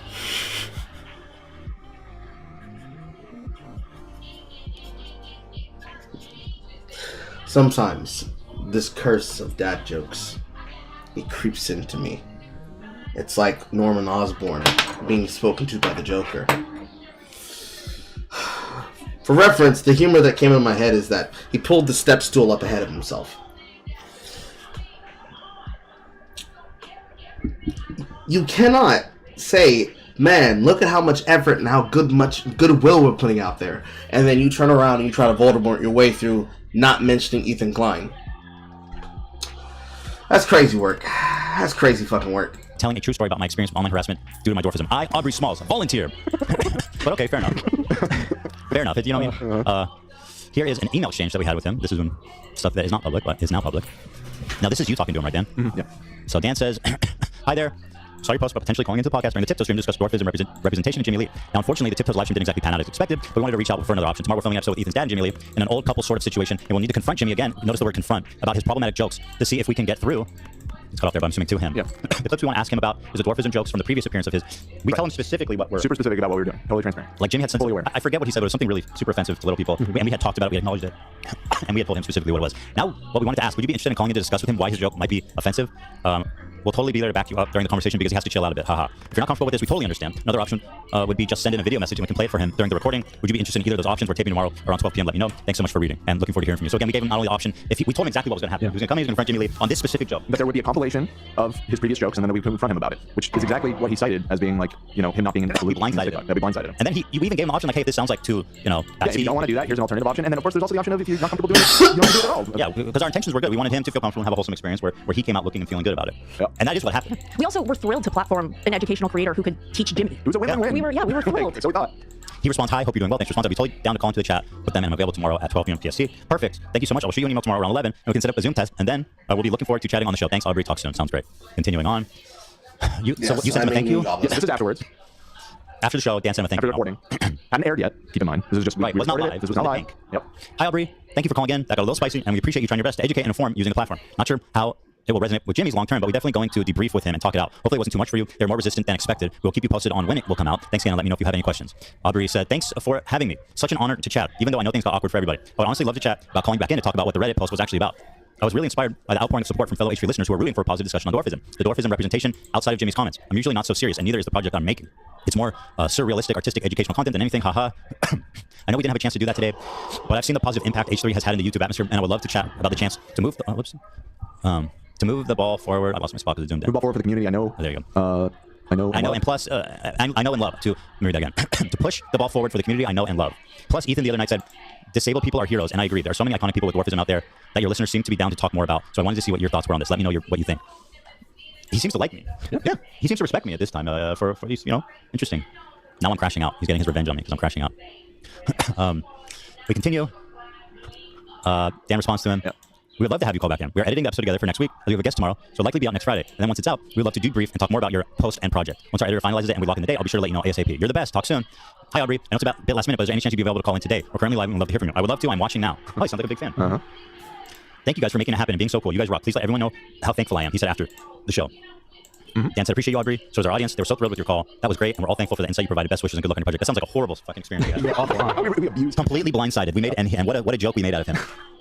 Oh my God! He also made a public Reddit post, which unfortunately I was not able to screenshot before he deleted it, and I couldn't find it back. Oh, I thought we had it. It was the same general sentiment. It was a public thank you so much for having me on, and thanking the community for all the support and everything. It was just all good vibes. It was just nothing but positive vibes about the whole thing. So here he is calling Sag during the episode to debrief. All right, well, we have Aubrey on the phone. We do. Thank you. So that we'll just say hi to Aubrey, thank him for his time, and I'm bringing that in right now. Honor him. I think I just included this to just demonstrate that he was vipers, on a second time, like he said. Hey. Oh, hello, is this live already? Yeah, sure. Hi, we'll go live. Look at this comment from the person with the Palestinian flag, of course.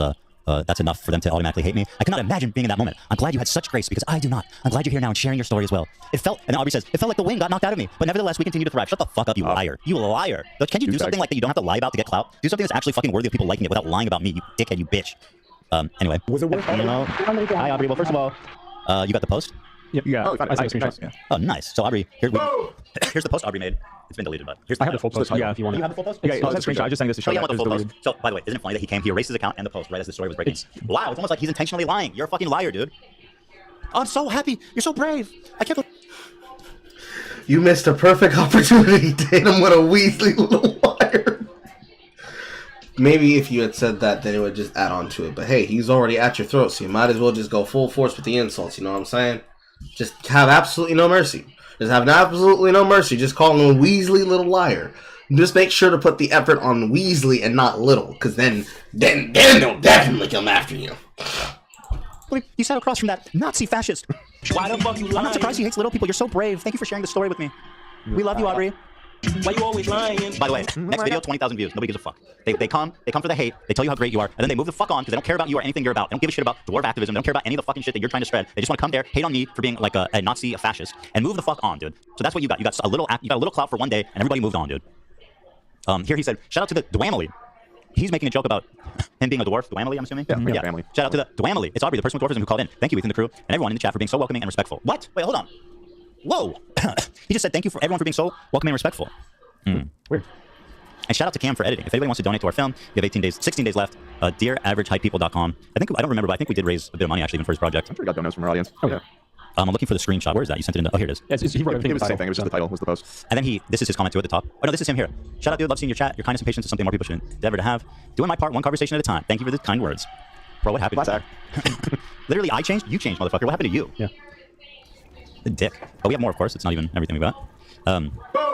Anyway, just to show you the tone of the conversation. Thank you so much for taking on the unfathomable task of trying to give sensitivity training to Jimmy Lee and my dad.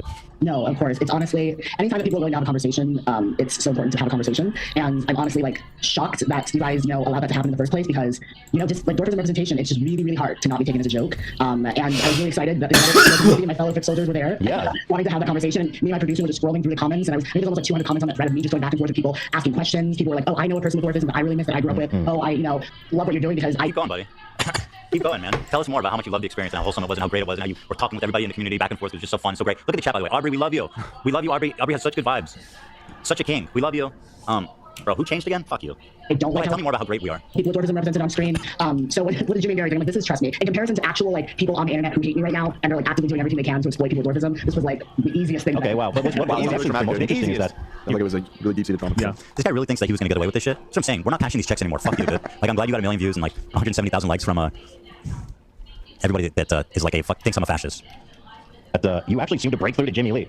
Although, well, that's questionable because 2 days later he did write "I fucking hate midgets" in his description. And apologies for using that word just to retell what he wrote. In the full version, I got hot slipping too. I was like, midget this, midget that, because it's not. I want to move past the word as the most interesting things that people with dwarfism can. By the way, I don't believe I've said that word.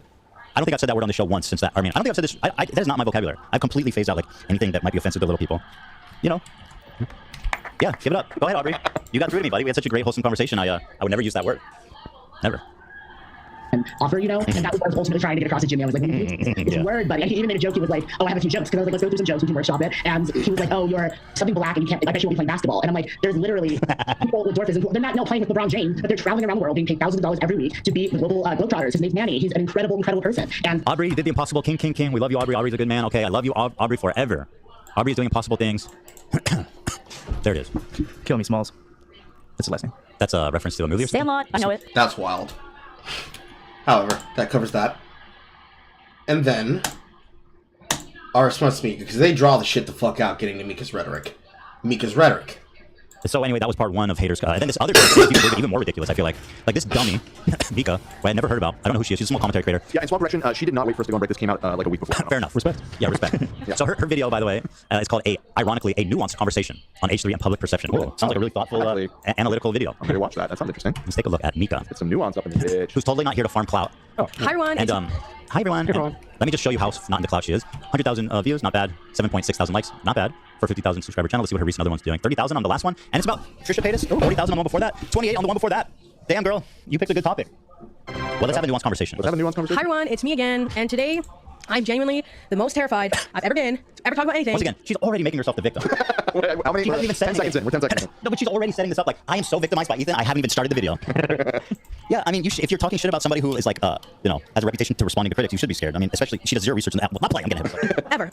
And I wish that was a joke, but alas, here we are. So today we're going to be talking about H3. You didn't have to make this video. I don't know what you're talking about. There's a man with a firearm. I was going to say, just out of frame. She could be a prisoner. Yeah, holding to her head. You must make an H3. That would make more sense, potentially. I'm so scared. I still don't want to make this video. This is the last thing I want to do.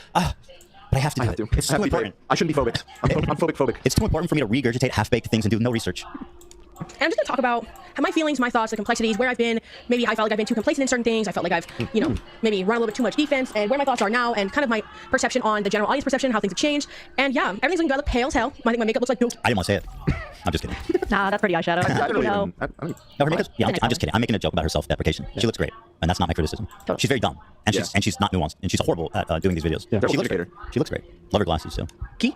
I don't have a lot of notes. I just finished work. Also, obviously, because everything has to be good. These are my little, very short, just like one page. So here she says again, nuanced conversation about Ethan Klein. I have almost no notes, and I did no preparation. Well, I had no moment. Also, here's a page full of notes. What does she mean she has no notes, and then holds up a fucking notepad full of notes? This is talking about. She leans on this throughout the videos. Like she says something outrageous, and then like, oh no, but keep in mind that might be wrong. This is just a conversation. I don't know. Yeah, I don't actually have no clue. Which goes against the beginning of this video. Right. Exactly. This is a nuanced take. It's just a conversation. She's like a modern day Martin Luther opposing the church. This is this is her opus, man. This is her life's work. Yeah. So pray for me, I guess, in advance. Links. Well, listen, again, you didn't have to make this. Nobody's praying for you. I'll send you a prayer, right? Yeah, I'll fucking send you a prayer.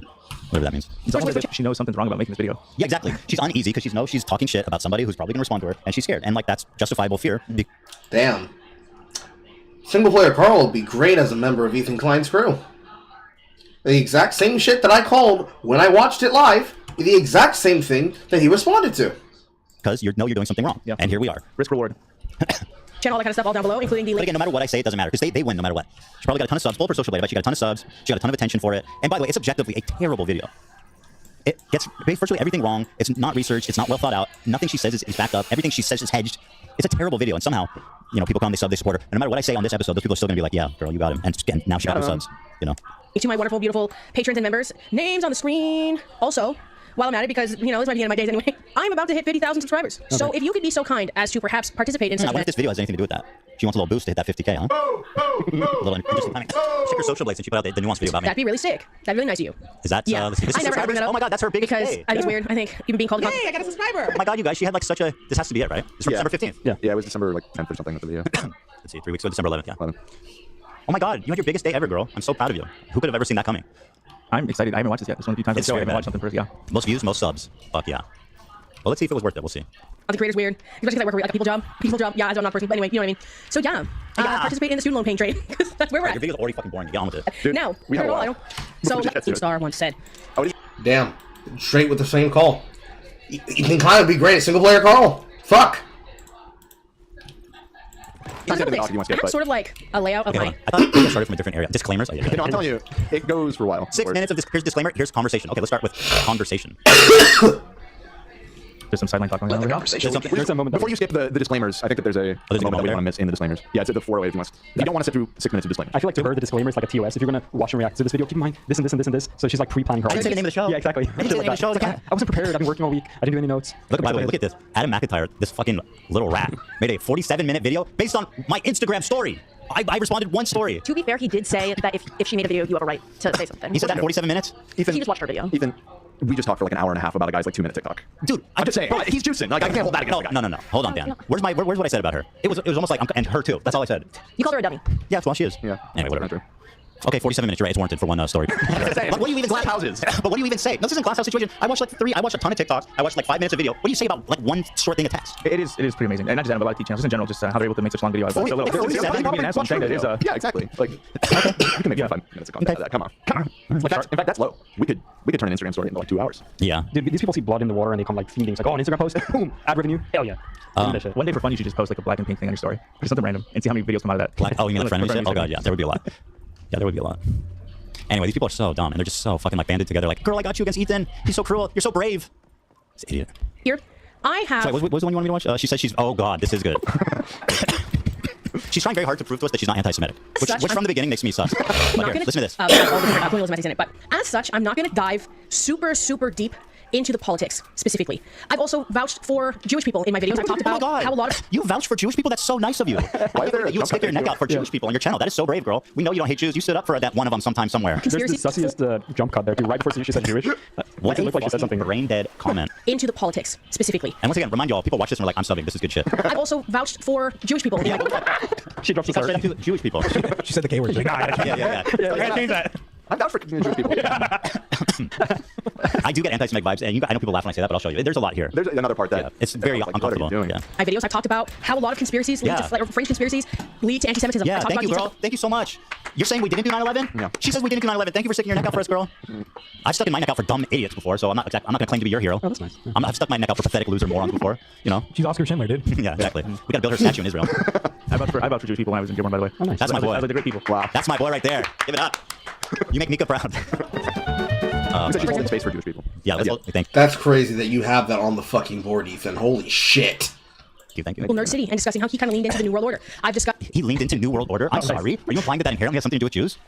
Also, what was she going for there? Why did you mention that? Why she says that? She says, I talked about Nerd City doing conspiracies about World New Order. Not mentioning Jews. She's implying that Jews are intrinsically part of the New World Order conspiracy theory. Well, but she stands up for She might be talking about debunking. Well, she's not saying she supports it. Yeah, she's saying she's not. She vouched against it. But I don't think that those are intrinsically linked. So, for example, Nerd City and discussing how he kind of leaned into the New World Order. I've discussed. You don't need to fucking put a disclaimer just because you're talking about a Jewish person. Like, right, that's what I was going to say. What are you doing? She's like, I vouch for Jewish people, but today I won't. Yeah, today I'm going to take my... I care about Jewish people. I'm going to do zero research and totally mischaracterizing shit on this guy for the Jews. It was quite recent. I'm trying to remember who I was making a video on. This is not really scripted. So who was I talking about? Yeah, we can tell. Yeah. So that those conspiracy theories were coming up. So you can cut this part. This is an edited video. Exactly. She's been cutting. She's like, oh, this is unscripted, by the way. Anyway, so this is who was it I was trying to think of? Based on what they told me. Why are you even leaving that in? 45 minutes? So trying to edit this very minimally because I want this to be a conversation. Good. That's another good way of sidestepping any responsibility. It's just a conversation. Let's have a conversation. I say let the conversation begin. 2025 got me already heated from our first fucking day back, man. I'm telling you though, these checks are no longer cashing. That's been my thing and will continue to be my thing. Was I talking about? Well, that's actually not true. They cashed in. But I'm gonna respond anyway. Jeffree Star. Jeffree Star talking about the Illuminati and the elites in Hollywood and all that kind of stuff. And I brought in the fact that usually that's implicit of anti-Semitic stereotypes. I talked about education and the importance of not falling into those things as a result. And the Red Pill movement and its links to anti-Semitism and its links to Islamophobia a lot of times. And they too are shitting on the fact that she was just yapping with no fucking end in sight before even getting on to anything. Great, man, everybody's gonna have us. He gets a pass, they get a pass, the crew gets a pass, everybody gets a pass. It's great that we're all together on this fucking shit, dunking on people being fucking stupid on the internet, like being stupid on the fucking internet. Oh, it's so great. It's so wonderful. Bagel, every Sunday morning. I love Casey Neistat videos. Young Frankenstein, one of the funniest comedies of all time. Fantastic. Airplane. Oh, come on. Naked Gun. I even know a Jewish guy. Gilmore. I mean, oh my god. I think I went to school with one. To a certain degree, anti-religious sentiment as an act of evil and vice versa too, as in a weaponization of religion. So I just want that to be a clear stance here. Operation Olive Branch, Master Talk, also linked down below actually, now that I bring that up. I just know that because I have such What was is that an anti-Semitic Olive Branch? What is that? Olive Branch? Yeah, what was Operation Olive Branch? Oh, Olive Branch is just a symbol of peace. Oh, sounds anti-Semitic. It's not. But I got you. I got you. It's a very Israeli, Middle Eastern symbol, the Olive Branch. Yeah, You never know. Very nice. I think she should have split up her timestamps. She should have did disclaimers and then like I'm not anti-Semitic timestamp because this is a long one. This is a big disclaimer right here, girl. forward and Blah blah blah blah blah blah blah. All right, let's get to the I conversation. have the lineup of how I think this started from the inception of the podcast to now. So this will be, I guess, a chapter. I'll talk now with my disclaimer. By the way, you'll realize after watching this that she's also been a long-time fan. That somehow now thinks everything I've done. From what I can tell, like a day one fan. Yeah, but she tries to act like she was just like randomly there. Yeah. Yeah, and it's so weird because she keeps getting such like basic things wrong, and she's a big fan. It's so confusing to me. She's just a liar. It's maybe exactly maybe they're just lying. Yeah, that's it. Politics and then whatever. Okay. And if people think that I'm weak in that regard as well, I understand honestly. What? And I also have like a the thing is like she's hedging super fucking hard because even though she opened this video saying she's so terrified to make this video because of you, the reality is what she's actually afraid of is her fellow snarkers because they are the first ones that are going to turn on her and bite her fucking head off for not going hard enough or focusing on the right things or running defense for star. Yeah, and she might not even realize that is what you're doing. None of these disclaimers were in any way a prevention of our fans or your fans coming after her. True. She is deathly afraid of all the other idiots she should that she hangs out with. Those people are fucking moronic. You're right. You're right. My mental health is very silly, but again, I just want to be honest, right? I have a pretty intense anxiety disorder. Here we go with more fucking hedging. What the fuck? She's so scared. She has anxiety. Then get off the internet. If you have anxiety, just go off the internet. Yes, this is not healthy. You didn't. God damn it. He's so in tune with me. Oh, it's like he's right in my head. Yes. To make this video. Disorder. You should not be a YouTuber. And shut up. It's not my problem. I don't care. Okay. Just say what you want. Holy fuck. She gives like 50 reasons to not make the video and still fucking makes it crazy. Yeah, it's like a full terms of service. That's actually what was on the paper. Reasons why not to make the video. Pros, cons. The pros probably are pretty Pros, heavy, views. Yeah, views and subs. Somebody said she's point phobic. Get to it. True. Like that. The only time I've contemplated quitting the internet with like certainty was in reference to discussing Ethan Klein before. I have no idea who you are. Apparently, her talking about me made her want to quit the internet. I've never heard of you. I don't think about you. I've never talked about you. If it made you want to quit the internet, maybe your intuition was right. So we couldn't find a video of her talking about you previously, but I remember that one girl who was always tweeting about you was Mika on Twitter. Her name was Mika, the one you called out before. Oh no, there's no shot that was her. Yeah, I think it's just a coincidence. That girl is crazy, but she's kind of like clever and funny, and even though she's like also psychotic, she's neither of those things. Yeah, we saw one video you were in, but it was more speaking in good light. Maybe that's why she's so traumatized. No, she was wearing Teddy Fresh in the one that so she's traumatized because people were shitting on her for being supportive of me. Oh, maybe. It was from several years ago, though, right? It was from the, I think it was the debate about the steak. Yeah, it was with XQC. Oh, right, there's no problem there. And I was treated in a way that maybe allegedly in Minecraft could be considered harassment. By who? Not even our fans, probably. By fucking people that hate me. Because they were making an account where they're dedicated to like saying all this stuff about me and how evil I am, and then they were DMing people that I'd worked with on other videos that I was this horrible, evil, morally corrupt individual, and all this stuff. I think she's lying. I'll say it. I think she's straight up lying about that. I don't fucking believe the thing she says. Not that it matters because I didn't do any of that. I didn't even know you exist, lady. Yeah, I don't know. Give me another 1,000 reasons why you're so scared to make this video. Jesus. Chat corrected me. That was Misha, not Mika. Oh, Misha. There you go. Yeah. Let me talk about the inception of the podcast. It was not responded to well for a long time, and this has been discussed by many different videos at length. This has been exhaustively covered by tons of other essayists. Anyway, so here's what they all had to say. Including, so I was watching. Oh my god! I love how she looks up and laughs like she's thinking about moments in her life. There are places I remember. Oh, that I'm right when I have the opposite opinion of Nicholas Diorio because I was. Nick's my boy now. You guys know about that. Nick's my #1 supporter. He's literally in chat. Oh, he is? Yeah. Is he in chat usually or just No, today? no, I think we saw it today because he renewed his. Nicky, my boy. He said this is the best stream ever, just a couple minutes ago. Nick, you got such a good head on your shoulders, buddy. And I've always agreed, and I've always appreciated your takes. Maybe X. I don't know. I can't vouch for all your takes, but since you started liking me. Yeah, damn, I don't have an expert. You think dogs? Yeah, but I mean, Nick, to be fair, this dunking on her is like dunking on like a 1 foot basket. You know what I mean? It's like my kids could dunk on her. All right. Watching Ethan. What? He's condemning you. Oh no. I sent his message. I take it back. Whatever I said. No, don't be angry He says, at I me. condemn Ethan for sharing pro-life assholes. Oh god, that's part of this video. Oh, right. That's one of her main criticisms of me is that the pro-life thing. Oh, lovely. Yeah. Klein's video or the H3 podcast episode about, and I haven't watched it in like a year, so this was like shocking to see. You don't know Like anything. vast difference, different setup, different show, everything like that. Literally the same. The same show, same people, same jokes. Well, new jokes. Always fresh, always funny. Sure. Chatting in about Dan Clancy or whatever, like the CEO of Twitch, and being Pedophile. Okay, well maybe not, but maybe like. I don't know if that's true.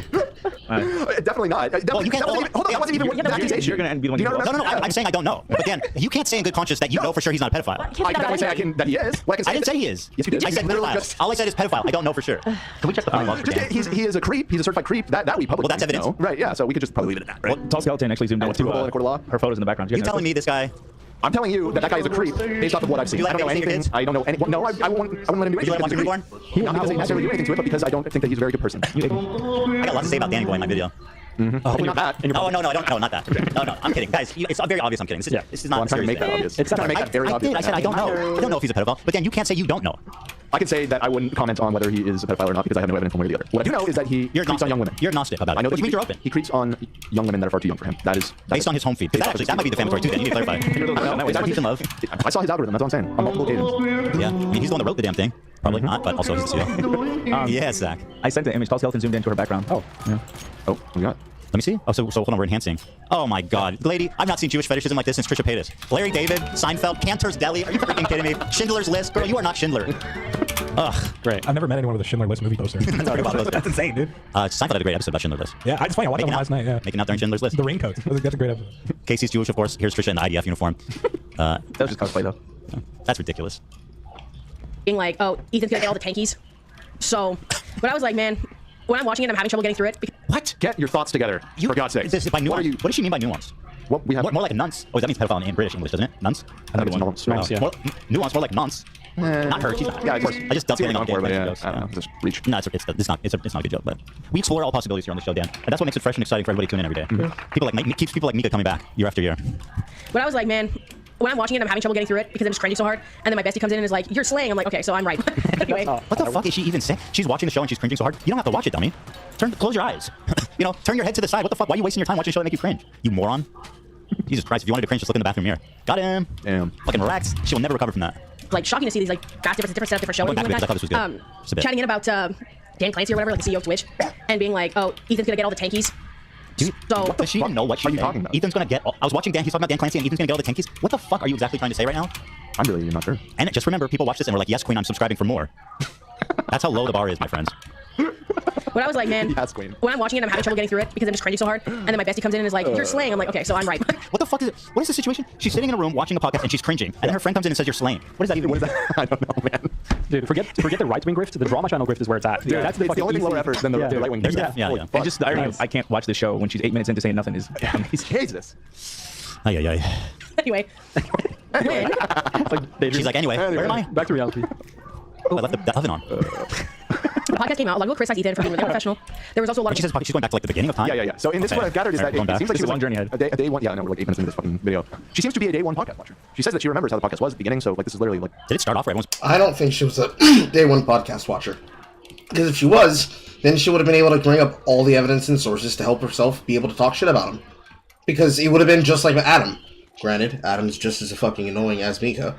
Both of them just as fucking annoying as each other, and any other person that could be upset about it, but realistically, you have the ability that if you're a first one-day watcher, you can remember things that happened. It's like me covering the video about Dev, or rather, I should say, the document on Dev.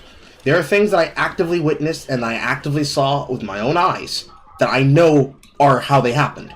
That when I mention them, and then eventually they are brought up in the document, boom, there it is. And I can explain it from a different viewpoint, and even be able to source it myself if it's not listed there. Because it's one thing to say, here's what's true and here's what's not, and it's another thing entirely to bring up details that otherwise would have not been known about should other people have not been aware of it, because it's in a place that they don't have access to, or wouldn't be discussed about because it's behind a paywall. But differences of issues, differences of opinions. What's important is, no, you were not a day oneer. Because if you were a day oneer, you wouldn't have to do that, because wouldn't you just put in the fucking video? But then again, she didn't do any fucking editing for a video either. Even if she had, she would have been lazy. It would have been lost in the list of denouncements of making sure he didn't get shit on by other people who would have told her, how dare you defend him, and shit like that. I don't believe. I have a hard time believing, if anything.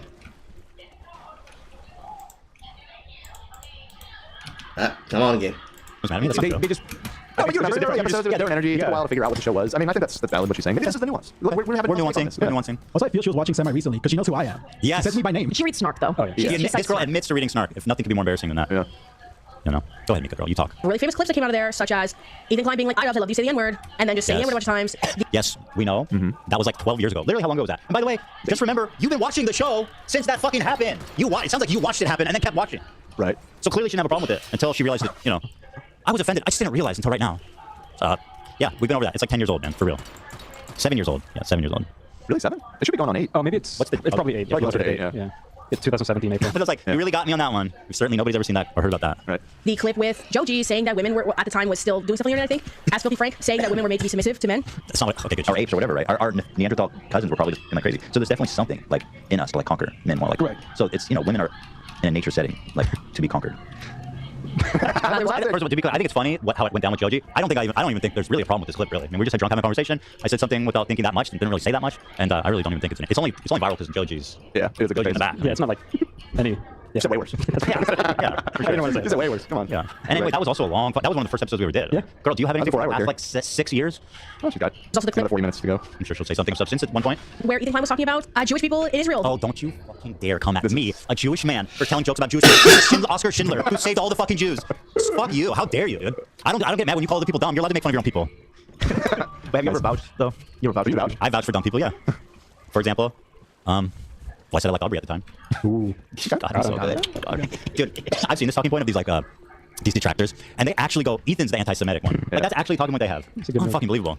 And commenting on their hygiene And by the way, this is again like a 7-year-old clip as well. Like, holy shit. on some things that should not have been commented on in the way that they were. Like, how you mind your own fucking business? You know what I mean? Like, I'm talking about my own people. Yeah, I live there. what?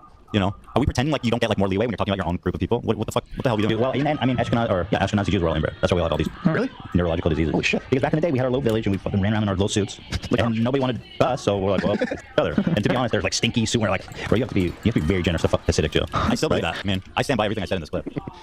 I've been in Israel. I live there. I know what I'm talking about, man. Those guys are wild looking. Okay, Mika, prove me wrong. Go have sex with a Hasidic Jew and report back.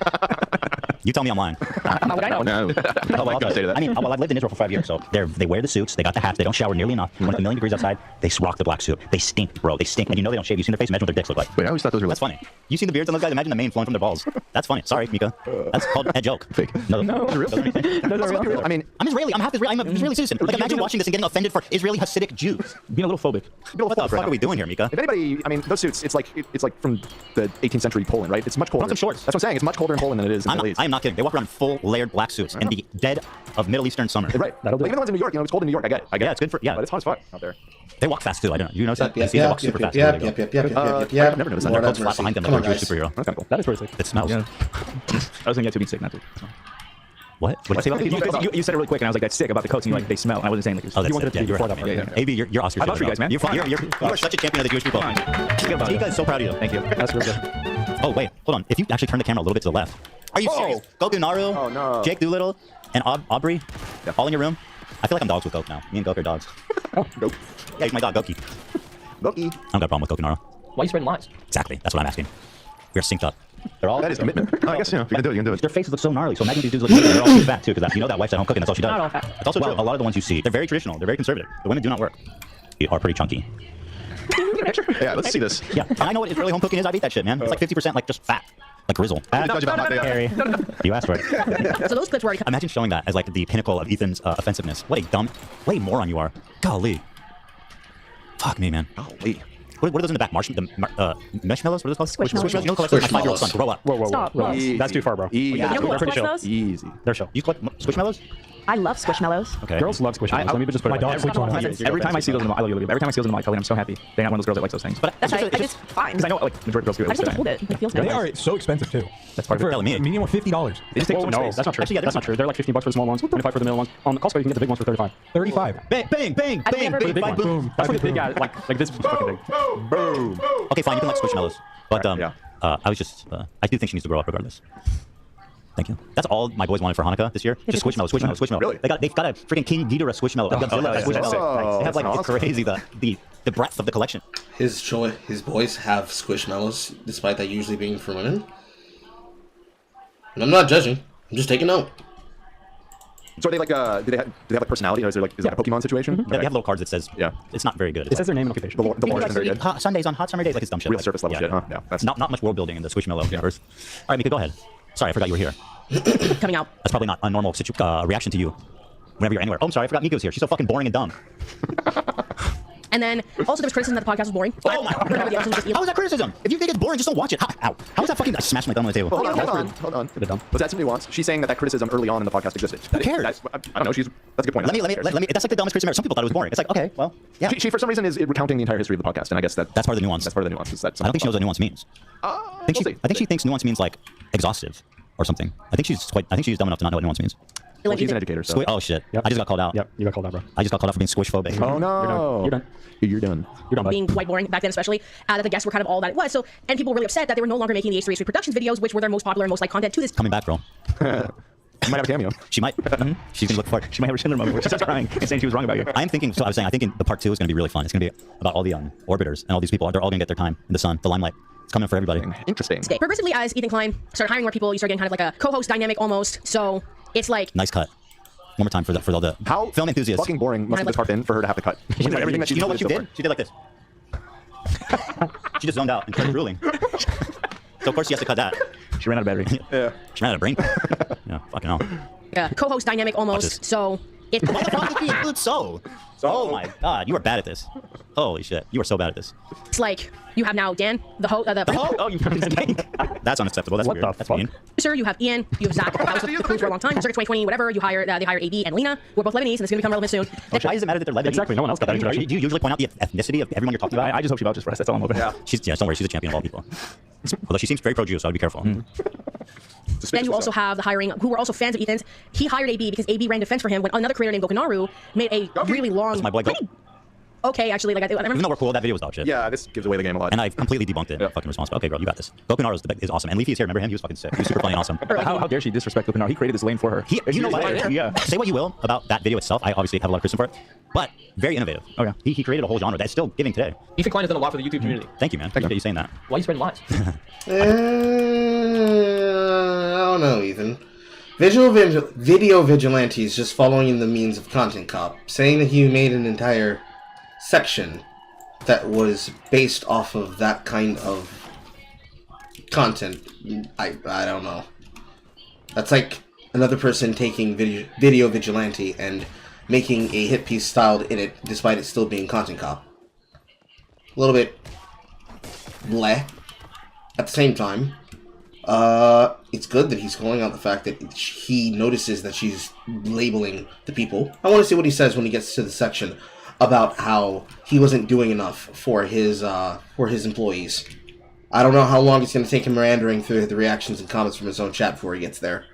Boy, Goki, dab me up, brother. Goki. Back then, hit piece on Ethan Klein. Hit piece. And then AB ran defense for him as Star Killer with a mask on, whatever, and he hired AB. This girl knows everything. Yeah, and she did no research, so she knows all this, because she was there. And hired Lena as personal assistant. Then you get also hiring Cameron Grants, who was making memes on She knows his full name. subreddit a lot, to do design work. Hiring Sam, who used to be dating Ian. This girl knows all the tea. She's a fan. She's watching right now. I went around like a board in her room, all drawn out like an FBI board. You know what, Mika, I'm disappointed. For someone who watched the show this much, it's sad to see that you can still capable of making such shit videos. You know, I thought that our production level and our presentation would have rubbed off more. Because we are polished. Yeah. Right, Dan? Dan says correct. To do graphic design stuff for him and set design, that kind of stuff. Then you have hiring of another fan, Olivia, who does writing. I'm saying because I'm just trying to remember. By the way, you guys have worked here for years. It's not because you're fans, because you guys are good. Like, it's not. You might have gotten like in the door because of this and that, and I noticed this and that. However it happens, but I wouldn't continue working with people who aren't very good. So I wasn't a fan. Yeah, you're right. I didn't hire you. Well, you were a fan though, Dan. You just. I wasn't a fan. I didn't hire you because you were a fan. I had never heard of the H3 podcast when I started working here. Oh, so did you go back and watch? Because there's a lot of I've old never seen videos. episodes like 1 through 10. But you knew H3H3 Productions. Yeah, I'm just fucking around. Yeah, you were a fan. Dan was my biggest fan. Because she does Nice try, dude. I really didn't know that you had podcasts though. That is true. Yeah, I believe that. When I got kind of roped in. I believe that. I'm not sure her role is. She seems to do research and writing stuff mostly. Then you have also the hiring of Swedish, another fan, Love. I was gonna say she did. Okay, that's consistency. She named a few people's ethnicity. So what? She just doesn't name white people? Yeah. What about Olivia? Yeah, no. Is this a Italophobia? Lopes? Yeah, what's going on? Where's my family from? Where's my Russian, Scottish, Lithuanian heritage? Doesn't matter if you're white. It only matters if you're. Like I'm POC. Yeah, POC. Like me and AB and you, we're all POC. Yeah. We're all POC as AF. POC AF. Thank you. Who does social media? I think that's right. Yeah, so. But I'm not going to check. Olivia does. Is that everybody? Oh my god. Dude, don't do the conversation thing. Just plan a little bit. Holy shit. There's a new guy named Nathan or something. If this video was about any other topic, it would have no views and people. This would be a disaster of a video. Golly. No idea who he is. Anyway. If she didn't know who you were, she would say that you're Mexican. I know, she didn't bring it up. Wait, hold on. I think that's right. Yeah, so Olivia does. Is that everybody? Now there's a new guy named Nathan or something. I don't know who he is. We call you Nathan. Somehow she knows your full name's Nathan. And by the way, you're pretty off camera still. Like, the people who watch regularly know about you, but like, if you're a casual watcher, there's no shot they would know about Nathan. It's so weird that she called me Nathan. I don't know why. Yeah. Everyone knows me as Nate. I don't know if the Snark calls me Nathan. Is that your full name? Yes, it's just Nathan. She got it. She got you. Wow. She found me. She could tell. She could tell. Anyway, as they hire these people, and a lot of them being quite young, a lot of them being like Gen Z. I think Love and I are like born the same year, born a couple months apart. Well, that's cringy for you. Considering how mature. My fucking birthday. How does she knows my birthday? She says she's born a month. I don't know your birthday. Exactly. What the fuck is this? You know how embarrassing for her that you guys are the same age and you are accomplished. You're holding down a job. You have a significant other. You live in America. You're a future educator, man. God, You'll be an educator. she's gonna teach them how to fucking sit silently and drool. Future educator. educator, bro. All right, everybody. Now we're gonna stare at the wall in silence. I think actually we missed that part of the manifesto. Somewhere in all the disclaimers, she explained how she's trying to be a teacher. Yeah. And it's another reason why she's afraid. And that's why she's afraid. Why do That you was part of why she's afraid. Then don't bring it up. Well, it is kind of, well, I mean, it's not that important. Well, That's why I keep referring to that. Fortunately, being dumb isn't gonna disqualify you So from here, teaching. I have a public-facing job in the back end. Okay. Plus, I am, if you don't know, which everybody does because I'm annoying, I'm a registered licensed high school teacher. Oh, shit. By trade. I don't teach right now. However, that is something I would probably. Did you catch that? She said I don't teach right now. Yeah. She's unemployed. Well, she said she just got back from work though. I don't know. Didn't I hear that? Not in high school. She's not teaching kids. Yeah, because the principal walked in, all the kids were asleep. Yeah, just fucking juice box all day. They're like, he's like, ma'am, this is 9th grade. Why is everybody on the floor snapping with juice boxes? Yeah, she's great. America's in good hands. Our SAT scores cumulatively just dropped by 100 points. There's this funny clip that like a young kid says, "You're disrespecting a future American veteran or army person." A future veteran. Yeah, it's kind of the same vibe. That's fucking hilarious. That's really good. It's a good line. I'm 24, by the way. You start having these like, I found you start getting a lot more of these people who are much more progressive, politically progressive, and ideologically progressive. This is such a weird retelling to make it seem like I'm some weird like conservative outcast from the crew. Like we're all pretty much on the same page about everything and always have been. Maybe and Lena, because Zach, so Ian does this shit. Like Ian's like, Ian, are you back there? That shit. You back there, Ian? He's doing that shit. He's doing the same shit. She's right. She's got him. Got him. Hi, okay, so we don't know about Ian. But you have, and then Dan seems to, I think Dan is very left-leaning, but Dan also doesn't respond to criticism well. So when he I love that she's going after you. I'm sorry, Dan. That's fucking hilarious. I love it. Listen, you gotta take criticism. Yeah, you need to learn to take criticism. Okay. Nobody's perfect. From Mika. Put one forward, Mika. She just did. You're not good with criticism, and you're already proving her point. I'm listening to her critique. Let's hear it. as maybe more maybe socially conservative to a certain degree. She said you're socially conservative. That's weird. Not your fault. Why would she say that? What gave you that impression? I don't know. Mika? That's who she's done. It's very weird. You've watched the show for 8 years? You think I am a social I conservative? think she's intentionally mischaracterizing things to make us look as bad as possible. It's kind of dangerous. She knows so much about us. She can use that again. More or less.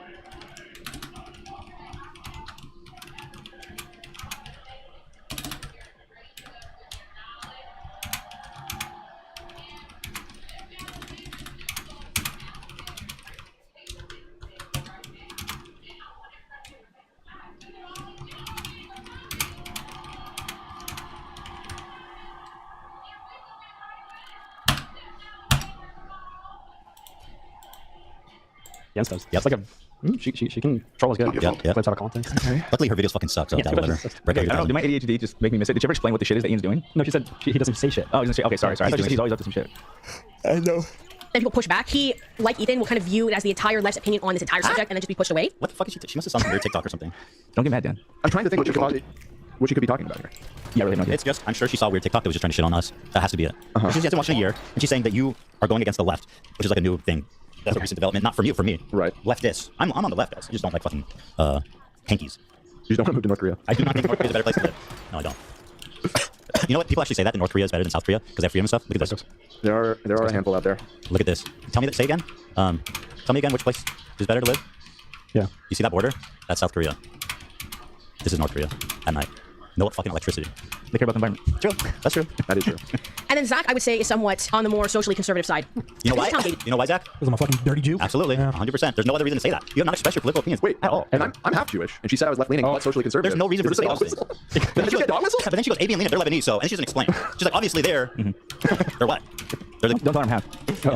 half racist, half. So, I don't know. Half should I have said? As long as you half hate yourself, baby, you'll be fine. I could be really wrong. This is a discussion again. See, so, but that's the funny part. She's like, I might be wrong. Remember, this is a discussion. It's a conversation. This is a recorded video. There's no, no. You're sitting alone in your maybe mother's like second bedroom or something like that. Come on, it's not a conversation. What's This is just how I'm gauging them. I'm completely wrong. This is a discussion again. So, but what I'm saying is that environment. I love that. This is a discussion, by the way. I don't know. Dan Clancy might be a pedophile, but this is just a discussion, you know. I might be wrong. I don't know. This is just a conversation we're having. Yeah. I haven't looked into it at all. He's not. There's no evidence he is. Were you going off about Dan Clancy again? Yeah. I was reading something. Well, it was just a conversation. No, I know. It's just his read of the situation. Yeah. Was pretty stable in a sort of awakened centrist / center-left vibe, right? How do you get that from Zach, other than him being He's like never said anything. center left? He's like the least political out of all of us. I hate to say it. I'm almost certain she's just saying that because you wear Star David's act. Like, I'm almost certain. It's possible. Yeah. There's just no other explanation for it. Yeah, I've never. It's sort of talked politics ever. maybe she thinks you're like Bumblebee, like you're speaking through the sound bites. Yeah, right. Like that is you. Yeah. But having said that, happy January 6th, everyone. Happy Jan 6. Shout out. Just remember, They'll all be free soon. Don't worry. The pardons are on their way. That's right. Our boys are coming out. Our boys are coming home. We will riot again, my friends. We will do it again. Started hiring AB and Lena, who are Lebanese, who have been affected by a lot of these conflicts in the Middle East. What about me? What about my wife? Like, my wife is Israeli. She's fucking affected by it too. Like, this weight she puts on. You guys are Lebanese and you are affected. You have family there. I also have family there. You also have family there. Like she's giving no weight. It's just like it's what the fuck. Even though I think they're both born in the United States, but Lena's parents, for example, were recently Lebanese, etc. Olivia, who seems to be quite progressive and is very, ideologically and socially left-leaning. Why is she even attempting to characterize our... Like, what are you basing this on? Or why are you even talking about it? Your weird perception, like off-kilter perception of each individual on the show. When are... Subscribe. I want more. Killing this right now. I don't know what Love's doing. He doesn't say much. Cameron, you say a lot more than Yeah, no, than Zach. Yeah. Certainly more than Zach. I don't know what's going on. I'm Swedish, guys. Whatever I say, it's just I don't really know. I'm an immigrant. That's what you meant. Yeah, she hates immigrants. Yeah, I mean clearly. That guy doesn't say very much. Because he's an immigrant. Fucked up. Also seemed to be a pretty progressive person. Sam as well. So you started having this sort of environment that was fostering these ideas more openly. And when you have your researcher, who is a sort of kind of left-leaning person, and AB as well was also doing research, you started kind of... Hello, Buster. Someone's trying to talk shit to me inside the game chat, and I'm also paying attention, and I'm waiting for them to get to the section where she starts talking about the shit that she talked about in her video. Because they were yapping something fierce, so I had to start jumping into chapters. And I told you she looked like a fucking thumb. I told you literally the day of. She looked like a fucking Floop's Fogey. I told you she did. Your content begins to tilt. And then you get to the debate era where Ethan Klein was debating Pearl from Just Pearly Things. He debated the guy who's claimed that he cured Tourette's.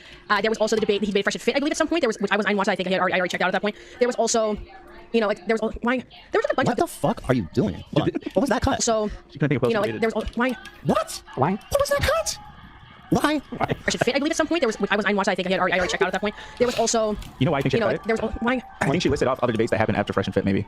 And she's like, oh, so what I just said doesn't make sense. I think she said, why can't I think of him? And then just probably sat there and looked at the screen again. I think she said, why does it smell like gas in here? I'm not sure it's nothing. She's very dumb. She's very slow. There was a bunch of a lot of the beginning where people I didn't really know. I can't remember all of them. But anyway, there's these debates, right? And then streamer Hassan Piker was reacting to them because it was the same sort of Oh, I'm sorry. You gotta get to the fucking point. Technically, by that design, I would also be a Fallen fan. Okay, so hold on. You can take my word for it, or you can not. Just because I don't even want to start getting into like any of the identities on the Snark Reddit or any of that kind of stuff because Ethan's gonna go buck wild on that if it ever gets anywhere. I've been reading there was a post about being a Fallen fan, which is on Snark. She's talking about. It's awesome. I always love to put a face to the Snarkers. Well, there you go. It's pretty much exactly what. It's pretty much. Yep. That's about it. Klein refers to people who no longer like his content. I guess technically by that design, Wait, I would also be a watch Fallen fan. But the juxtaposition that Ethan Klein often puts towards Fallen fans are people who are like borderline neo-Nazis. No, I do not. What the fuck are you talking about? Like, she's showing no evidence, no basis. Ethan thinks Fallen fans are neo-Nazis. What? Well, you have said that some people in that subreddit are anti-Semitic. Yeah, but she says Ethan talks about Fallen fans like they're all neo-Nazis. Right. That's insane. Like these sort of people who really like conservative content, they like anti-SJW stuff. They really dude, I know the Fallen fans are all leftists. That's fucking absurd. All the SJW people left fucking a decade ago, man. It's all, you're such a dummy. He did. Leftist, say whatever. That was who he used to position mainly as these like Fallen fans. But to as the Hassan Piker crash out. Yeah, tell me about that. So a lot of the people brought up these other instances besides the recent, what people are referring to as the Hassan Piker crash out, which I'll get into soon. Good. And I want to go through those events to remind people what they were, to sort of maybe place people in where they started feeling a disconnect with the content. So the first thing I could think of, which is not something that many people really brought up, and this is going to sound really crazy to come out of my mouth, but the prolapse fixation is an issue. I've never. This is amazing. He goes on to talk about how my obsession with prolapse is like so inappropriate. It's fantastic. It's an issue. For one, you have the issue of that's kind of gross. So what happened? Wow, gee whiz, kind of gross. Oh, that's insane. That's especially for this show. With this, is it started with Howie Mandel just raw posting a prolapse on TikTok where it was someone prolapsing through a pair of shorts or something, and he was like, "What's going on? Is this COVID or something?" So it became a meme because everybody's like, Howie Mandel, the known like germaphobe or whatever, plus like just beloved TV host, just not having any idea what he's looking at. He says he thought he sat on something, which I guess kind of makes sense. On our show. That's where he said it. He said it on our show. Because there's no other universe where Howie Mandel would just be doing that. It was like a boomer gets TikTok moment. And it was quite wholesome and funny, right? What? Him posting the prolapse was wholesome and funny, but I'm gross. Make that make sense. Also, she was talking about Howie Mandel. He did like gross stuff, I feel, right? He has a pretty weird sense of humor on TikTok. It's 100% what he would do. Yeah. Was Ethan Klein became obsessed with this and started showing this to everybody, TikTok to everybody and stuff. But then also got involved with this sex worker named Hunger FF, who was really famous for utilizing his prolapse rear end. What's the problem here? You got involved with I gave gave big ups to someone who does it. We humanized the prolapse scene, and honestly, we have a great relationship with Hunger. I like him a lot. Yeah, it started off as this like weird thing that we all didn't really know what the fuck was going on, and then we're like, oh, turns out this is like maybe not. We shouldn't just label this as weird. It's just people's fucking thing. Yeah, this is Hunger. You're into what you're into. Yeah. I know it's a very socially conservative attitude from me now. Hey, come on now. Not anything, Dan. Take it back. We don't like when men kiss. Remember? We were just talking about it. Dan, before the show, he comes and he said, Ethan, I hate when men kiss. I said, whoa, Dan, that's conservative. That sounds really conservative. Yeah, I didn't say that. I did not say that. When I said I was having baby, Dan, I said I was married first. Very conservative. Very conservative. Being a Lebanese legend I am, I said, guys, stop it. Right, I do. I know. I'm so glad your Lebanese came out at that point to defend me. You vouch for me. To You make vouch for half two, my friend. And when you do, This is beautiful. This is beautiful. Mika's very happy with the racial boundaries we're crossing. is he would sit people down and force them to watch this content when they were being interviewed by him. Force? What do you mean? No, he was forced. Golly, dude. Shut So up. he did to Howie, which I guess sort of contextually makes sense. I think he might have had to do it in person, which is even worse. Then No, it's not. It's funny. It's awesome. I really love that. And also, Howie goes and shows it to everyone now. So He's the exactly. I'm over it, and Howie's the one showing it to like fucking like Michelle Obama. yeah, he's passing the. No, he's keeping it alive. Yeah. Also, Howie is a Jew. True. Well, she didn't say anything mean about him. Yeah, we'll keep that one in the pocket. I guess to a certain degree you can go, yeah, that's like a joke, right? Like that was the guy who did it. But why was he showing Stavros? Stavros, the most like shocked fucking gross, Yeah, I don't think Stavros ridiculous comedian ever. Why was I think that's how you pronounce it? Why Brittany Broski have to watch this? I just sent it. Brittany Broski, we had such a fun time goofing and laughing. And then she went on the podcast like the next day and was laughing about it, how funny it was. This is the video I was saying. I was worried that you were going to show, and you were like, By the way, I make conscious effort before I show this to be like, just so you know, this is what it is. You definitely, I'm not going to show it to you if you don't want to see it. Pretty sure I always do that. Why would I do that? What kind of psycho do you think I am? All right, you're not showing the screen, right, Ian? You're just gonna show me? Yeah, well, if I show this at home, I'd be banned on all. Oh, bro, we're halfway there. All right, so much of what these people's criticism these days is like, and then he told a joke. It's like, shut the fucking find something else to complain about. He did a joke that I thought was gross and unacceptable. It's like, shut the fuck up, dude. Nicholas Oreos and Chai said she's acting like you flash your guests. Yeah, I mean, kind of, right? She makes it sound like I'm showing them my prolapse. Yeah. Say cheese. A minute long. Okay? It's a, yeah. Maybe you can bail whenever you want, but it gets better towards the end.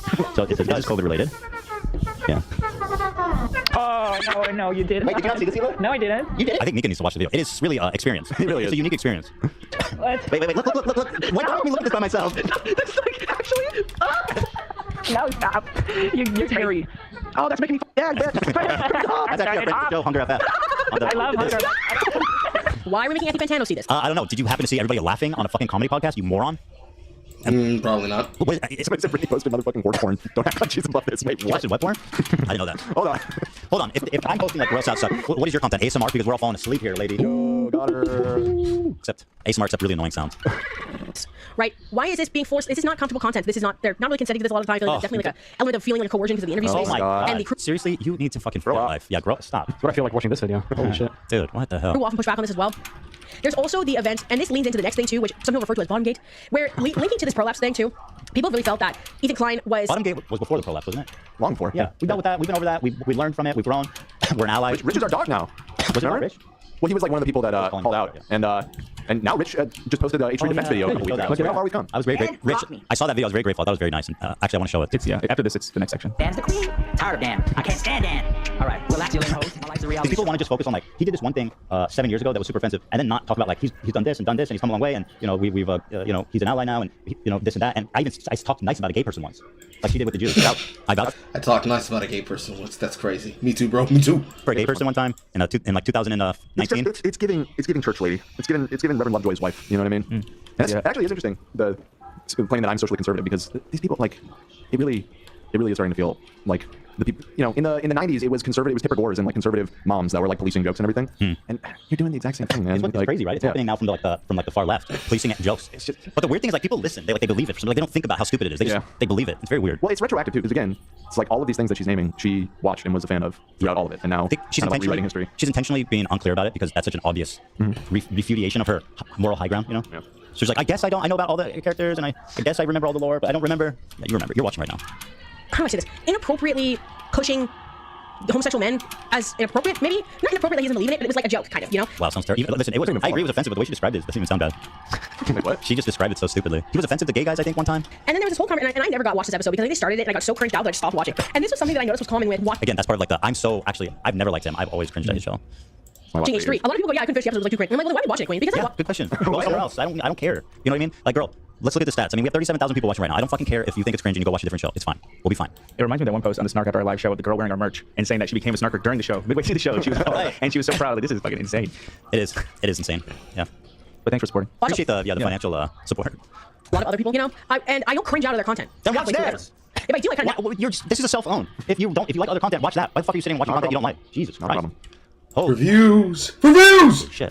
watch them again. So what's happening with this? You know, I've never watched like a ContraPoints video, been like so icked that I need to leave, or I've never watched like a What the fuck is your point? Good for ContraPoints. You know what I mean? Yeah, she's great. like a Smokey Glow video, or a Megan Ann video, or an Anna McIntyre video, or even like a Foodie Beauty. Are any of those people even doing comedy? Like, are they even in the same genre? Listen, lady, I'm pushing the envelope every day. Yeah, for I'm sure. walking the line between PC and on my PC.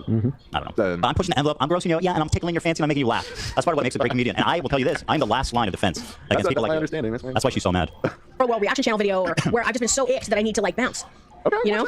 Yeah. So what happened is that Love that, Zach. I don't know why it's good. What happens when she leaves? That's her leaving. That's so her leaving. That's good. That's funny. essentially was they were talking about like top to bottom. Fucking yee ass Toontown-esque fucking sound effects. That's crazy. That's what Hey, who's on first? Answer me that. And that whole concept, and then the chat was pushing back, being like, "Hey, like this is starting to sound kind of homophobic or whatever." Dan starts yelling at them. Ethan starts yelling at them, and everybody is really like annoyed about. Please call him that. Please call her that. I think is this the social? Huh? Yeah. Well, I was kind of, and that's why people got mad at me. Really like annoyed about. Hold on. Maybe I just connected the dots. I think is this the social? Huh? Yeah. Well, I was kind of, and that's why people got mad at me. But I was getting more just frustrated with the amount of whining that was going on. That's not necessarily the I think it got intent of the message. Fair to you. Huh? I think to be fair to you, it got worse as time went on. I got dumber and dumber. Okay. Yeah. No, it's been tough. It's been tough. Yeah, we're still working on that. I'm working on defending a gay man once an episode. Once a month. Once a month? Yeah, That's not nearly enough.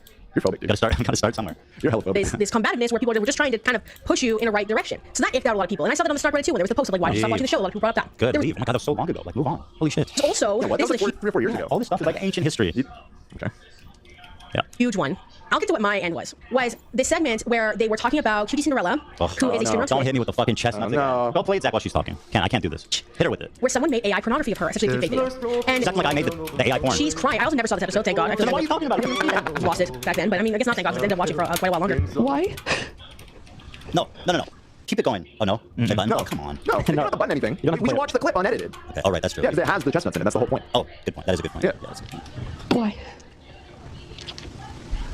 What is going on with you? Sorry, don't mind me. I had an idea, you know what I mean? That's what I'm saying. I'm a comedian, you know, I'm out here, I'm in like different lanes, man. I'm just swimming and diving. We gotta try different things, we gotta take risks, right, Zach? This one did not pay off. No, they don't always pay off. You know, and, but the good thing, Dan, is that even when they don't pay off, it's still an opportunity to learn. That's true. Beautiful. Wow. Thank you. Now that's what we call nuance. Thank you, sir. If you were able, look at women who are not selling themselves for benefiting off of being seen sexually. I wanted to disappear. You're a monster, dude. You guys are crazy. Why did you do that? Zach, what the bro? Thank you, baby. I got so much shit for that too. I was laughing because you were blaming Zach. Yeah, there was a lot I of couldn't funny. believe what was going on. I was just like, I was in shock. I was lying on the inside. This is how I really felt. There was a lot of funny things going on that weren't laughing at her that I was thinking about, like blaming it on Zach. Yeah. Just fucking listening to Anook singing. I don't know, it was still a fresh meme.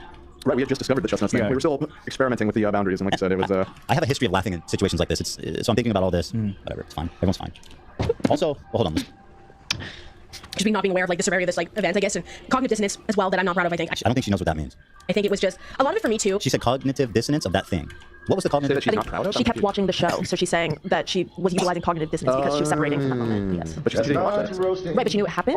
She's not making any sense. She can't admit that she watched it. She's probably laughing. She's probably laughing along. I don't know. She was yucking it up probably. Nipping at your nose. Why is it so weird? What's this? The Rock one. Oh God, it's the Rock. He's creepy. Don't like him. Don't like him. Was I didn't have anyone to help me with research at the time. Now Nor helps me. You have help with research? Holy shit. Who'd you say, Nor? It's Lebanese name. Okay, but it didn't Shout out. I think she said Nora. Well, I don't know. Nora's nowhere to be found on the research. Hey, come on now. We get it, huh? You're right. I didn't have anybody to help me, but the show had brought into these different episodes that gave me an idea of like research. So for example, like I would not use H3 videos. You are such a bad teacher. You cannot. She's a communicator. Be a teacher. You cannot be a teacher. She's a communicator. You cannot form a sentence. It's because she's think scared. about what you're saying a little bit. She's scared. That's why. She's petrified. Do you need to rewatch the disclaimer? Yeah. Did you not watch the 20-minute disclaimer, Dan? Are you not? Were your eyes closed or something? It's just a conversation, and it's nuanced too. But let's say, for example, like they were talking about for like Colleen Ballinger or whatever. They would get exclusive interviews I was not able to get ever. They would get a lot of exclusive things I was not able to access. Is she trying to justify why she's watching the show still? I think she is. I think that's what she's going with this. That's crazy. Yeah. She was. It appears that they've gotten to the point where now they're just looping on her, but they're more or less communicating the same things that mostly everybody who's been criticizing this has said. Not watching because it was fun. She was watching for research. She had to. She had to. Poor girl. She had exclusive access. I had to watch it, you guys. I know it's a crime. It's like it's a crime against humanity to watch the H3 podcast. They would be able to pay for things I couldn't access. So I would watch them as like a basis of like where to find these things, and then kind of expand from Oh there. my God, you're such a phony. That was sort of what I was even telling myself at the time. I'm like, okay, whatever. And then I obviously got to my final straw later that year. But Tell me the what it was. issue was, Cutie Cinderella was talking about how she felt violated. All right, we know. I'm running out of time here. You're so. But like this Dan is hit it like right on the head. She's not making this video to expose us. She's defending herself. This whole video. so true. It's like I was never an H3 fan. I would never do such a thing. Oh my God, it's so apparent now. Yeah, I want to see her initial video. right. I want to see her initial video what the comments were. I'm so curious who was. Well, it must have been defending me. It had to be. Or not going in on you enough. I think Yeah, so. maybe that's I think like they mad at her for being a H3 fan. Yeah. Things you knew. Having Teddy Fresh, all this shit. Wow, that's scary. Even though all of them did too, and even though they stopped watching 4 years ago, but they watch every episode. Right. It's just. I mean, this like collective like hysteria about this show and about me in particular is so fucking insane. These people have no idea what they're talking about. It's literally collective hysteria. These people, they've lost their mind. Yeah. She has lost her mind. She's acting like I'm Nick Fuentes doing like a white nationalist show or something. You know what I mean? Like, you know exactly who I am. You've been watching the show. You see my controversies. You see my high points. You see me deal with the controversies and all this shit. You know exactly what you're getting yourself into, okay? And it's normal. It's not. This is not a fucking crazy show, okay? Say offensive things sometimes, but like, you know, that's part of my brand of comedy, and it always has been. Always. I have never changed from that. What that video is and what it looks like, right? So it's... I think that's more than enough. No, I am pausing it when I'm distracted. Especially when I'm in the chat room talking to them. But it seems that he is more or less in agreement with all of them. And most importantly, the majority of the cast and crew is aware of exactly what they're saying. I have to agree with his take. That it seems that she's defending herself more than she is trying to lay out anything that really adds something to stick to her. Ow, man. Because, like, there's not a lot that I can be able to say, and I feel like I should cut it there because more or less we're just in agreement because there's not really much that I can point out from their criticism, and listening to them go through it, there's not a lot that I can lay through it because I didn't pre-watch any of them saying any of this.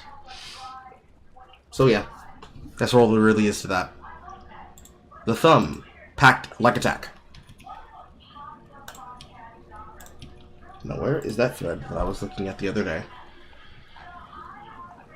Because I put it in here somewhere. It wasn't this, wasn't this, wasn't this, wasn't this. Oh no, that was me talking to them earlier. No, I'm crazy. Okay. Last thing. This one is one of horrors. I have no idea who Denki Jabot is. But apparently he sucks, according to Lewis McCollum. I'm going to look at the comment section real quick. It doesn't feel good talking about another YouTuber. Don't forget to subscribe. Blah, blah, blah, blah, blah, blah, blah, blah. He said in his latest video, he was talking about a woman. He says she's a mother. There's nothing sexy about her. I was so taken aback that I had to read some of what he said. This is like feeling like you're going to find out that you have 2 Christmases. This feels like 2 parents arguing when a child sits in the corner and cries. Me right now. No, I've worked in the adult industry for many years. I can't remember hearing the term beef curtains in our industry. I have heard it as a derogatory term for the age of 10 from males when I wouldn't get with them from the age of 10. Who the fuck are you having sex with at the age of 10 that they're calling that a beef curtain? It's not a porn thing. It's a misogynistic thing to degrade women based on how we apparently expire past a certain age and how loose we get. Okay, so Denki Jabot. Let's learn about Denki Jabot.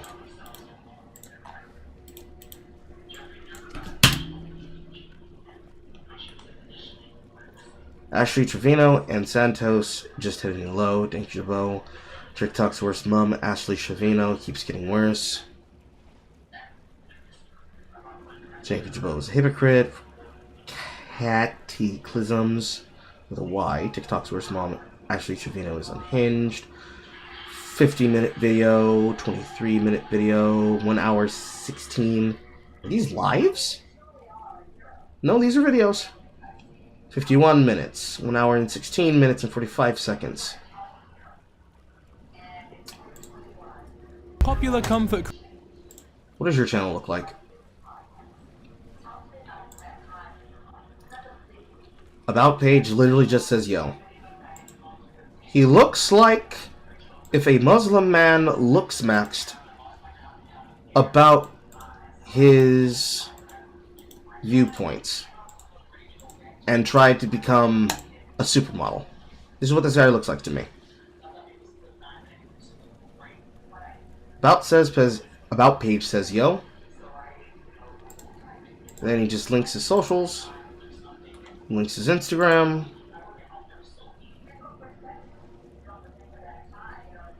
He's like the brother to fucking Travis Scott.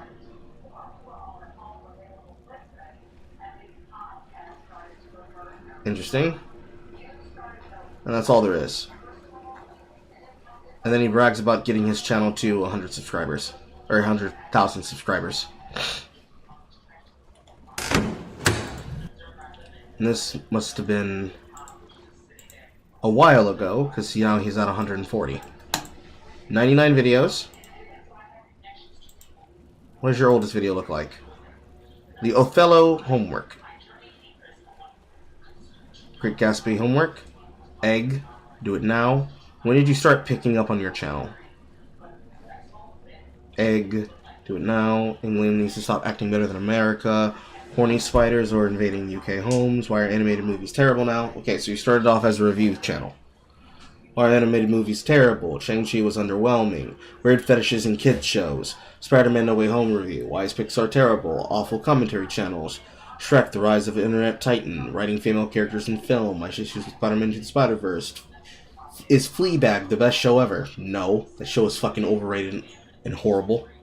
There's this guy caught in arrest, and oh my god, I can't believe he done this. Afterlife, Ricky Gervais. Let's scroll down a couple years. Ranking every city. To however disappointed us all. So you went from a review to a video essay channel off and on. Started using a lot of memes and a lot of clickbait titles for your content. Your first biggest hit was the worst death in film history on Skins. Then you started picking up every now and again. Harry Styles was a movie, Don't Worry Darling, when America tried to remake Peep Show, and how the original succeeded, how a YouTube rapper made Album of the Year, I Didn't Mean to Haunt You, How to Underwhelm Armaments, Smithereens, Joji, and then it just started picking up steam from there. Some were hits, some were misses. And then there's a giant discrepancy on your views here. Arctic Monkey fans attacked me. My most hated video. I cry and vomit all over my uni dorm. Then it goes to ranking it Beatles albums from worst to best, and then boom. You just start hitting banger after banger after banger after banger after banger. So what changed from here to here? From 8 months to 7 months ago? With TikTok's creepiest conservative? Did you just start attacking the right people? Fleabag is a television show starring that one woman from the recent Dial of Destiny film. That was her claim to fame. One of those female rage shows. At least this one had the ability for her to look at the audience at the fourth wall, acting like a female Deadpool. Then from here, you just started making videos about all these people. Go from the previous conservative to an insane alpha dating coach. You talk about Castle in the Sky. Northwest Lion King performance is worse than you think. TikTok's sexiest actor is problematic. Creepiest nurse sexually assaults her patients. YouTube's most racist man. Dante's breakup drama is insane. Mr. Beast's white savior complex. You see that, but not my explanation of the video that you're going to react to. Are you sending it to me in the DMs? Because I haven't looked at that yet. Except you mean that. This is a fun point where we're taking issue with someone following I Am Alex. That one popped up on the screen at the same time. I didn't see everything else.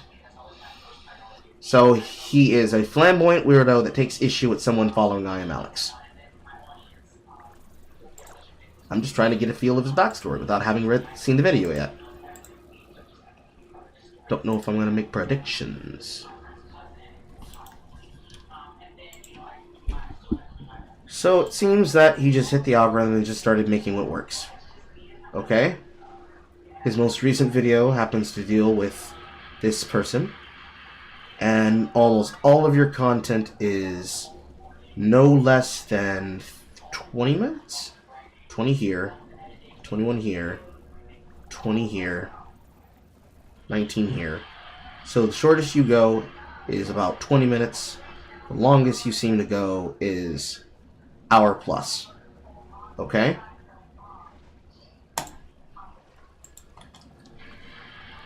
Alright, Lewis McClung. Tell me why Danky Jabot sucks.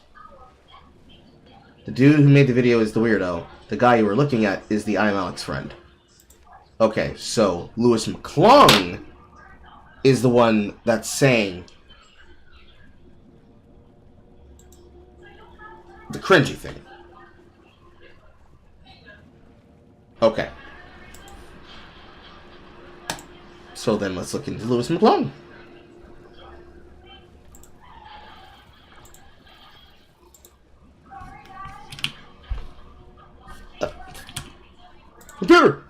Okay. Louis Kong. He, him. Just a guy.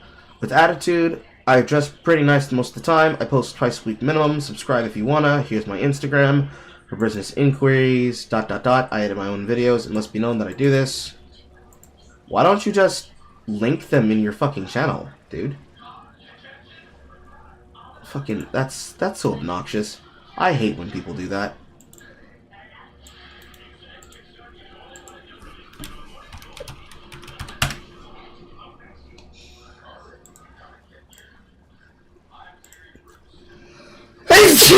Ow, my chest. Okay, Louis McClung. Through Darkness. Yeah, you're not pretentious at all. You're definitely not pretentious at all.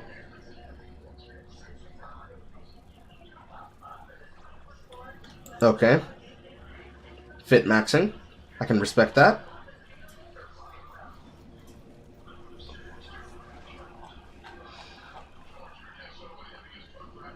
When was this?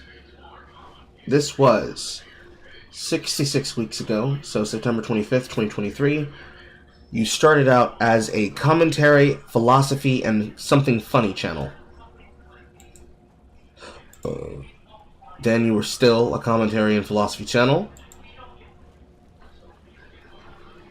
Then at some point right around here is when you started getting pretentious about yourself.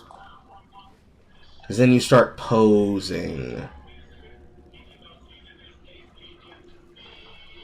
Nothing about your content. The woman who said nigga in the middle of her shit. People are thinking about humbling them. More pretension.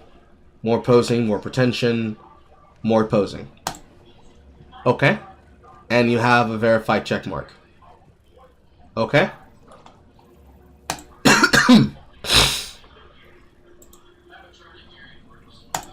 Louis McClung is just annoying. Are you aware of his content, Pip? Is there anything you can offer to me about him that Horror won't immediately tell me first?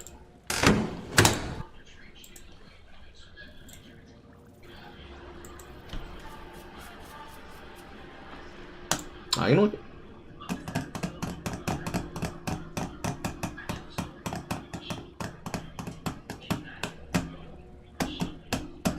Because I've never heard of this Louis McClung person. I've never heard of either of them, actually.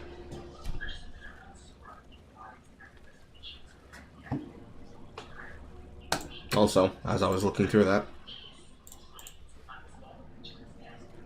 his videos are much shorter.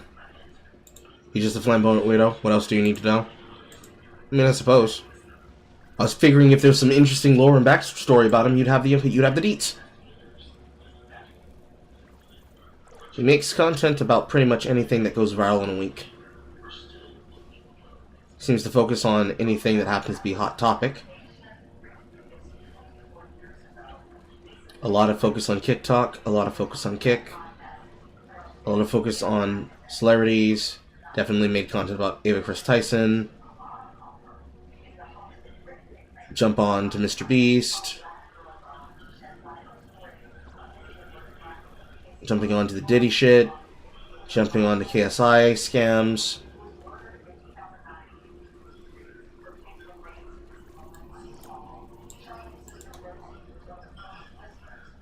Talking about the Nakado Avocado shit. With him getting thin. Calling Jeremy Fragrance the depraved villain.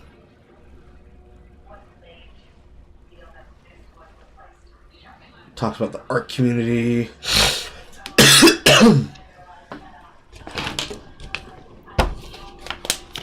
Talks about Jeffree Star, Zach Bryan, Nick Fuentes and his Your Body My Choice shit.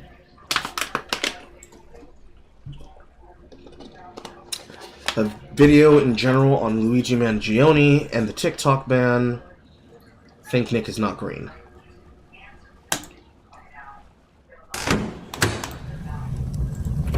I'm not stalling, I'm looking.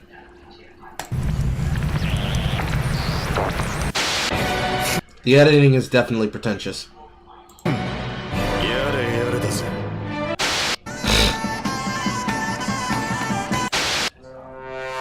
Okay. Literally sent to the video because RGFC reacted to it and it was hilarious bad. It ain't that deep. I just want to get a feel!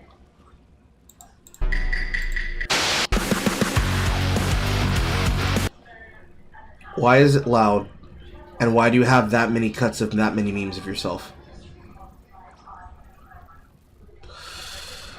Okay. Welcome back, members of the I'm getting it on the screen. Don't worry. audience. To I'm also adjusting the audio. I had the sound filter up on the H3 podcast and I have to adjust it again. just a delightful show. One of my favorites. You reap what you sow. And today, there's a case that needs to be cracked by yours truly, Detective McClung.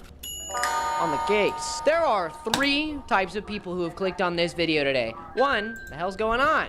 I either kind of don't or do know who this guy is, and I'm wondering what's going on. 2, those who are in defense of the man we are talking about. And 3, the man himself, because I know he clicked on this video. I know he did. And to all of you, I have something very It's pretty pretentious of you to believe that he checked out his video that you decided to make about him for any other reason other than because he wants to see what you've said about him. Interesting. clear to say to you. This is a situation in the dark, a feud between multiple people that Jesse, aka Danky Jabbo or Danky Jabbo, has gotten dragged into because of his own idiotic decisions. I have spoken with Jesse, that is his first name, and through our brief interactions, being 2 people in the commentary YouTube sphere, he was actually quite sweet. But put yourself in my shoes for a second. Let's say you have a brief interaction with another creator, and they're nice to you. And then you will learn that they are not the person that they portray themselves as online. See, I am not a Jesse fan. I don't watch his content. I'm not a big fan of it. I actually personally, and we'll get to this later, do not like the way he talks about women, specifically. But there is a time for everything, and now is the time for exposition. The accusations against Danky Jabbo, aka Jesse, go as follows. Lying to your audience, using hateful, derogatory speech towards women, silencing those who are against you, and lying to and manipulating your audience. Those who Do you have evidence of this? Can you get to it? hold you as sanctity. Honestly, your audience is literally all you have as a YouTuber. That's it. That's all you have. And to lie to them, to manipulate them, to avoid the truth, maybe not so much lie, but to silence the truth, it might as well be lying. Let's get something straight. Being wrong is no crime. There is nothing Can you be fucking punctual and get to your fucking points? you can ever do to somebody who is just wrong. If they mess up, if they were lied to, you don't know. Okay? You cannot cancel somebody, and frankly, I'm not here to cancel somebody. I'm here to get the truth. This video is a rock thrown into a lake that will send ripples out, so that maybe we can actually find the truth. Because man, Jesse is running from it with everything he's got. I think it's good we start with the man named I'm Alex. I released a video about it about 6 months ago, and that's a good time frame to think about. In the past 6 months, Jesse has grown his audience in a very steady pace since then, since that incident. And this incident is the catalyst that starts everything. And I mean everything. I'm Alex, if you don't know, and if you don't want to watch that video, I don't blame you. It was a while ago. I'm Alex was an abuser. Confirmed to be an abusive asshole towards Alice, his ex-girlfriend. As far as we can tell, Alice did not deserve this. It was not warranted. He was not in self-defense. It was purely aggressive behavior to his now Okay, ex. Well, it so what does turns this have out to do over with... the pond in England, So this I'm has in to do with America, him if you don't and know. him being a I'm friend. Alex was basically the head of the England community of commentary YouTubers. And I don't think that's accurate. If there would be any person that would apply to that, I'm pretty sure it'd probably be Pyrocynical before anybody else. Because I do not think of I'm Alex as the head of that. I'm pretty sure there's probably some female commentary creators that come first before him. But okay. Alright, that's your opinion. Now, can you put the evidence of what Danky Jabbo has done on screen? And in that sphere was Danky Jabbo, or Jesse. Again, I don't know how to say it. Danky Jabbo, Danky Jabbo, Danky Jabbo. I don't like. Okay, it sounds too British for me. I'm just gonna say Jesse. Okay, I don't like it. All right, I'm American. If there's anything American people hate, it's experiencing other cultures. No, I'm kidding. Danky Jabbo just These so are not happened funny. to be an editor for I'm Alex, or at least one of his editors at some point. Okay, and he edited his videos. What does the I'm Alex situation have to do with him? That's like saying that I'm responsible for what happened to Dev. Point in time. You can even tell the blatant mentoring through the exact same thumbnail design. They use the exact same thumbnail design. There's nothing wrong with that. It's just more proof that he mentored him or taught him his ways. This Again, and apparently made him feel as though he owed Alex some gratitude. If you ask me, that sounds like you're willingly let somebody manipulate you, but that might just be me. Oh, you gave me my career, but you're going to exploit me for something because of it? Yes, because you owe me. Every woman in Hollywood ever. But apparently, and he's one of those. Still now, Jesse followed and still follows I'm Alex on Instagram. This is Okay, so because he still follows him, assuming that it's a choice and not him forgetting, for whatever reason, because he certainly didn't say that he condones what he did to his partner, that's the basis of what you're doing. But you still haven't provided what Danky Jabbo's done, because you're still talking about I'm Alex. Okay? Certainly, you're just going to tell me at some point. Certainly. We can't see? What do you mean? That she might have... Oh, no, I caught it. I still want to know what this has to do with him.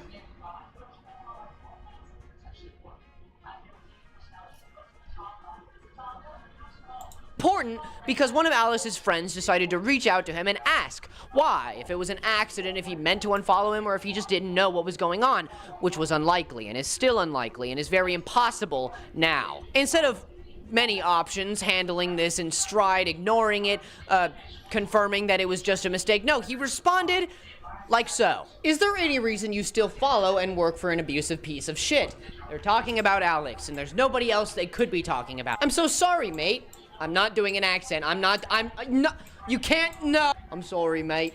I'll unfollow the annoying orange right now. So you defend abusers. I'm Alex, and work for them. And that means they said it there. That means you can't ignore it. That means, yeah, maybe they could have meant something else. Maybe they could have meant the annoying orange. I don't know. I wasn't there. Maybe the annoying orange was an abusive prick. I wasn't part of the show. I don't know. But the response will baffle you. I would never defend or support the annoying orange. He gaslights all the fruit in the kitchen. How dare you accuse me of such a thing? Let's just... So he gave him a zinger, and therefore he deserves shit? That's crazy. Who's Dev? Look up the channel Short Fed Otaku. Go from there. In good faith, which there is none here needed to show you what's going on, but let's just say in good faith he was, instead of saying the annoying orange, saying I'm Alex. Then this wouldn't be so bad. But he didn't do that. What he did is he made a joke out of a woman's abuse and also the person who he knew and worked with, and he ignored that and instead made a joke out of this. This pissed off a lot of people. I was literally live streaming the other day when people started talking about this. Check out my Twitch. Go check. I'm not gonna do that. It's your point. Out of the small amount of people who watch my stream on average, talked about this. And that means that this is starting to spread. And Jesse is just ignoring it harder. So that's why I'm making the video. Because I'm done with allowing him to ignore something that he probably did. And that he's probably still doing. This isn't a problem. Okay. But that means that you're going out of your way to make it a problem? So I'm probably just inherently leaning on him and away from you just because you're looking for attention. If your outfit didn't already scream attention, everything else you're saying is screaming attention.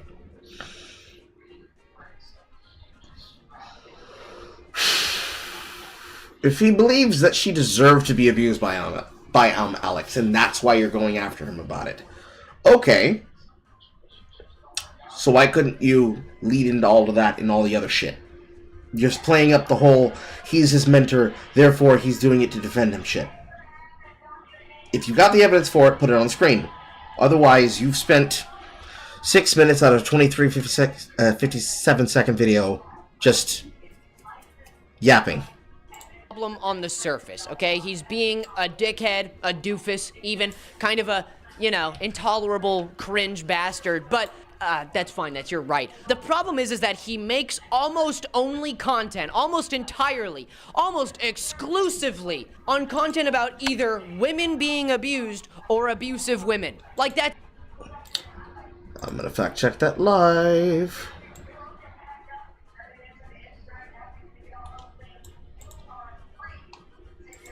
Twitch. Okay.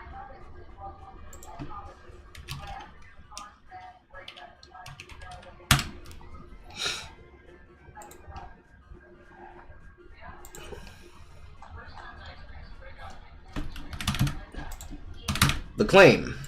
Okay, he's being a dickhead, a doofus, even kind of a, you know, intolerable cringe bastard, but that's fine, you're right. The problem is that he makes almost only content, almost entirely, almost exclusively on content about either women being abused or abusive women. Can you take it off the screen too fast? He makes almost only content, almost entirely, almost exclusively on content about either women being... Okay. Smart schoolboy, 17 diapers mom, TikTok inmate Hopper, 17 diapers mom horrifying, TikTok mom poisons, new Zach Bryan, the truth about TikTok's worst dating account, TikTok's most insane, terrifying, blah, blah. Okay, so... correlated onto this. This by latest. That'll be starting from 5th video down. So from the 5th video down, you just took a screenshot of his latest and said he talks mostly about women. Let's do Sargon bearing Trump Sargon, shall we? Woman, woman, woman. 3 videos in the same person. 2, video on Justin Baldoni and Jake Lively. This is more about the drama than it is about Blake Lively. 3, Johnny Gilbert and Grace Van Dien, which is apparently a man and a woman. I don't know who the fuck Smart Schoolboy 9 is. That's 4. 5, Diapers Mom. 6, this is another one about Ashley Trevino. Diapers Mom. Terrifying Mom. The Harris Family versus Nurse Hannah's Flinching Baby. 6 and 7. Woman, woman, woman. Mixed, mixed. I'm going to say male, woman, woman, woman, woman. Male, which probably has to deal with a woman because he's got another woman behind Zach Bryan in the allegations video. Worst dating TikTok account, Molly Water, woman. Same dating account. Another one on Molly Rudder. Smart Schoolboy's back and it's unhinged. This must be an adult if it's not a child. I don't fucking know. From the looks of it, it appears to me that you're cherry picking. Based on the last, what, month and a half? Yeah, 2 months. Because while I could probably grant you that a lot of this has women in the thumbnails, or maybe covering about women, you're obviously ignoring all the other things that had mixed topics on multiple people. You even have the ballerina housewife in here in her egg apron. That's crazy. But you're clearly cherry picking. If you don't have a take against them, and you're saying he's abusive towards women because look at how many videos he's made, we could flip that right the fuck back around on you. Okay? Alright? Whatever? Being abused or abusive women. Like that's, if you scroll down, in the past 6 months, that's it. And the problem isn't that he's making this content. The problem is he's making this content, and then this is how he actually treats a case that he is involved with, involving the abuse of a woman. Do you not see the problem there? I mean, I'm sure you see the problem. That's why you're ignoring it and suppressing anybody who talks about it. Like... Okay, so you say he's suppressing people having conversations about it. If you're suppressing people having conversations about it, shouldn't you put that immediately on the screen as you're saying this? Or is he doing that? Are you going to put it on the screen the next 30 seconds? Other YouTubers who are in that sphere and who are hearing about it through people like Cataclysm, who is the only person who I've seen make a video about this, okay? Or a stream, which was actually kind of smart. But in this stream, Cataclysm talks, and I don't know if that's how you pronounce it correctly, but Cataclysm was approached by Jessie not too long ago. I think it was also about 5 to 6 months ago when she was approached by Jessie, and Jessie wanted to talk with her, okay? They made similar content, they had similar sub counts, this is her words, and so he asked to call her, which, if you ask me, calling people has a stigma around it for a reason. You can just... So, he tried to talk to her, and you're now vilifying him for trying to talk to her. Okay, I'm gonna let you finish. Text people, man. If there's no reason to call, like if it's not urgent or anything, there shouldn't be any reason. But according to Cataclysm, there was some kind of air of superiority complex while they were talking. For lack of a better term, he mansplained how to be a better YouTuber to Cataclysm for like 2.5 hours. And then, at the end of... Cataclysm. How was that shit spelled? C-A-T-C-A-I-T-L-Z-A-M.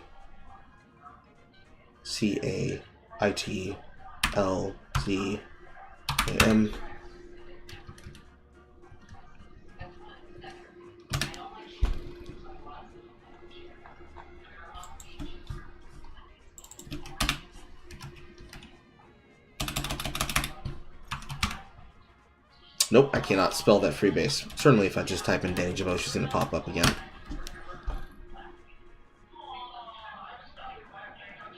Here it is. It started with a C. 121 versus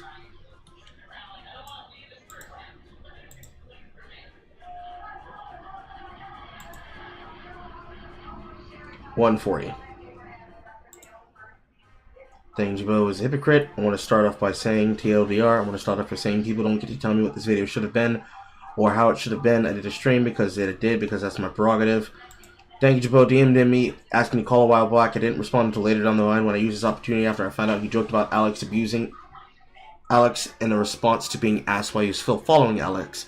This being in a screenshot that is now on my Twitter and is now also in my Why Your Fave YouTubers Are Bad People video. It's important to remember Denki as he previously worked with Louis Buchanan, and I'm Alex. In this call, I asked Denki why he thought it was okay to joke about abuse. He stuttered and mumbled, tried to play it off, so I asked him if he works or talks to Alex as I need to know as an abuse victim myself. He said he'd rather not talk about it, then goes on to say that Alex has helped his career a lot and did a lot for him, and in fact, if it weren't for Alex, he wouldn't have his career, and Alex helped pay for his family's bills. After a call, I spoke to Denki, and Denki just said he wants to stay out of drama and apologize for the screenshot in the brief comment before unfollowing me on IG. So he's not allowed to unfollow you on IG without it being considered abusive, okay? I asked why he unfollowed, which led to a convo about the screenshot again, which he said he thought it was weird that I was policing his social media and inferred that I was just as bad as him. Okay. I said that I wasn't policing him. I don't like abuse apologists. He said the convo made him feel uncomfortable. He's deleting messages, to which I had already screenshotted them, so I sent them to him and said I already have them, and he never replied. I told him that I want answers, to which he ignored, so I commented and called him out, to which he's deleted my comments and hid me and my YouTube friends and partners on all accounts from his comments. People began to call him out after my tweet, so he decided in a long Molly Ritter video to ask people to comment as if he did something bad, to which he then hid genuine comments of people asking why he was joking about Alex abusing his ex/manipulation. I then made this live and he's deleting comments. I have had people DM me to tell me their comments keep getting taken down. I do say in this video, I don't believe in cancel culture, nor do I infer any straight suggestion that I know for a fact anything. However, having the screenshots that I have and what he said that is greatly ironic for someone who makes videos on abuse and profits from it. He has also been criticized for other misogynistic takes, making weird comments about sex assault victims, dead-naming people and referring to women as whores, slags, and calling women genitals as beef curtains. Fans of him DM'd me to inform Denki has called them before privately and said negative things about pretty much every commentator except for Alex. Okay. Thank you very much, Cataclysm. We're not going to watch that 1 hour and 24 minutes, though. Not unless there's actual bits in this that are relevant and meaningful. Because it seems to just be straight on you at the camera. But okay. So, he jokes about it. You confront him on it. I could probably criticize you for trying to go super hard about it, but you just want clarification. Then he dodges you. Okay? So then he comes in and takes your shit as a background to say what he's saying. Okay? You guys are going about this probably in the most soy way possible, though. Like, I can say that first and foremost. You guys are probably going about this most soy way impossible. Maybe not her so much, but definitely this fucking guy. Of those 2 hours, apparently Cataclysm jumped on the opportunity to ask him why he said the annoying orange bullshit, into which he hung up, ran away, and unfollowed her. And later, from a couple weeks to a couple months after that, they had a text conversation that I would just love to, I'd love to talk about. Bro, I'm trying to be fair here. Do I have to do the act? Guys, do I really? But I don't wanna. Can we call real quick? I know why you wanna call. You don't want it to be in text message so that she can't screenshot it, so that she can't prove to the world that you might not do as you preach. I mean, you could still record the voice call. You could do that. You guys want things in text so you can put shit on screen, but, record the fucking voice call, accept the call, put the shit out there, and then if he tries to deny it and strike it down, have a copy of it. Boom. Bada boom dada. What are you talking about? Sly bastard. You thought you could just hide around being kind of a quirky, weird dude. Somebody you might just call because they don't like the text. No. You don't want the chance of there being receipts out there. That's even more weird. That's even worse. Oh my god. That's even worse, dude. Okay, we got it. I got a gloviate on it. That's enough. You can't just... I'm glad I pieced that together, because I don't think anybody's made that point yet. Yeah, Detective Lewis McClung, babe. Right now I can't, but I'll text you. Okay, oh good. Yeah, my bad for not responding. I just genuinely got caught up. But to be honest, recently I've found it kind of just want to do YouTube for myself and stay away from a lot of the drama side of things. You're a drama YouTuber. What the fuck are you talking about? To be honest, I only unfollowed because I noticed you unfollowed me. There's a difference between staying away from interpersonal drama between people who may or may not be tangentially related to you and covering drama on videos involving people doing bad behavior or bad things that gets them put into the news cycle on which you are covering topics and content about them. There is a clear difference between these two things. I think the two of you are being slightly unfair in the fact that he's not allowed to do that in your mindset, and therefore anything he does will be wrong in that.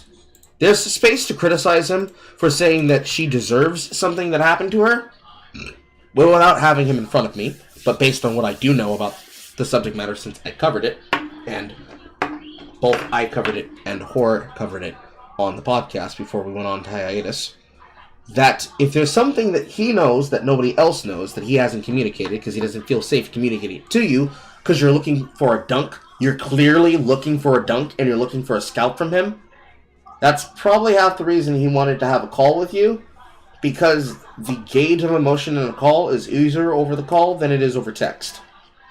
And also you looking to use this to attack people. And then you all getting your audiences to go through his comments and try to lambast him and sandbag him. That's definitely not helping either.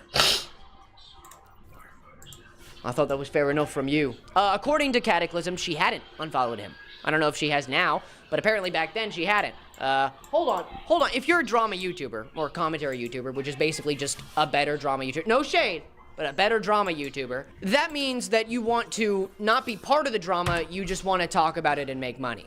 Correct. Be 110% involved in the details, but be less than 10% directly involved. Yep, exactly. 100%. You got it. You got it. That's how it works. Because some people are unhinged. There's a difference. There's a separation. When it gets to the point where people are trying to put words or actions in my mouth that I don't think or believe, I pull the ripcord. Got it. Yeah, my issue is I, don't really see it as drama because my initial problem with you wasn't drama-based. It was about defending my friend who was abused by your friend. So he's basically a middleman in this situation and could have easily avoided all this by not saying anything. Honestly. And I don't think that would have been a good thing because we now know the kind of person he kind of might be. Again, I'm not trying to cancel this guy. I'm not trying to expose him as the worst guy ever. Obviously, I'm Alex's worse. I'm just saying that you could have easily avoided all this just by not doing that annoying orange bullshit. Not having this stance or opinion because it's so easy to denounce an abuser. That's fair. So, yes, you are indeed trying to put him on the spot and make him look bad because you're actively making it clear that all you had to do was just not avow him. All you had to do was just not defend him. Kind of gay. In this instance, you do not need to defend I'm Alex. He's clearly guilty. But what the tactic you're using is you're making sure that the person that you want to antagonize has so much bad press that the persons that could defend them, based on what they know or based on a principle, are told that they should abandon it because, look, this is a bad look. You shouldn't be defending this person. Multiple times I've watched people use this as a justification to try to bury people under bad news. Because you want to associate them with bad habits, bad behaviors, and bad outcomes, so that nobody's willing to defend the basics of the principle of whether or not they're discussing something, talking about something, or the way that they behave, because it's all about burying them with the bad optics, then talking about the shit that's actually relevant. It seems to me you want to bury him with the bad optics of you're defending an abuser, but you don't actually have anything solid on him yourself. And so, then, especially if it is something childish or misogynistic that he says, you're clearly putting the bad light onto him, based on I'm Alex, so that you can have a go at him, and getting as many people on top of it as possible. And anytime he actively wants to remove himself from you or anyone else doing it, you clearly... That's loud. You clearly want to bring back that energy and that attention so that he has nowhere to go. And you can choke him out, per se, on what you want to be addressed for yourself and ignore any other kind of shit that he's talking about or any other thing that he's concerned about. Which in and of itself is bullshit. In and of itself, that is just bullshit. And pretty much all of you who are involved in this probably know it. But you're just not willing to be honest about it. That's stupid. I did something that annoyed you, and I thought it was weird someone who I don't know was trying to almost police what I do with my social media. So we both did something that rubbed the other the wrong way. I don't think she was policing. When I hear policing, what I think about is, get on the ground! Put your hands up!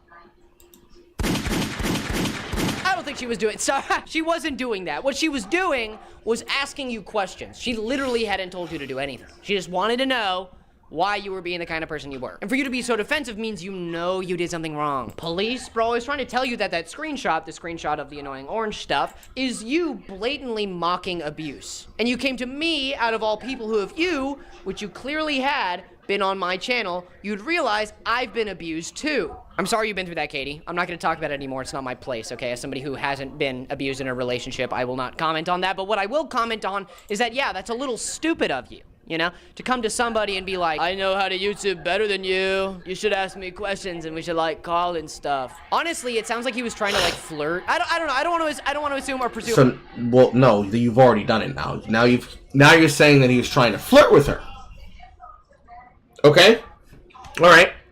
Or assume or presume. He might have been But again, how can you be a commentary YouTuber who talks about abuse, like solely, almost entirely, about abusive situations, and then mock abuse? I just don't.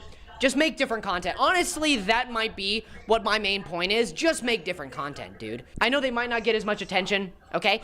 But if you can't handle the conversation of abuse with some class and decency and some kind of nuance, then... Do you think that what you're doing right now is fucking class, decency, and fucking nuance?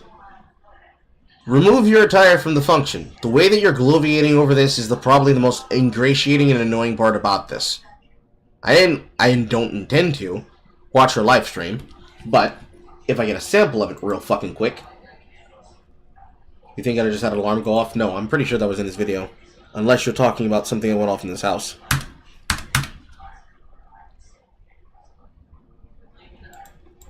don't know. I don't want to abusive situations and then mock abuse. I just don't. Just make different content. No. There's something in the video, so it's probably something in the house, probably from the other room about her television. But, taking a sample of her video...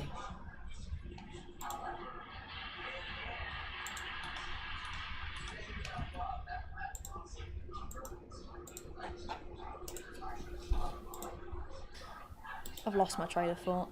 So, yeah, I ask him, he looks uncomfortable, and I say, look, man, I've got to know before we're friends. I've got to know, do you still work with Alex? What does he say to me? I'd rather not talk about that. Immediate suspicion in general, because you could just, I mean, you know, why do you spend so much energy on him? What way do you want it to end? Well, I would say it's not really much energy to sit down in front of a camera and relay talking about a man who defends abusers, but go off. And how do I want it to end? I want him to just say, yeah, that was bad, and I'm a hypocrite. Or apologise, or explain himself, or don't make videos on abuse. It's really not that hard.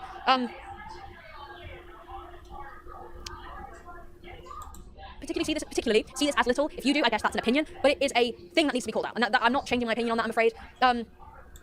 She's spending a lot of time bouncing off the chat room, but I happen to be lucky on the part that I clicked, I guess. Her outcome is that she wants him to address what he's saying or stop making content on abuse.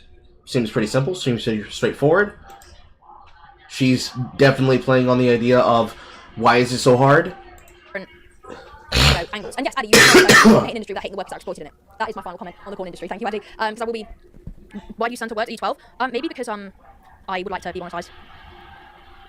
Is Tanky Twisted OF individual? No. Hi, I'm Wonder is in the chat. Is Tanky a Twisted OF individual? I'm sorry, loading in late. No. Nuance about someone who understands nuance. It's crazy, isn't it? You know, it's hating the game, not the player. Thank you. Anyway, if you're wanting to hear my opinions, my video will be up soon. It's going to be an overriding video. I'm not going to reply to any more comments that don't understand that concept, because quite frankly, it's a waste of my breath. Come online and voice my experiences for other people to feel less alone, and also just raise awareness, because a lot of the time in that relationship, I genuinely thought I was the problem. I had therapy because I thought I need help, like I have issues, because I was painted to be a really sensitive person who was a crybaby and cried about everything. So I had therapy to make myself less sensitive, and I genuinely thought I needed that. I went to many sessions to make myself a less sensitive person, and you realise it wasn't that. You know, I'm in a good relationship now, and I don't feel like that at all. It's why I need to talk about stuff to, you know, help other people, because it's insane. You don't know what you're actually going through until you're out of it. Did I live by my... Okay, so somehow she's able to get through her comment section and talk about what she has on her mind without needing to constantly gloviate, it seems. Because, of course, there's going to be more reaction between that and here. So you can't do that, and she can. Interesting. Content. Honestly, that might be what my main point is. Just make different content, dude. I know they might not get as much attention, okay? But if you can't handle the conversation of abuse with some class and decency and some kind of nuance, then you shouldn't be allowed to do it. The reason that these topics do well is because they are interesting and intricate and require nuance. They require an ability to understand it and put yourself in the shoes of the people who suffer and the people who do it. And if you can't do that, you know, when somebody approaches you, you can't even just ignore them. You just make stupid jokes mocking the gaslighting and abuse of a random woman who you might have known or might have not known. Either way, it's fucking weird. I think he did know her. That's the worst part, okay? That's the dumbest part. Right, well, there's no hard feelings on my end. I'm just gonna put an end to this because it's making me uncomfy. Uncomfy? Really? How about you put yourself in the shoes of somebody who's been abused? Pretty sure that'll be pretty uncomfy, actually. Ah, God! Here's a question. Less for her, but more for you. Why don't you put yourself into his shoes, how he probably feels about every single person wanting to try and hone in on something, and instead of having the nuance of, well, that's his opinion, that's how he feels, who fucking knows, it's probably complex for him, that you do that for him. But no, that's not acceptable. That's not enough. In fact, he needs to bend over backwards for your demands, and if he doesn't, well, just make endless content about him, why don't you think? Won't you know? Paint him as something that he probably isn't or is not. But we wouldn't know, because you're not even having a straight-up conversation about it.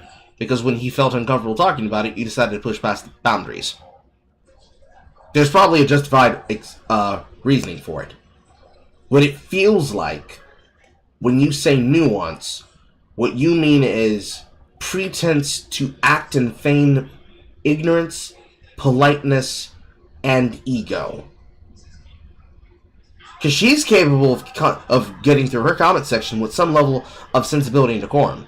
When somebody starts trying to talk about something other than what she wants to talk about, she just says, I'm not going to address that, and then moves. 12 minutes, 55 seconds. Barely halfway through your fucking video. Not much shit on the screen. A lot more cringiness about making fucking accents than getting to the nitty gritty. You couldn't have said uncomfortable? Sorry. That's petty of me. It is, really. Deleting all the messages, too. Oh, that's how you... Oh, you fucked up there, buddy. Oh, that was stupid. Saying that and doing that, we have images here of proof that he started deleting messages so that it was harder to read and whatever. Oh, that hurts my head. Okay, I don't understand how you can act this way. And then... literally type out, yeah, I'm gonna delete this now, mate. Yeah, actually, I'm gonna delete all these now. I'm gonna stop doing that. I actually didn't want to. I mean, that was the point of why he wanted to have the vocal conversation, right? And you would have still come up with a way to say, we're not gonna let you escape there, bud. She says she wants him to change his ways, learn from this, or stop doing what he's doing. What do you want? Because it seems like you want to be an all-singing, all-dancing Joker about it. Do it, but now it's growing on me, okay? But you deleting the messages means you understand that people seeing this would ruin your reputation. People seeing this would understand that maybe you don't deserve to be talking about these situations. You have no right, some would say. But there are a bunch of clips from his actual literal videos, past or new, that he says just some fucking weird things in. Like this one from Madagascar 2, I think. Sorry, I never saw that one. I just watched 1 and 3 because those movies are infinitely better. Speaking of whoring out, Gloria from Madagascar is an annoying whore, whose lines consist only of men and ogling men and having sex with men. Oh my... He's not wrong, but the way in which he says it is clearly there. But here's more interesting. How old is that video?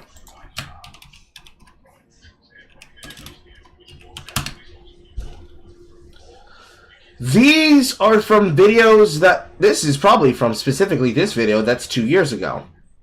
So when he had 1K views. The Madagascar movies are DreamWorks' biggest atrocities. Because there's another one for Sonic the Hedgehog 2, Ron Reynolds is terrible, and this. And this is the first one that comes up, and it's the only one that comes up. Let's see. It was a beauty. Is it in here?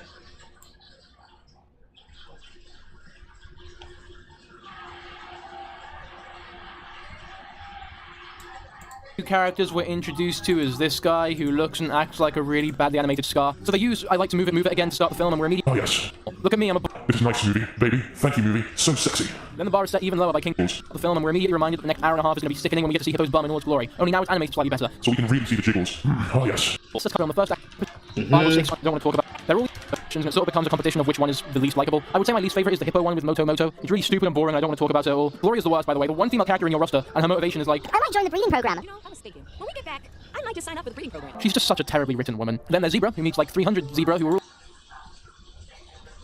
So... you misrepresented what he said. From something that came from years ago based on him describing the character, and tried to paint that as his opinions about talking about women.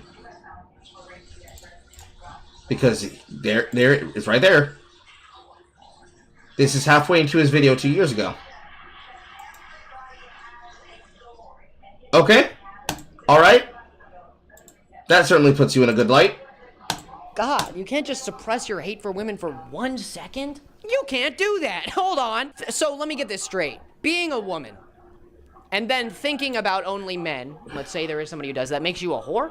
Huh? Who made that decision? Hey, who made that rule? Hey, who made that rule? Who made that, like, a normal thing that we all agree with? Oh, that's right, nobody did. That's just a weird fucking thing to say. Or maybe this one about Lola Bunny. Just hold on. Just wait till the end of the clip.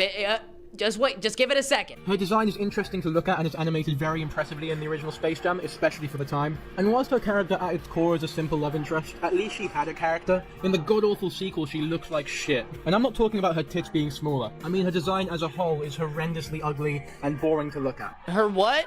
Ah! Okay. Are you going to tell me which video that comes from? No? I'm going to have to go look.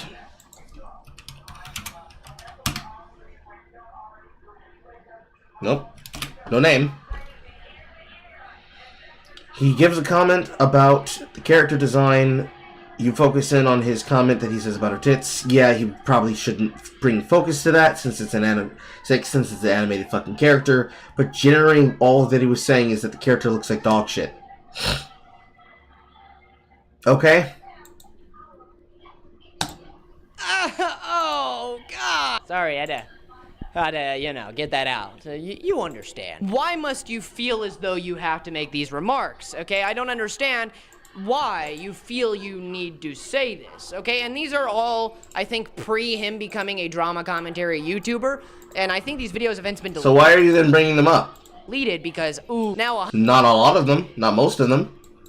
But you're still going out of your way to talk shit about him and treat him like dog shit over it.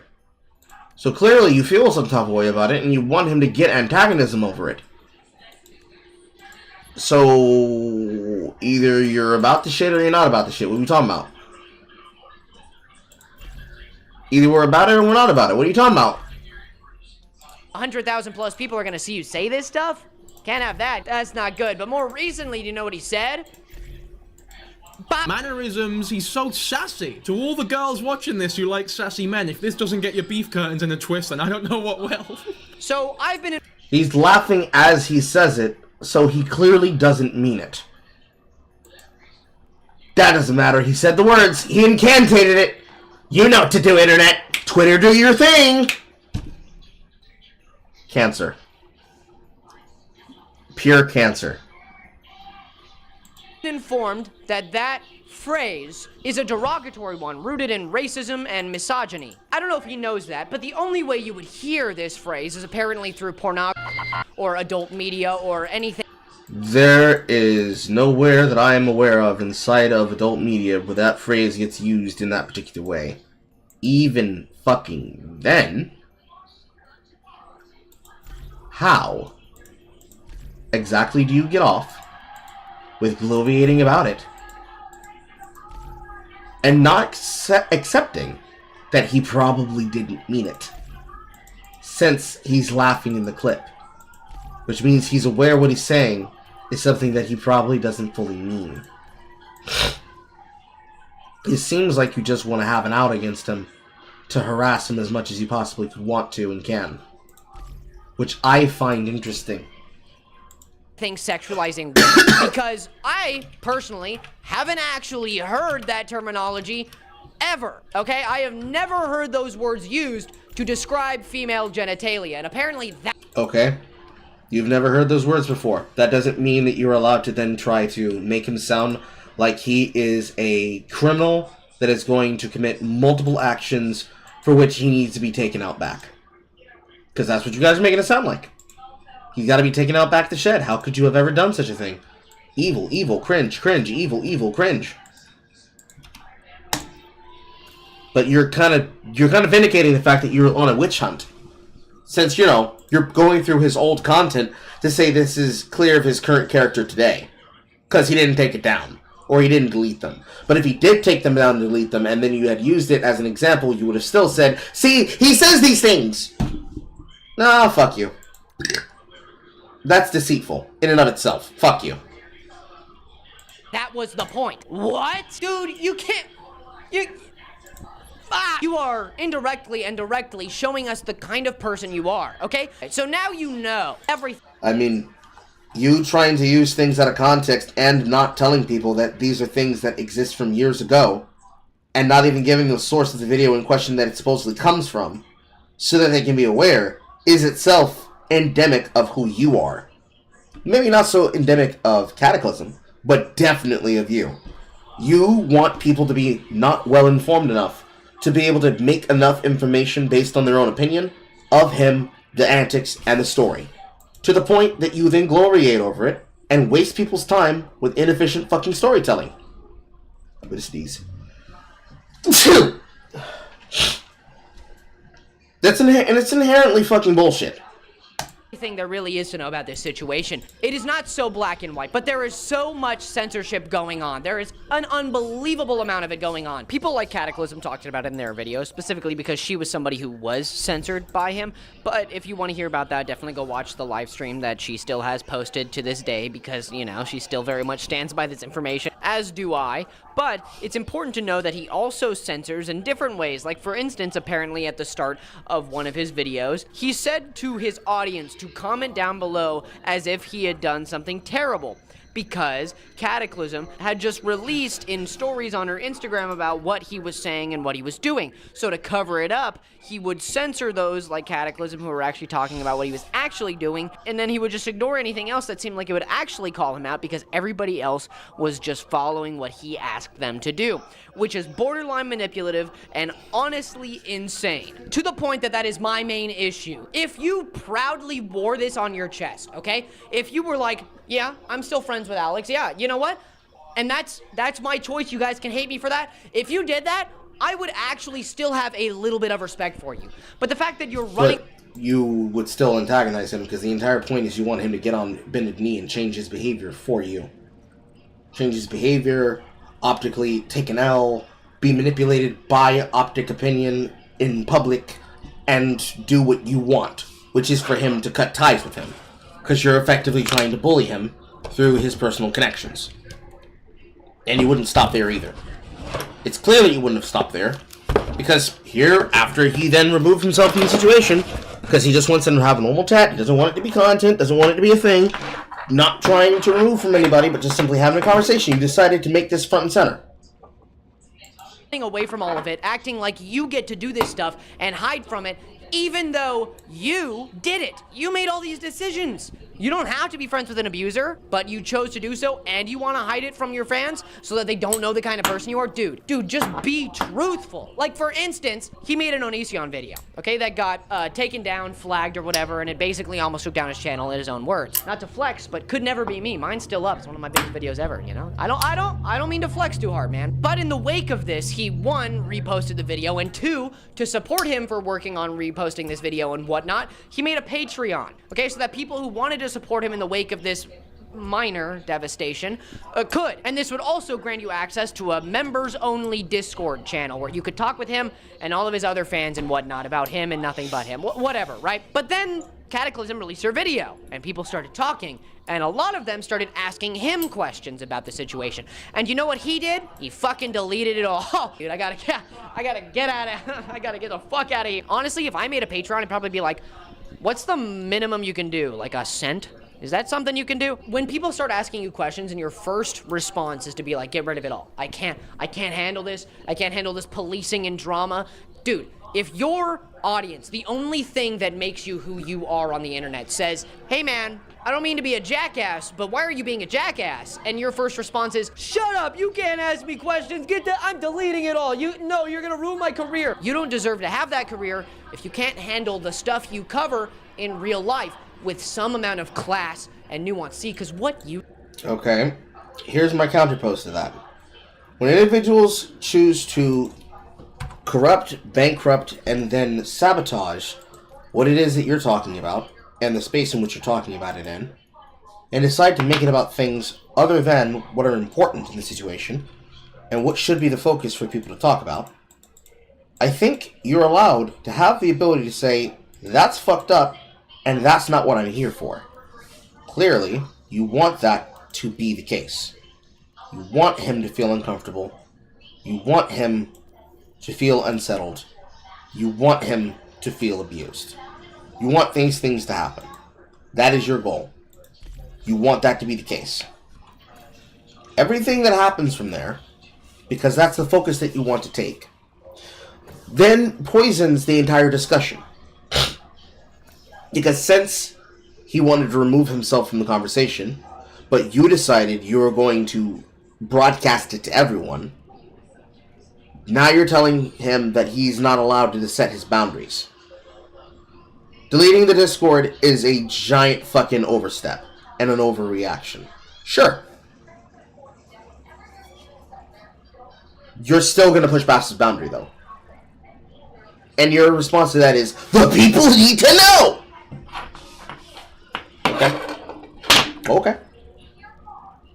Okay. Alright. You lack is nuance. Being wrong is the quickest path to being right. Admitting your wrongs is the quickest path back to being a good person. Righting your wrongs, confessing your wrongs, being true to the people who support you and give you a job and a rent and a career. Globeating again. That is what gives you anything, everything. And all you have to do is be truthful. Like, honestly, if you said this, nobody else would have to say it. But you're avoiding it. You're running away from it. So this is my proposition to you, you nuance-lacking goblin. Come on my show. Come on here. I will interview you unbiasedly. I will... You can't interview him unbiasedly if every single bit of your content is making fun of him and calling him a coward. And you probably shouldn't be going onto your channel to then benefit from the topic that you are clearly making energetic for people to jump onto so they can be in the chat room donating money to you to probably tell him how much they hate him because you told them to do that. Yeah, there's certainly no bias there. There's no gain there that can be had from you doing that. Not at all. Same thing with her. There's no benefit from doing that.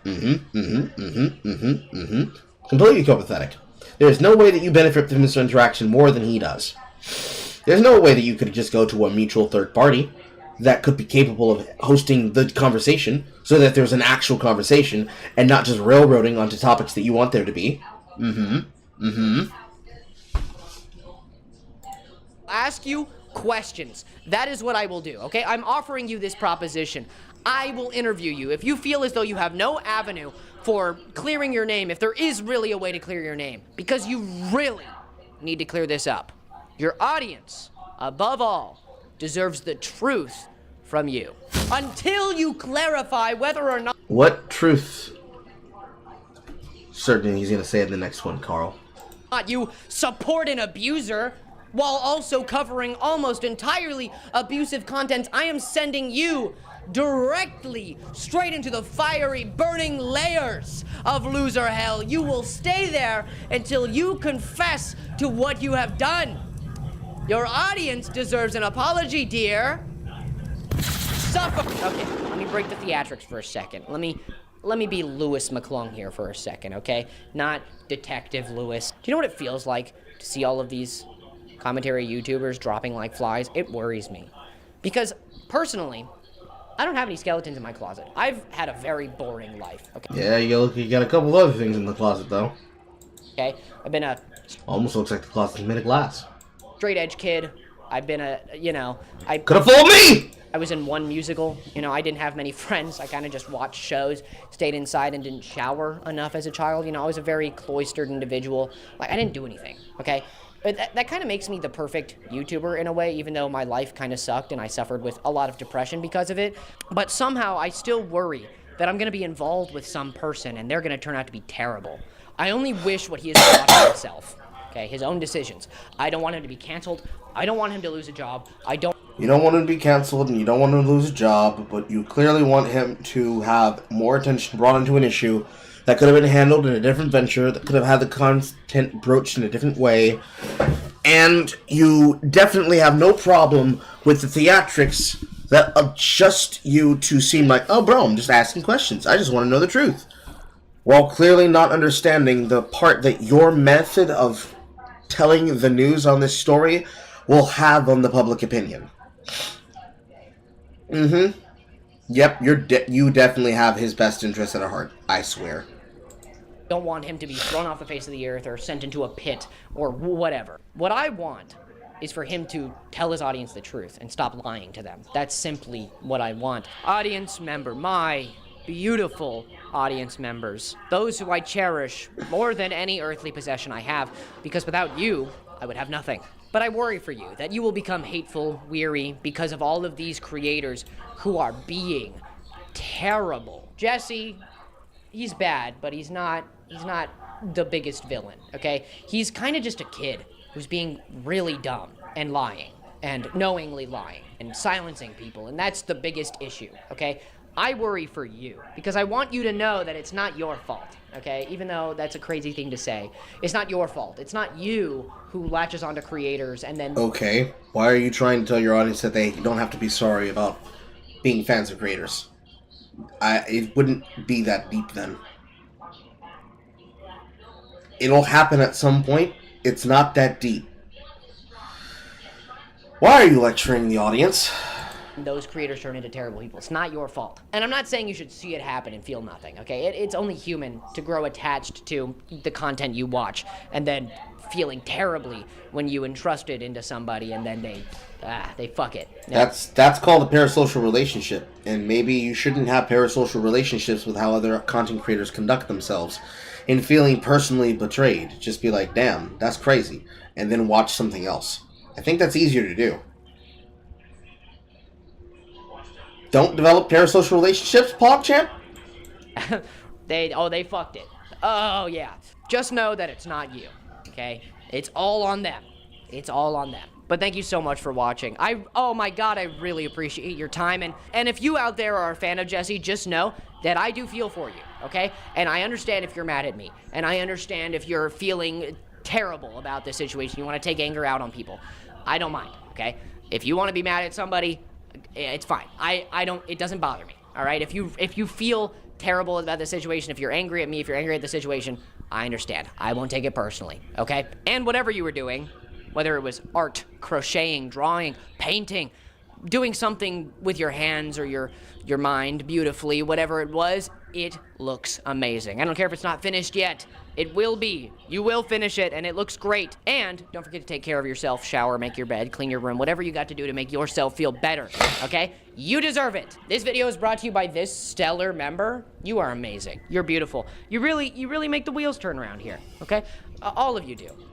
Bro, how the fuck are you still milking minutes and seconds out of this video? Please end it. But you in particular today. Thank you so much. And that's it. That's a wrap on the first big video of the year. Yeah, that's right. It is the end of your video, and there's still another fucking 27 seconds left in it.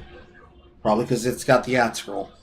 It's the new year. I got 300,000 subscribers. My goal this year, and I know it's a lofty one, is to reach 1 million subscribers. Who knows? Who knows? I set my goal for 100,000 last year, and I blew it out of the water. So let's do it again, baby. Hell yeah. All right? I know it's a crazy goal, but I'm a crazy man, so who cares, right? Thank you so much for watching this video, and I hope to have an amazing, beautiful year with all of you. Later. Okay. Yeah, that was extremely homosexual, first off.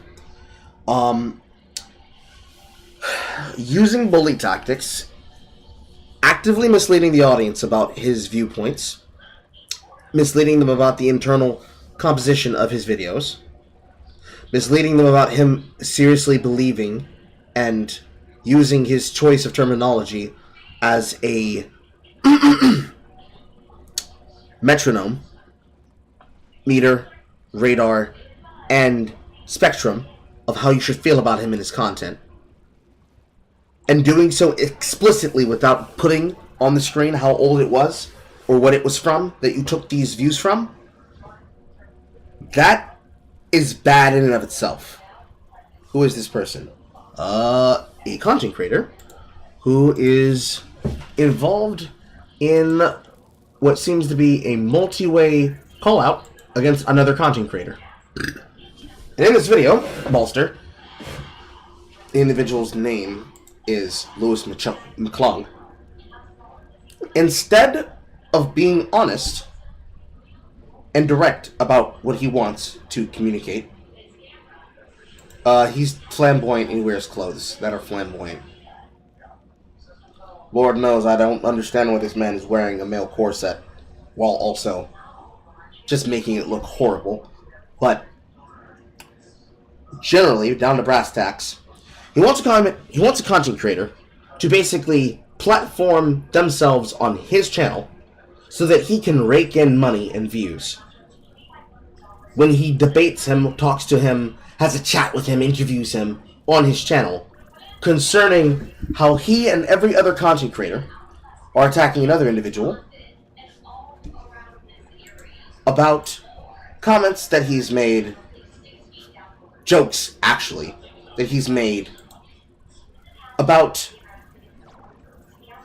women, as they say, and more importantly, demanding that he tell them that he has disavowed I'm Alex, because I'm Alex was exposed as a beater of women, and because he was flippant and pushed off them demanding that he disavow I'm Alex and basically join on a hate brigade shitting on him, and he didn't do so, them tarring and feathering him while demanding that he address things.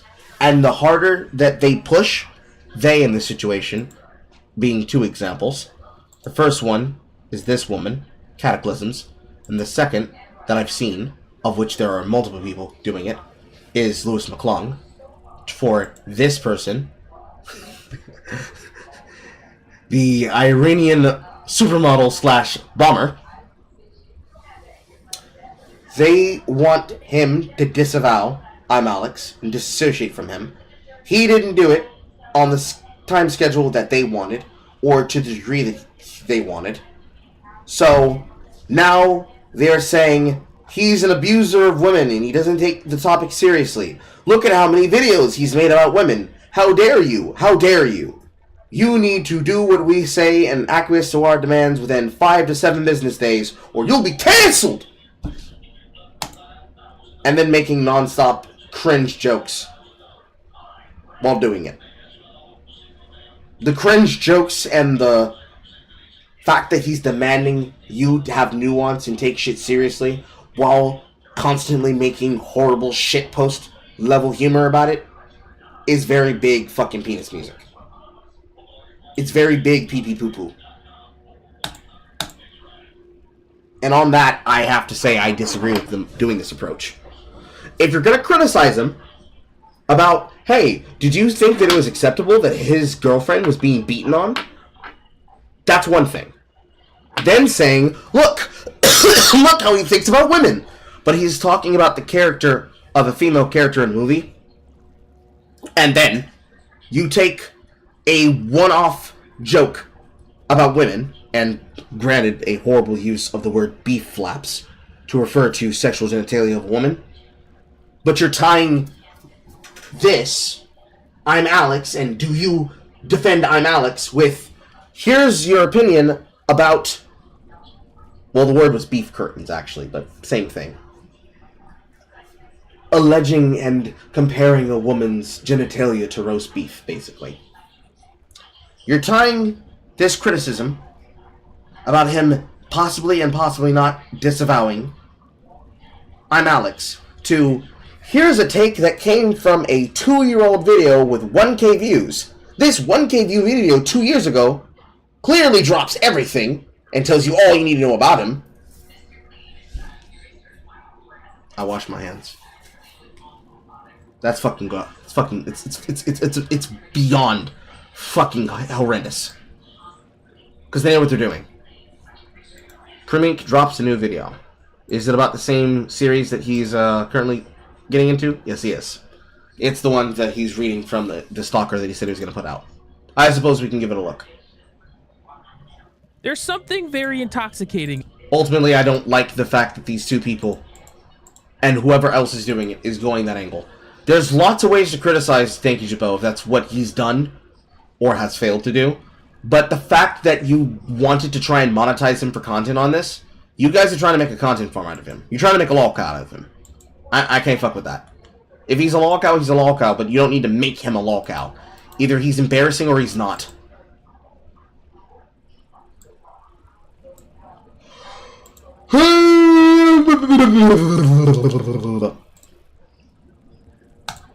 There's something very intoxicating about the way you expose the truth. I'd love to think that somewhere, amidst the absurd tattoos and controversial TikTok content, you might catch a glimpse of the love that I have for the art of truth-telling, an art that you've mastered. Why do I always attract the crazy ones? I wanna make you understand this. Let you know. So I just made a video on a TikTok creator called Internet Sweetheart. If you haven't watched the video yet, he makes TikToks going after people that leave mean comments under his videos. But it turns out, spoilers, it's basically all fake. But like fake in a not good way. It's not fake like a TV show is fake. It's more fake in a criminal way. Is how I would describe it. I'm not a lawyer. I don't know nothing. But from what I do know, I think he's doing some criminal things. Anyways, whenever I make a video on someone, I always reach out and I get their... Yeah, the face tats are extremely bad. We're shoving our hand full arm length into the hole. Yes, we are. Because these are the 10 emails that Primink says at the end of his content and in his thread that he explicitly said that he was going to read on his second channel, and he's put them out. Side of things, because journalists are supposed to do that. And not that I'm a journalist, but I like to follow the rules of journalism, and I like to be fair to people. I have a lot of strong opinions. I'm a little sassy, but at the end of the day, I don't have any bad intentions when I make a video on someone. To this day, there's not a single person that I've covered that I have 4 wishes upon. My girl Lily and her mother Lord Voldemort, that's her new nickname I gave her. You know, it's like Lord Voldemort, but it's Lord Voldemort. Green Goblin, you like that? Say that myself. These weirdos all gonna have a name now. Those 2 might be the first that I wish poor Will on. If I knew how to do curses and black magic and stuff, I would be sending some stuff their way at this point. But even with them, I'm just still like, hey girlies, it's been 4 years. Can we move on with our life? I know you guys are currently being evicted out of your house. If only you spent those 4 years getting a degree and getting a good job, maybe that wouldn't be happening. Where were we? Oh yeah, Lily Jean being evicted. Get a job, okay? It's been 4 years. Get a job. Go to college. Get a degree. Currently what they're doing is Lily is uploading clips of my video on her, and then she's adding like 100 filters to it. And I'm just sat here and I'm wondering, what's the point? What's the point in all this? Isn't your channel supposed to be you trying to get hired for acting? What director is gonna watch this video and think that this is a good actor? They're gonna watch this video and think these people are actually insane, and we're not hiring them. Also, Lily, this watermark you use, it's really botched. It's really crooked, uneven. You've used this watermark, I think, for years now. In the 4 years that you've been harassing me, you could have also watched like 1 YouTube video on Photoshop. I'll tell you what, I'm gonna fix this watermark for you, free of charge. This is a peace offering. Look at this. I fixed it. It took 2 seconds. It looks great. Anywho, so back to Internet Sweetheart. So I reached out to Internet Sweetheart and I asked him some questions regarding the video. The questions I asked were very boring and it was very professional. I'll pause the video if you want to read them, but I'm not gonna read them because they were just like boring clarification questions. If you're a nerd, you can pause it. I won't judge. He then responded back to this email with an actually good response. He answered all of my questions. It was very professional and nice. He was lying a lot, or at the very least not telling the truth, which I don't know if there's a difference between the two, but it sounds less aggressive to say it the second way. He was lying throughout this email. Like for example, he says that he never solicited donations under false pretenses, but I have multiple videos of him asking for donations for legal cases that are completely made up. My bitter, jealous, crybaby haters are filing lawsuits against me left and right. I need your Cash App donations now. And in the same email, he actually clarifies that he has never had any legal cases, so he contradicted himself in his own response. But other than the blatant lies being told, this email was probably the best email he could have written. It was actually a little too good, and I got a little suspicious. I was like, he did not write this, but I ended up plugging this email into an AI detector website, and according to this website, it was 100% written by AI, which makes sense. I knew this face could not be connected to this email, which, you know, that might be stereotyping, but stereotypes, they exist for a reason. So I didn't respond to this email because I didn't really need to. I added what he said to the video, and I was gonna move on with my life. But then he sent me another email asking me to promote his TikTok and YouTube account. Sweetheart, baby girl, the whole video is about you. The entire video is a promotion of you. What do you mean shout you out? And it's not a good promotion, by the way. Right after this email, before I can even think to respond, he sends another one. Before you post the video, I just wanted to say that my analytics on TikTok have been horrible lately. My views have decreased significantly. Numbers at an all-time low. I wonder why your views would decrease significantly based on a video that is calling out your bad behavior. Oh, so I guess I just wanted to say, I really appreciate you doing this for me, heart emoji. This is where he starts to get a little flirty. They don't call him Internet Sweetheart for nothing, but this is true. His views have been really low lately, and it's because he only really gets views if he posts the fake exposed videos that I covered. He's tried making other series. The bank is called Westpac, but it should be called Worstpac, because how bad does a bank have to be to the point that somebody is starting up a TikTok page called Victims of Westpac? Sorry, I'm a little sick right now, but I had to add this comment. Why is he exposing a bank?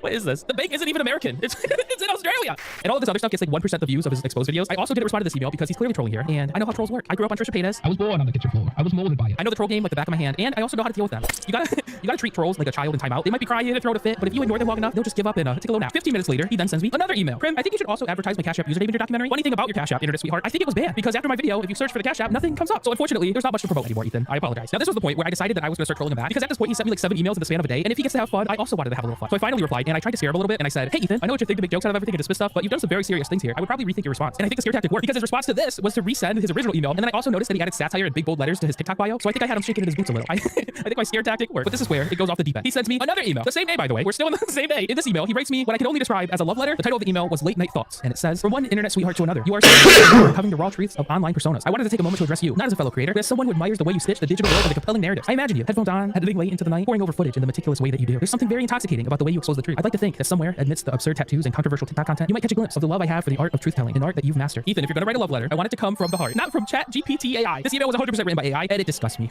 Maybe if you sat down and wrote this with raw emotion, who knows? I could have deleted the whole video. I could be won over very easily. It doesn't take much. But this AI slob ain't cutting it. Then, 30 minutes later, he sends me a cease and desist. At this point, I'm getting a lot of mixed vibes. You can't send someone a love letter and then 30 minutes send a cease and desist. Those two things should just cancel each other out. I'm not gonna read the cease and desist because it was written by AI and it was very generic. But again, you can pause if you want to read it. Be a nerd if you want. There was one part of the email that stood out to me. He says, failure to comply within 3 days of receiving this letter will result in legal action being taken against you. At the point where I received this email, the video wasn't even out yet. So what would the legal action be? All I've done so far was send an email asking them some questions. Also, usually cease and desist letters are signed by a lawyer. I have never seen one that was signed by the person themselves. I didn't respond to the cease and desist because I saw that it was written by AI and it wasn't legit. And at the same time, I was getting a little tired at this point. This is where I started to get a little exhausted here. The next day, he sends another email. Hi Primink, I hope this message finds you well. I'm extremely disappointed that you're not committing fully to your work on YouTube. You've had an entire 7 months to work on the new video. Okay. You want to make fun of my upload schedule? Okay, buddy.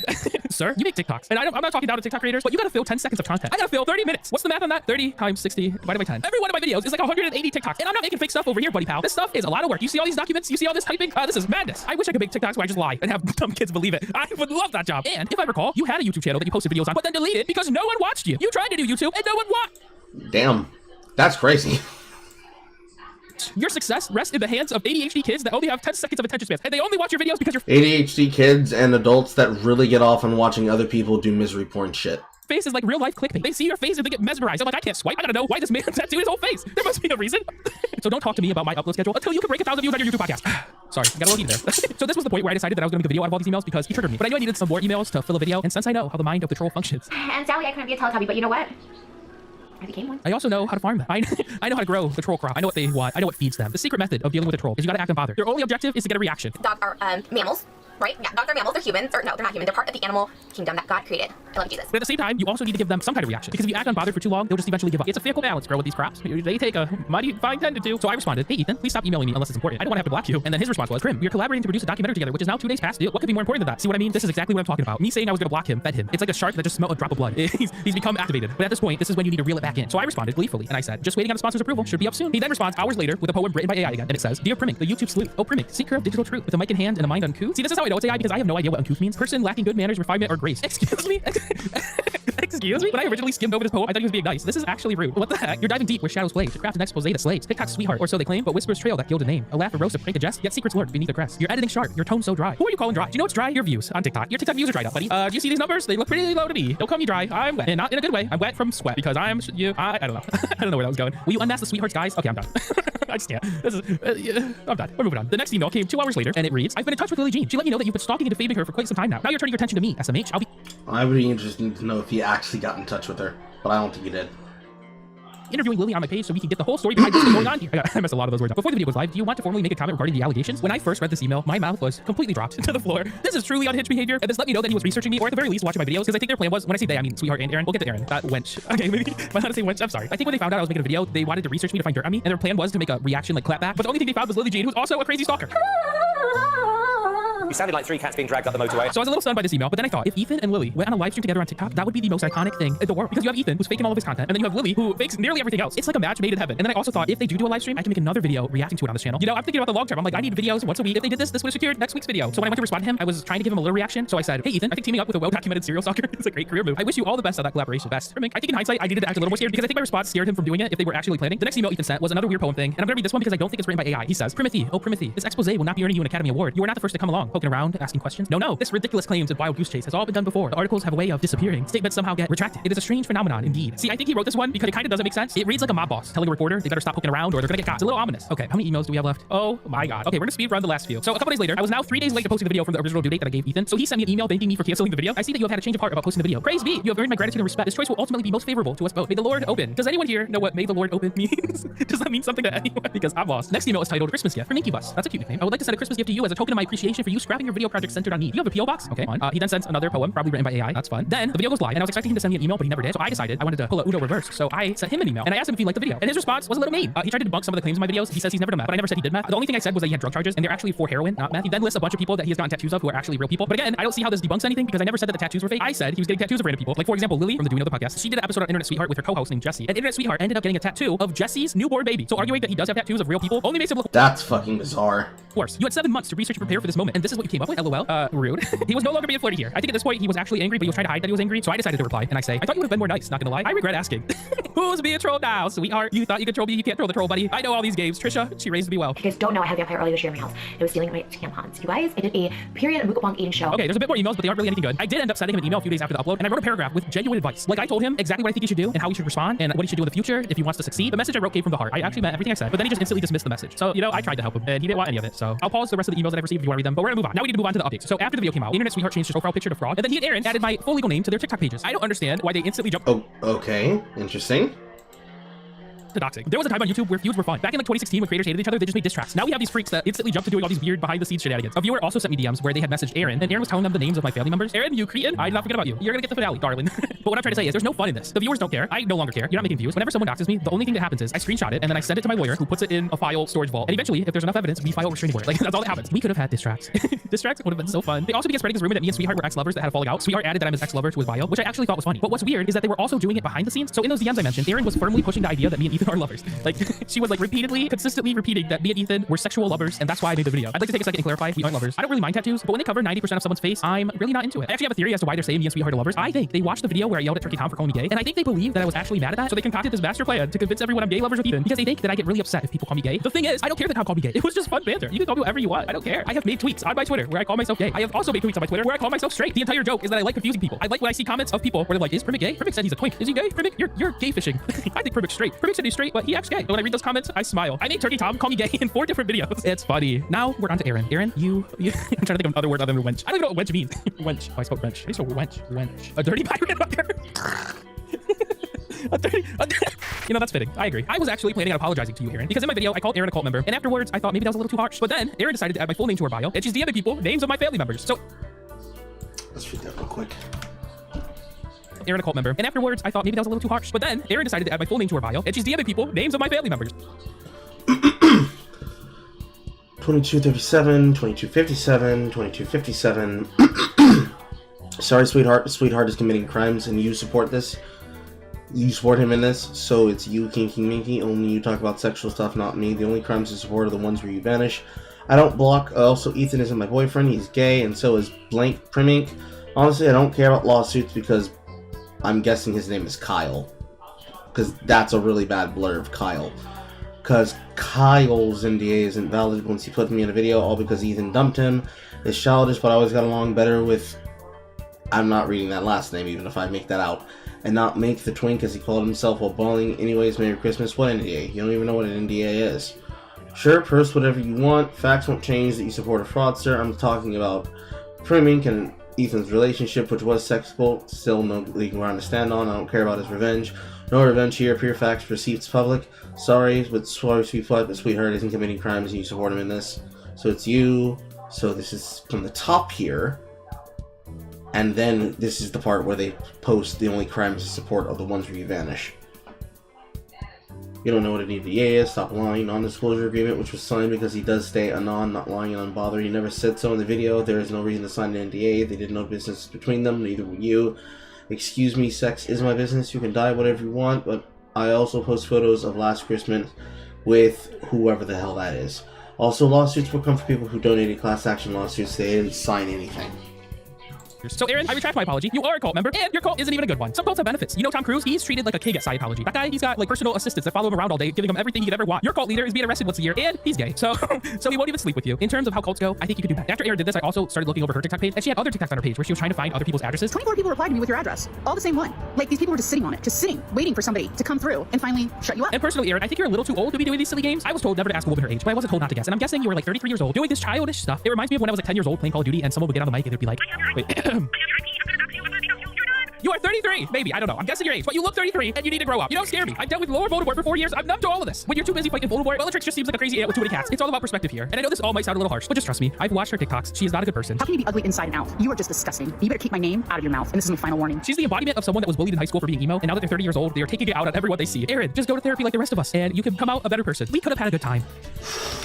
Those were some bad...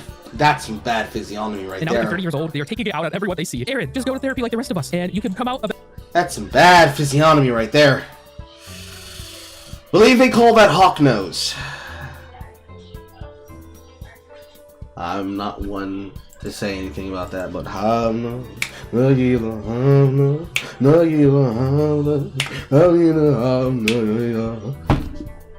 that's horrible.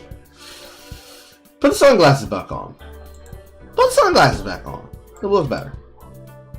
It'll look better. Better person. We could have had a good time, but this track would have been so fun. But you guys have ruined that. You guys have ruined the fun, and I'm glad your cash out got deleted. And I hope you're being investigated by the police. And if you're not, and you keep this up, I will personally write a letter to the local police. I will do it. I'll have my lawyer sign it. A real lawyer, not a fake AI written lawyer, buddy. Anyways, also Ethan, I hid you from my channel because you were making like 50 comments fighting with people, and it was a little obsessive. And also, you don't get to troll my audience if you and your cult member are doing this weird toxic stuff. So you've lost those privileges, and you're in timeout. If you make a TikTok apologizing and you call off Bellatrix, then maybe I'll unhide you. Anyways, that's gonna be it for the video. Join the Discord if you haven't. I just nuked it, and we redid everything, and it's a fun time. All right, bye. Love you. Not gay though. In a straight way. I love women. How easy it would be to fall for you. Okay. That is... Wow. They are really deranged. That is beyond deranged. Fuck. That's worse than Lily Jean, unironically.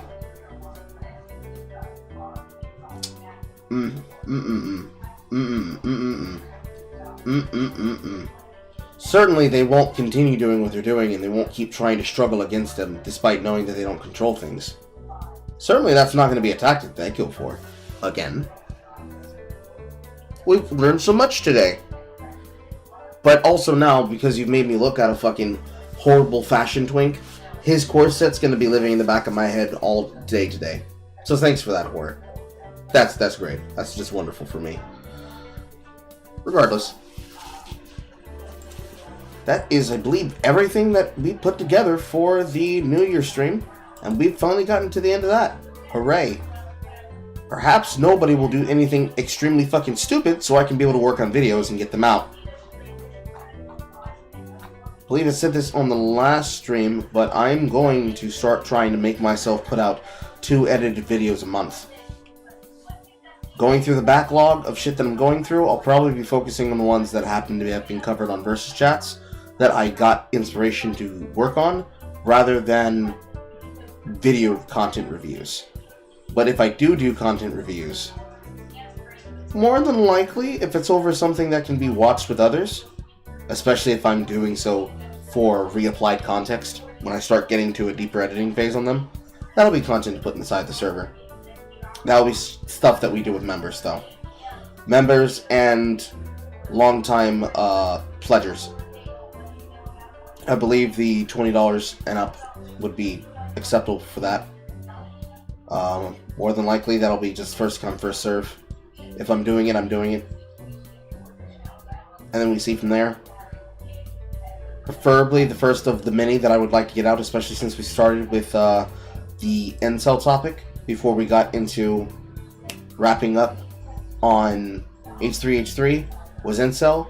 Womanican will probably be the first of those. For context on that, you'd have to look into the channel Splishbee. I'm pretty sure I put that in the content podcast ideas.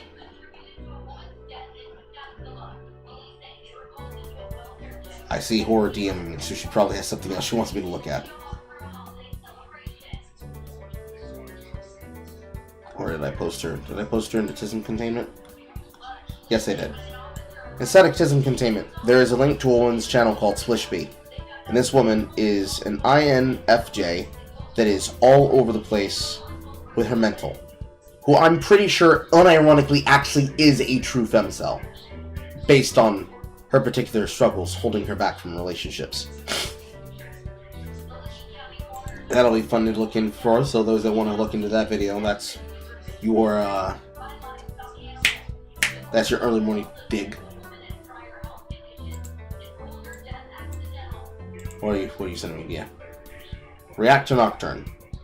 We did not do a reaction to Season 1. That's one of the ones that definitely needed to come out, but because I've been so bogged down and or have been distracted with shit, it has gone onto the back burner. Today is the 8th. 7... No, that's 16. 9, 10, 11, 12, 13, 14, 15. No, I can't do math. That is 15. On the 15th, because I know I didn't put up a poll for this month, we will probably dig into Nocturne for my choice, but the problem is that that's multiple episodes of a TV show.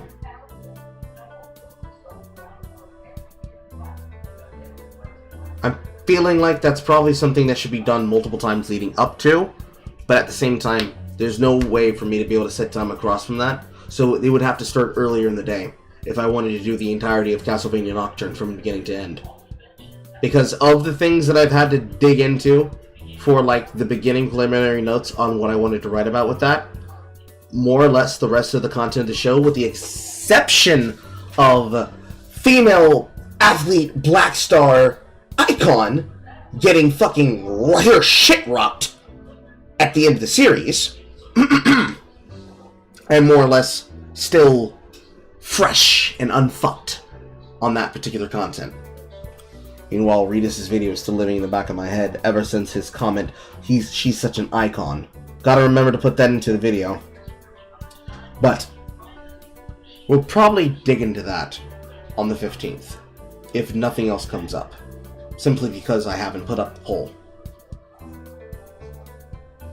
since it's a new year, I think we'll probably have a refresh of the videos that are not videos, the movies that are on the poll. So we'll start off with new shit for people to watch. We'll refresh that on February.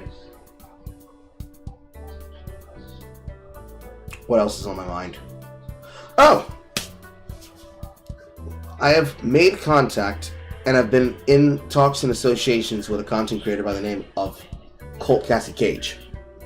She is a salt farmer that pretty much intermingles and gels pretty well with our audience here amongst my people. And I floated to her the idea of having a community event for us to intermingle with her and her audience over Toontown Online. I'm thinking about doing that for frequent days of work. I have to talk to her about when she has free time to do it. But that's something that I would definitely like to do, because I like talking to new people. Her audience is pretty chill. They've got Europeans, they've got Americans, they've got Indians, they've got Pakistanis and Arabics. Cassie herself is a tomboy and is Afro-Latina, I believe. So there's a lot to talk about there. I've asked her if she feels comfortable about it. More or less, most of them are comfortable with it being broadcast, but if there's people that feel uncomfortable and they just want to shoot the shit off camera, it can be an off-camera event. That will probably be after the 15th as well. We'll see what happens in the next week. But that's something I would like to do. This month is January. It's still the beginning of the second week of January, which means there are 4 weeks. 4 weeks? Seems about wrong. 1 second. It's gotta be 6. Monster Hunter Wilds. 7 weeks. It's 7 weeks to the end of February, on February 28th, which is the full release of Monster Hunter Wilds. Leading into there, I have been playing a lot of Balatro, both to finish Gold Stake, which I was actually able to finish today on this broadcast, or at least for the Yellow Deck set, and I have been playing a lot on and off again of Path of Exile 2 on my Chaos Belmonk. I have made breakthroughs on it to progress it. I've gotten to the point where I now have a new upgrade, and I also have put enough stat points into the passive tree to try and start working on new upgrades for defensive parts. More or less, my preliminary uptick and review of it as they've come back from the offices. I don't have opinions on that at this current time until they put out new updates, new patch notes, and or new bug fixes. For my taste, the game is doing what I like for it to do, but leading up until, say, mid-February is when we're going to gauge up, and I'll probably switch gears on the things that I'm doing. Been doing Once Human on the side, as you honestly saw. Been doing Once Human on the side. Not exactly happy with where the game is, but since the now caught New Year stream, they've already announced multiple things that are going to be coming down the pipeline. One of the things that I was actually typing while I was giving my reaction to the H3 podcast over the Little Person and the Snark Salt Farmer trying to go and have a go at Ethan was actually talking to people in the game chat about those changes. I feel like I'm gonna chill on Once Human until they get those things going and they do what they need to do concerning that updated content. Because once Monster Hunter Wilds hit, assuming that I've been a good little boy and I've done all the work I can to be able to earn back the money to be able to buy it with this next drop of my paycheck, that I can be able to focus on that for fun and still be able to cover content on camera and also work on videos. But I'm trying to work on resetting my sleep schedule, if anything. Spending a lot less time trying to stay up and play video games and try to work on that, and instead put my ass in fucking bed so that I can get up and do this at a proper time, like as I've always done. Have the streams done at around or before 5 o'clock, which is 4:46 right now, and then be able to work on the video edits at a proper time. Yesterday, I said that I was going to be able to cover the things that I covered today on Tuesday, but unfortunately, there was shit that I had to handle, so I just had to handle it. Sorry about that. That's more or less the upcoming stuff. That crossover opportunity, and the audience is getting to talk to each other on Toontown. For those who don't know, we have a foothold on Toontown Online Rewritten. If you have the ability to play this game, if you are interested in doing so, it is a very simple video game. It literally requires nothing more than like megabytes worth of space on your computer. It's a very, very old game. It should be easily runnable on your setups, and you don't need to worry about it being a hard grind fest or overcomplicated like any other games I play. It's pretty fucking straightforward. Otherwise, you have 2 nightmares and 1 sleep session saying it from yesterday's experience based. I don't know if Jay has any projects coming out. I'll have to ask her about it, because I'm pretty sure at some point this year, I think it might be in the middle of the year, I know that Interview with the Vampire Season 3 will come out, and then I will be back in the fucking mines. I cannot recall if there's any particular show that I've been looking forward to, on the top of my head. There might be some movies that I'd want to review. I can't remember.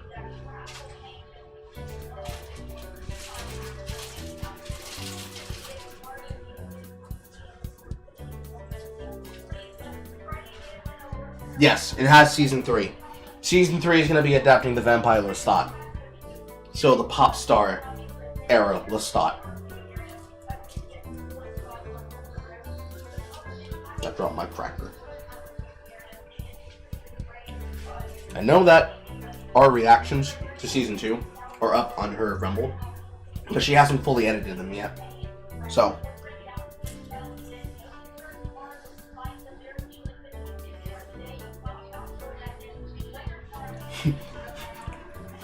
you say it's gonna be fun. It's gonna be torture for me.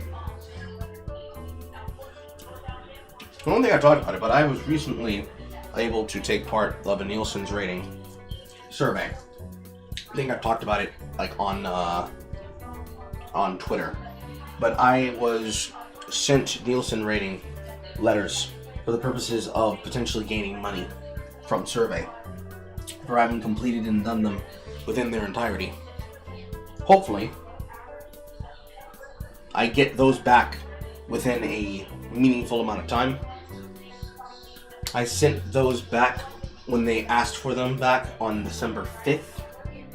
So should I receive something in the mail from that, I'll look in on that, because I'm pretty sure they did so simply because of the review that I gave about Interview with the Vampire Season 2 on the original preliminary preliminary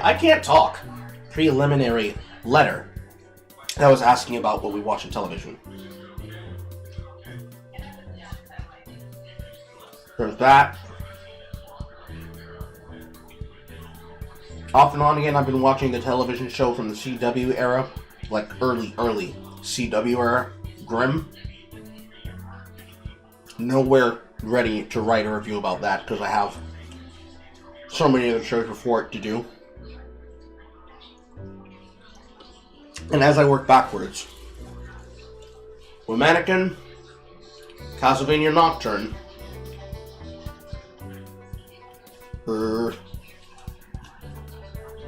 remembering in the right order. With Mannequin, Castlevania Nocturne, I got my Black Queers out of the way. Riverdale, Chilling Tales of Sabrina. I'm forgetting one. Wednesday, that's right.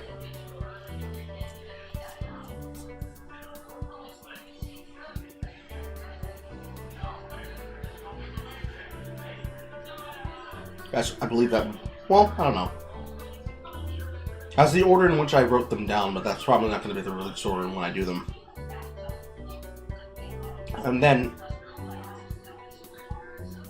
we'll see what happens in current events in the week. And then whatever else people bring up to me. And of course, it's always possible for people to suggest things directly to me or ask and request with monetary gains. Something for me to do for money. For many of these, I'll do them. I'll do them for free, so you don't have to do that. And also, we have enough frequent supporters that I can start now putting people into the credits of videos and giving them shoutouts for being supporters.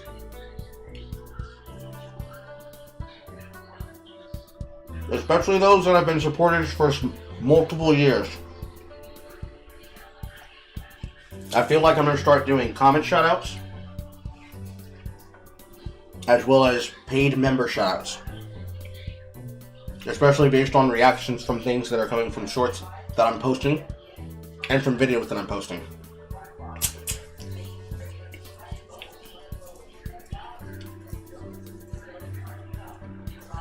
I'm feeling like going off of the funniest comments, especially ones based off of community posts that will tell you about what I might talk about for content on a video or a live stream. I feel like maybe funniest comment wins, something like that. But we have enough supporters that we can be able to comfortably do that now. And make sure to give shoutouts for the tiers as well. I feel like I should probably have been doing that before, but I figured that was too pretentious when I was still smaller. And then we'd love us to catch up on Helldivers 2, but I have to wait until summer. Probably March. Because Monster Hunter Wilds releases at the very end. If I gave myself 15 to 21 days, late March into early April, if another update doesn't immediately come out. Let me look at Steam right now.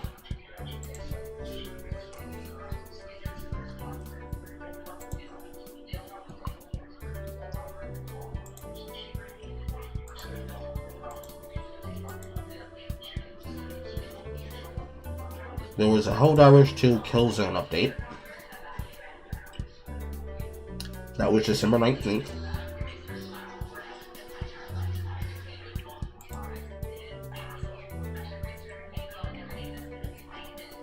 They posted about that the day before.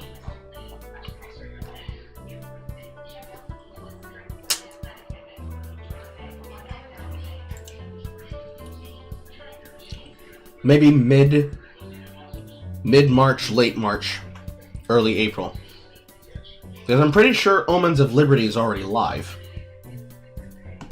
It's just a matter of everybody who's currently focused, that's playing Marvel Rivals, has the time to dip into it. Because I can obviously be done whenever. It's everyone else that I'm concerned with, because I know that they're playing Marvel Rivals.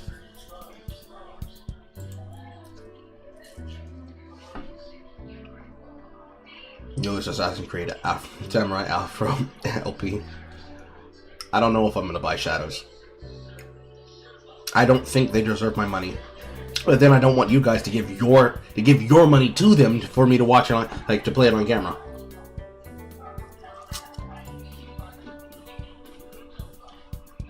I feel if we want to do that, I should raise the money for the game. I set a month. I set the limit. We raise the money for it. And then that gets set to the side. Explicitly to buy that game. The minimalist release, because I don't want to buy no deluxe issues for no shit. And that will be a teardown of the video game that will have been funded by everybody involved. I think that's fair. Which means we would have to do a goal of what? $70, $80, $90.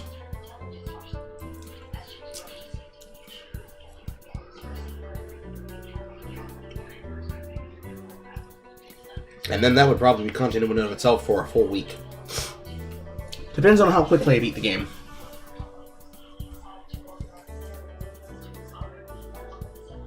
I could probably agitate Jane, see if she'd be interested in digging into the game.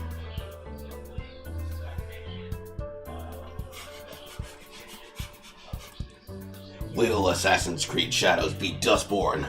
Tune in next time for Dragon Ball Z! Interesting.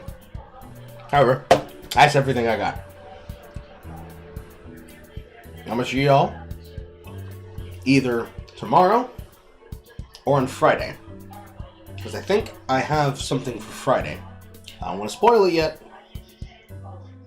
but you'll find out then. I need to go cook dinner. I will see y'all on the funny papers. GG Nori.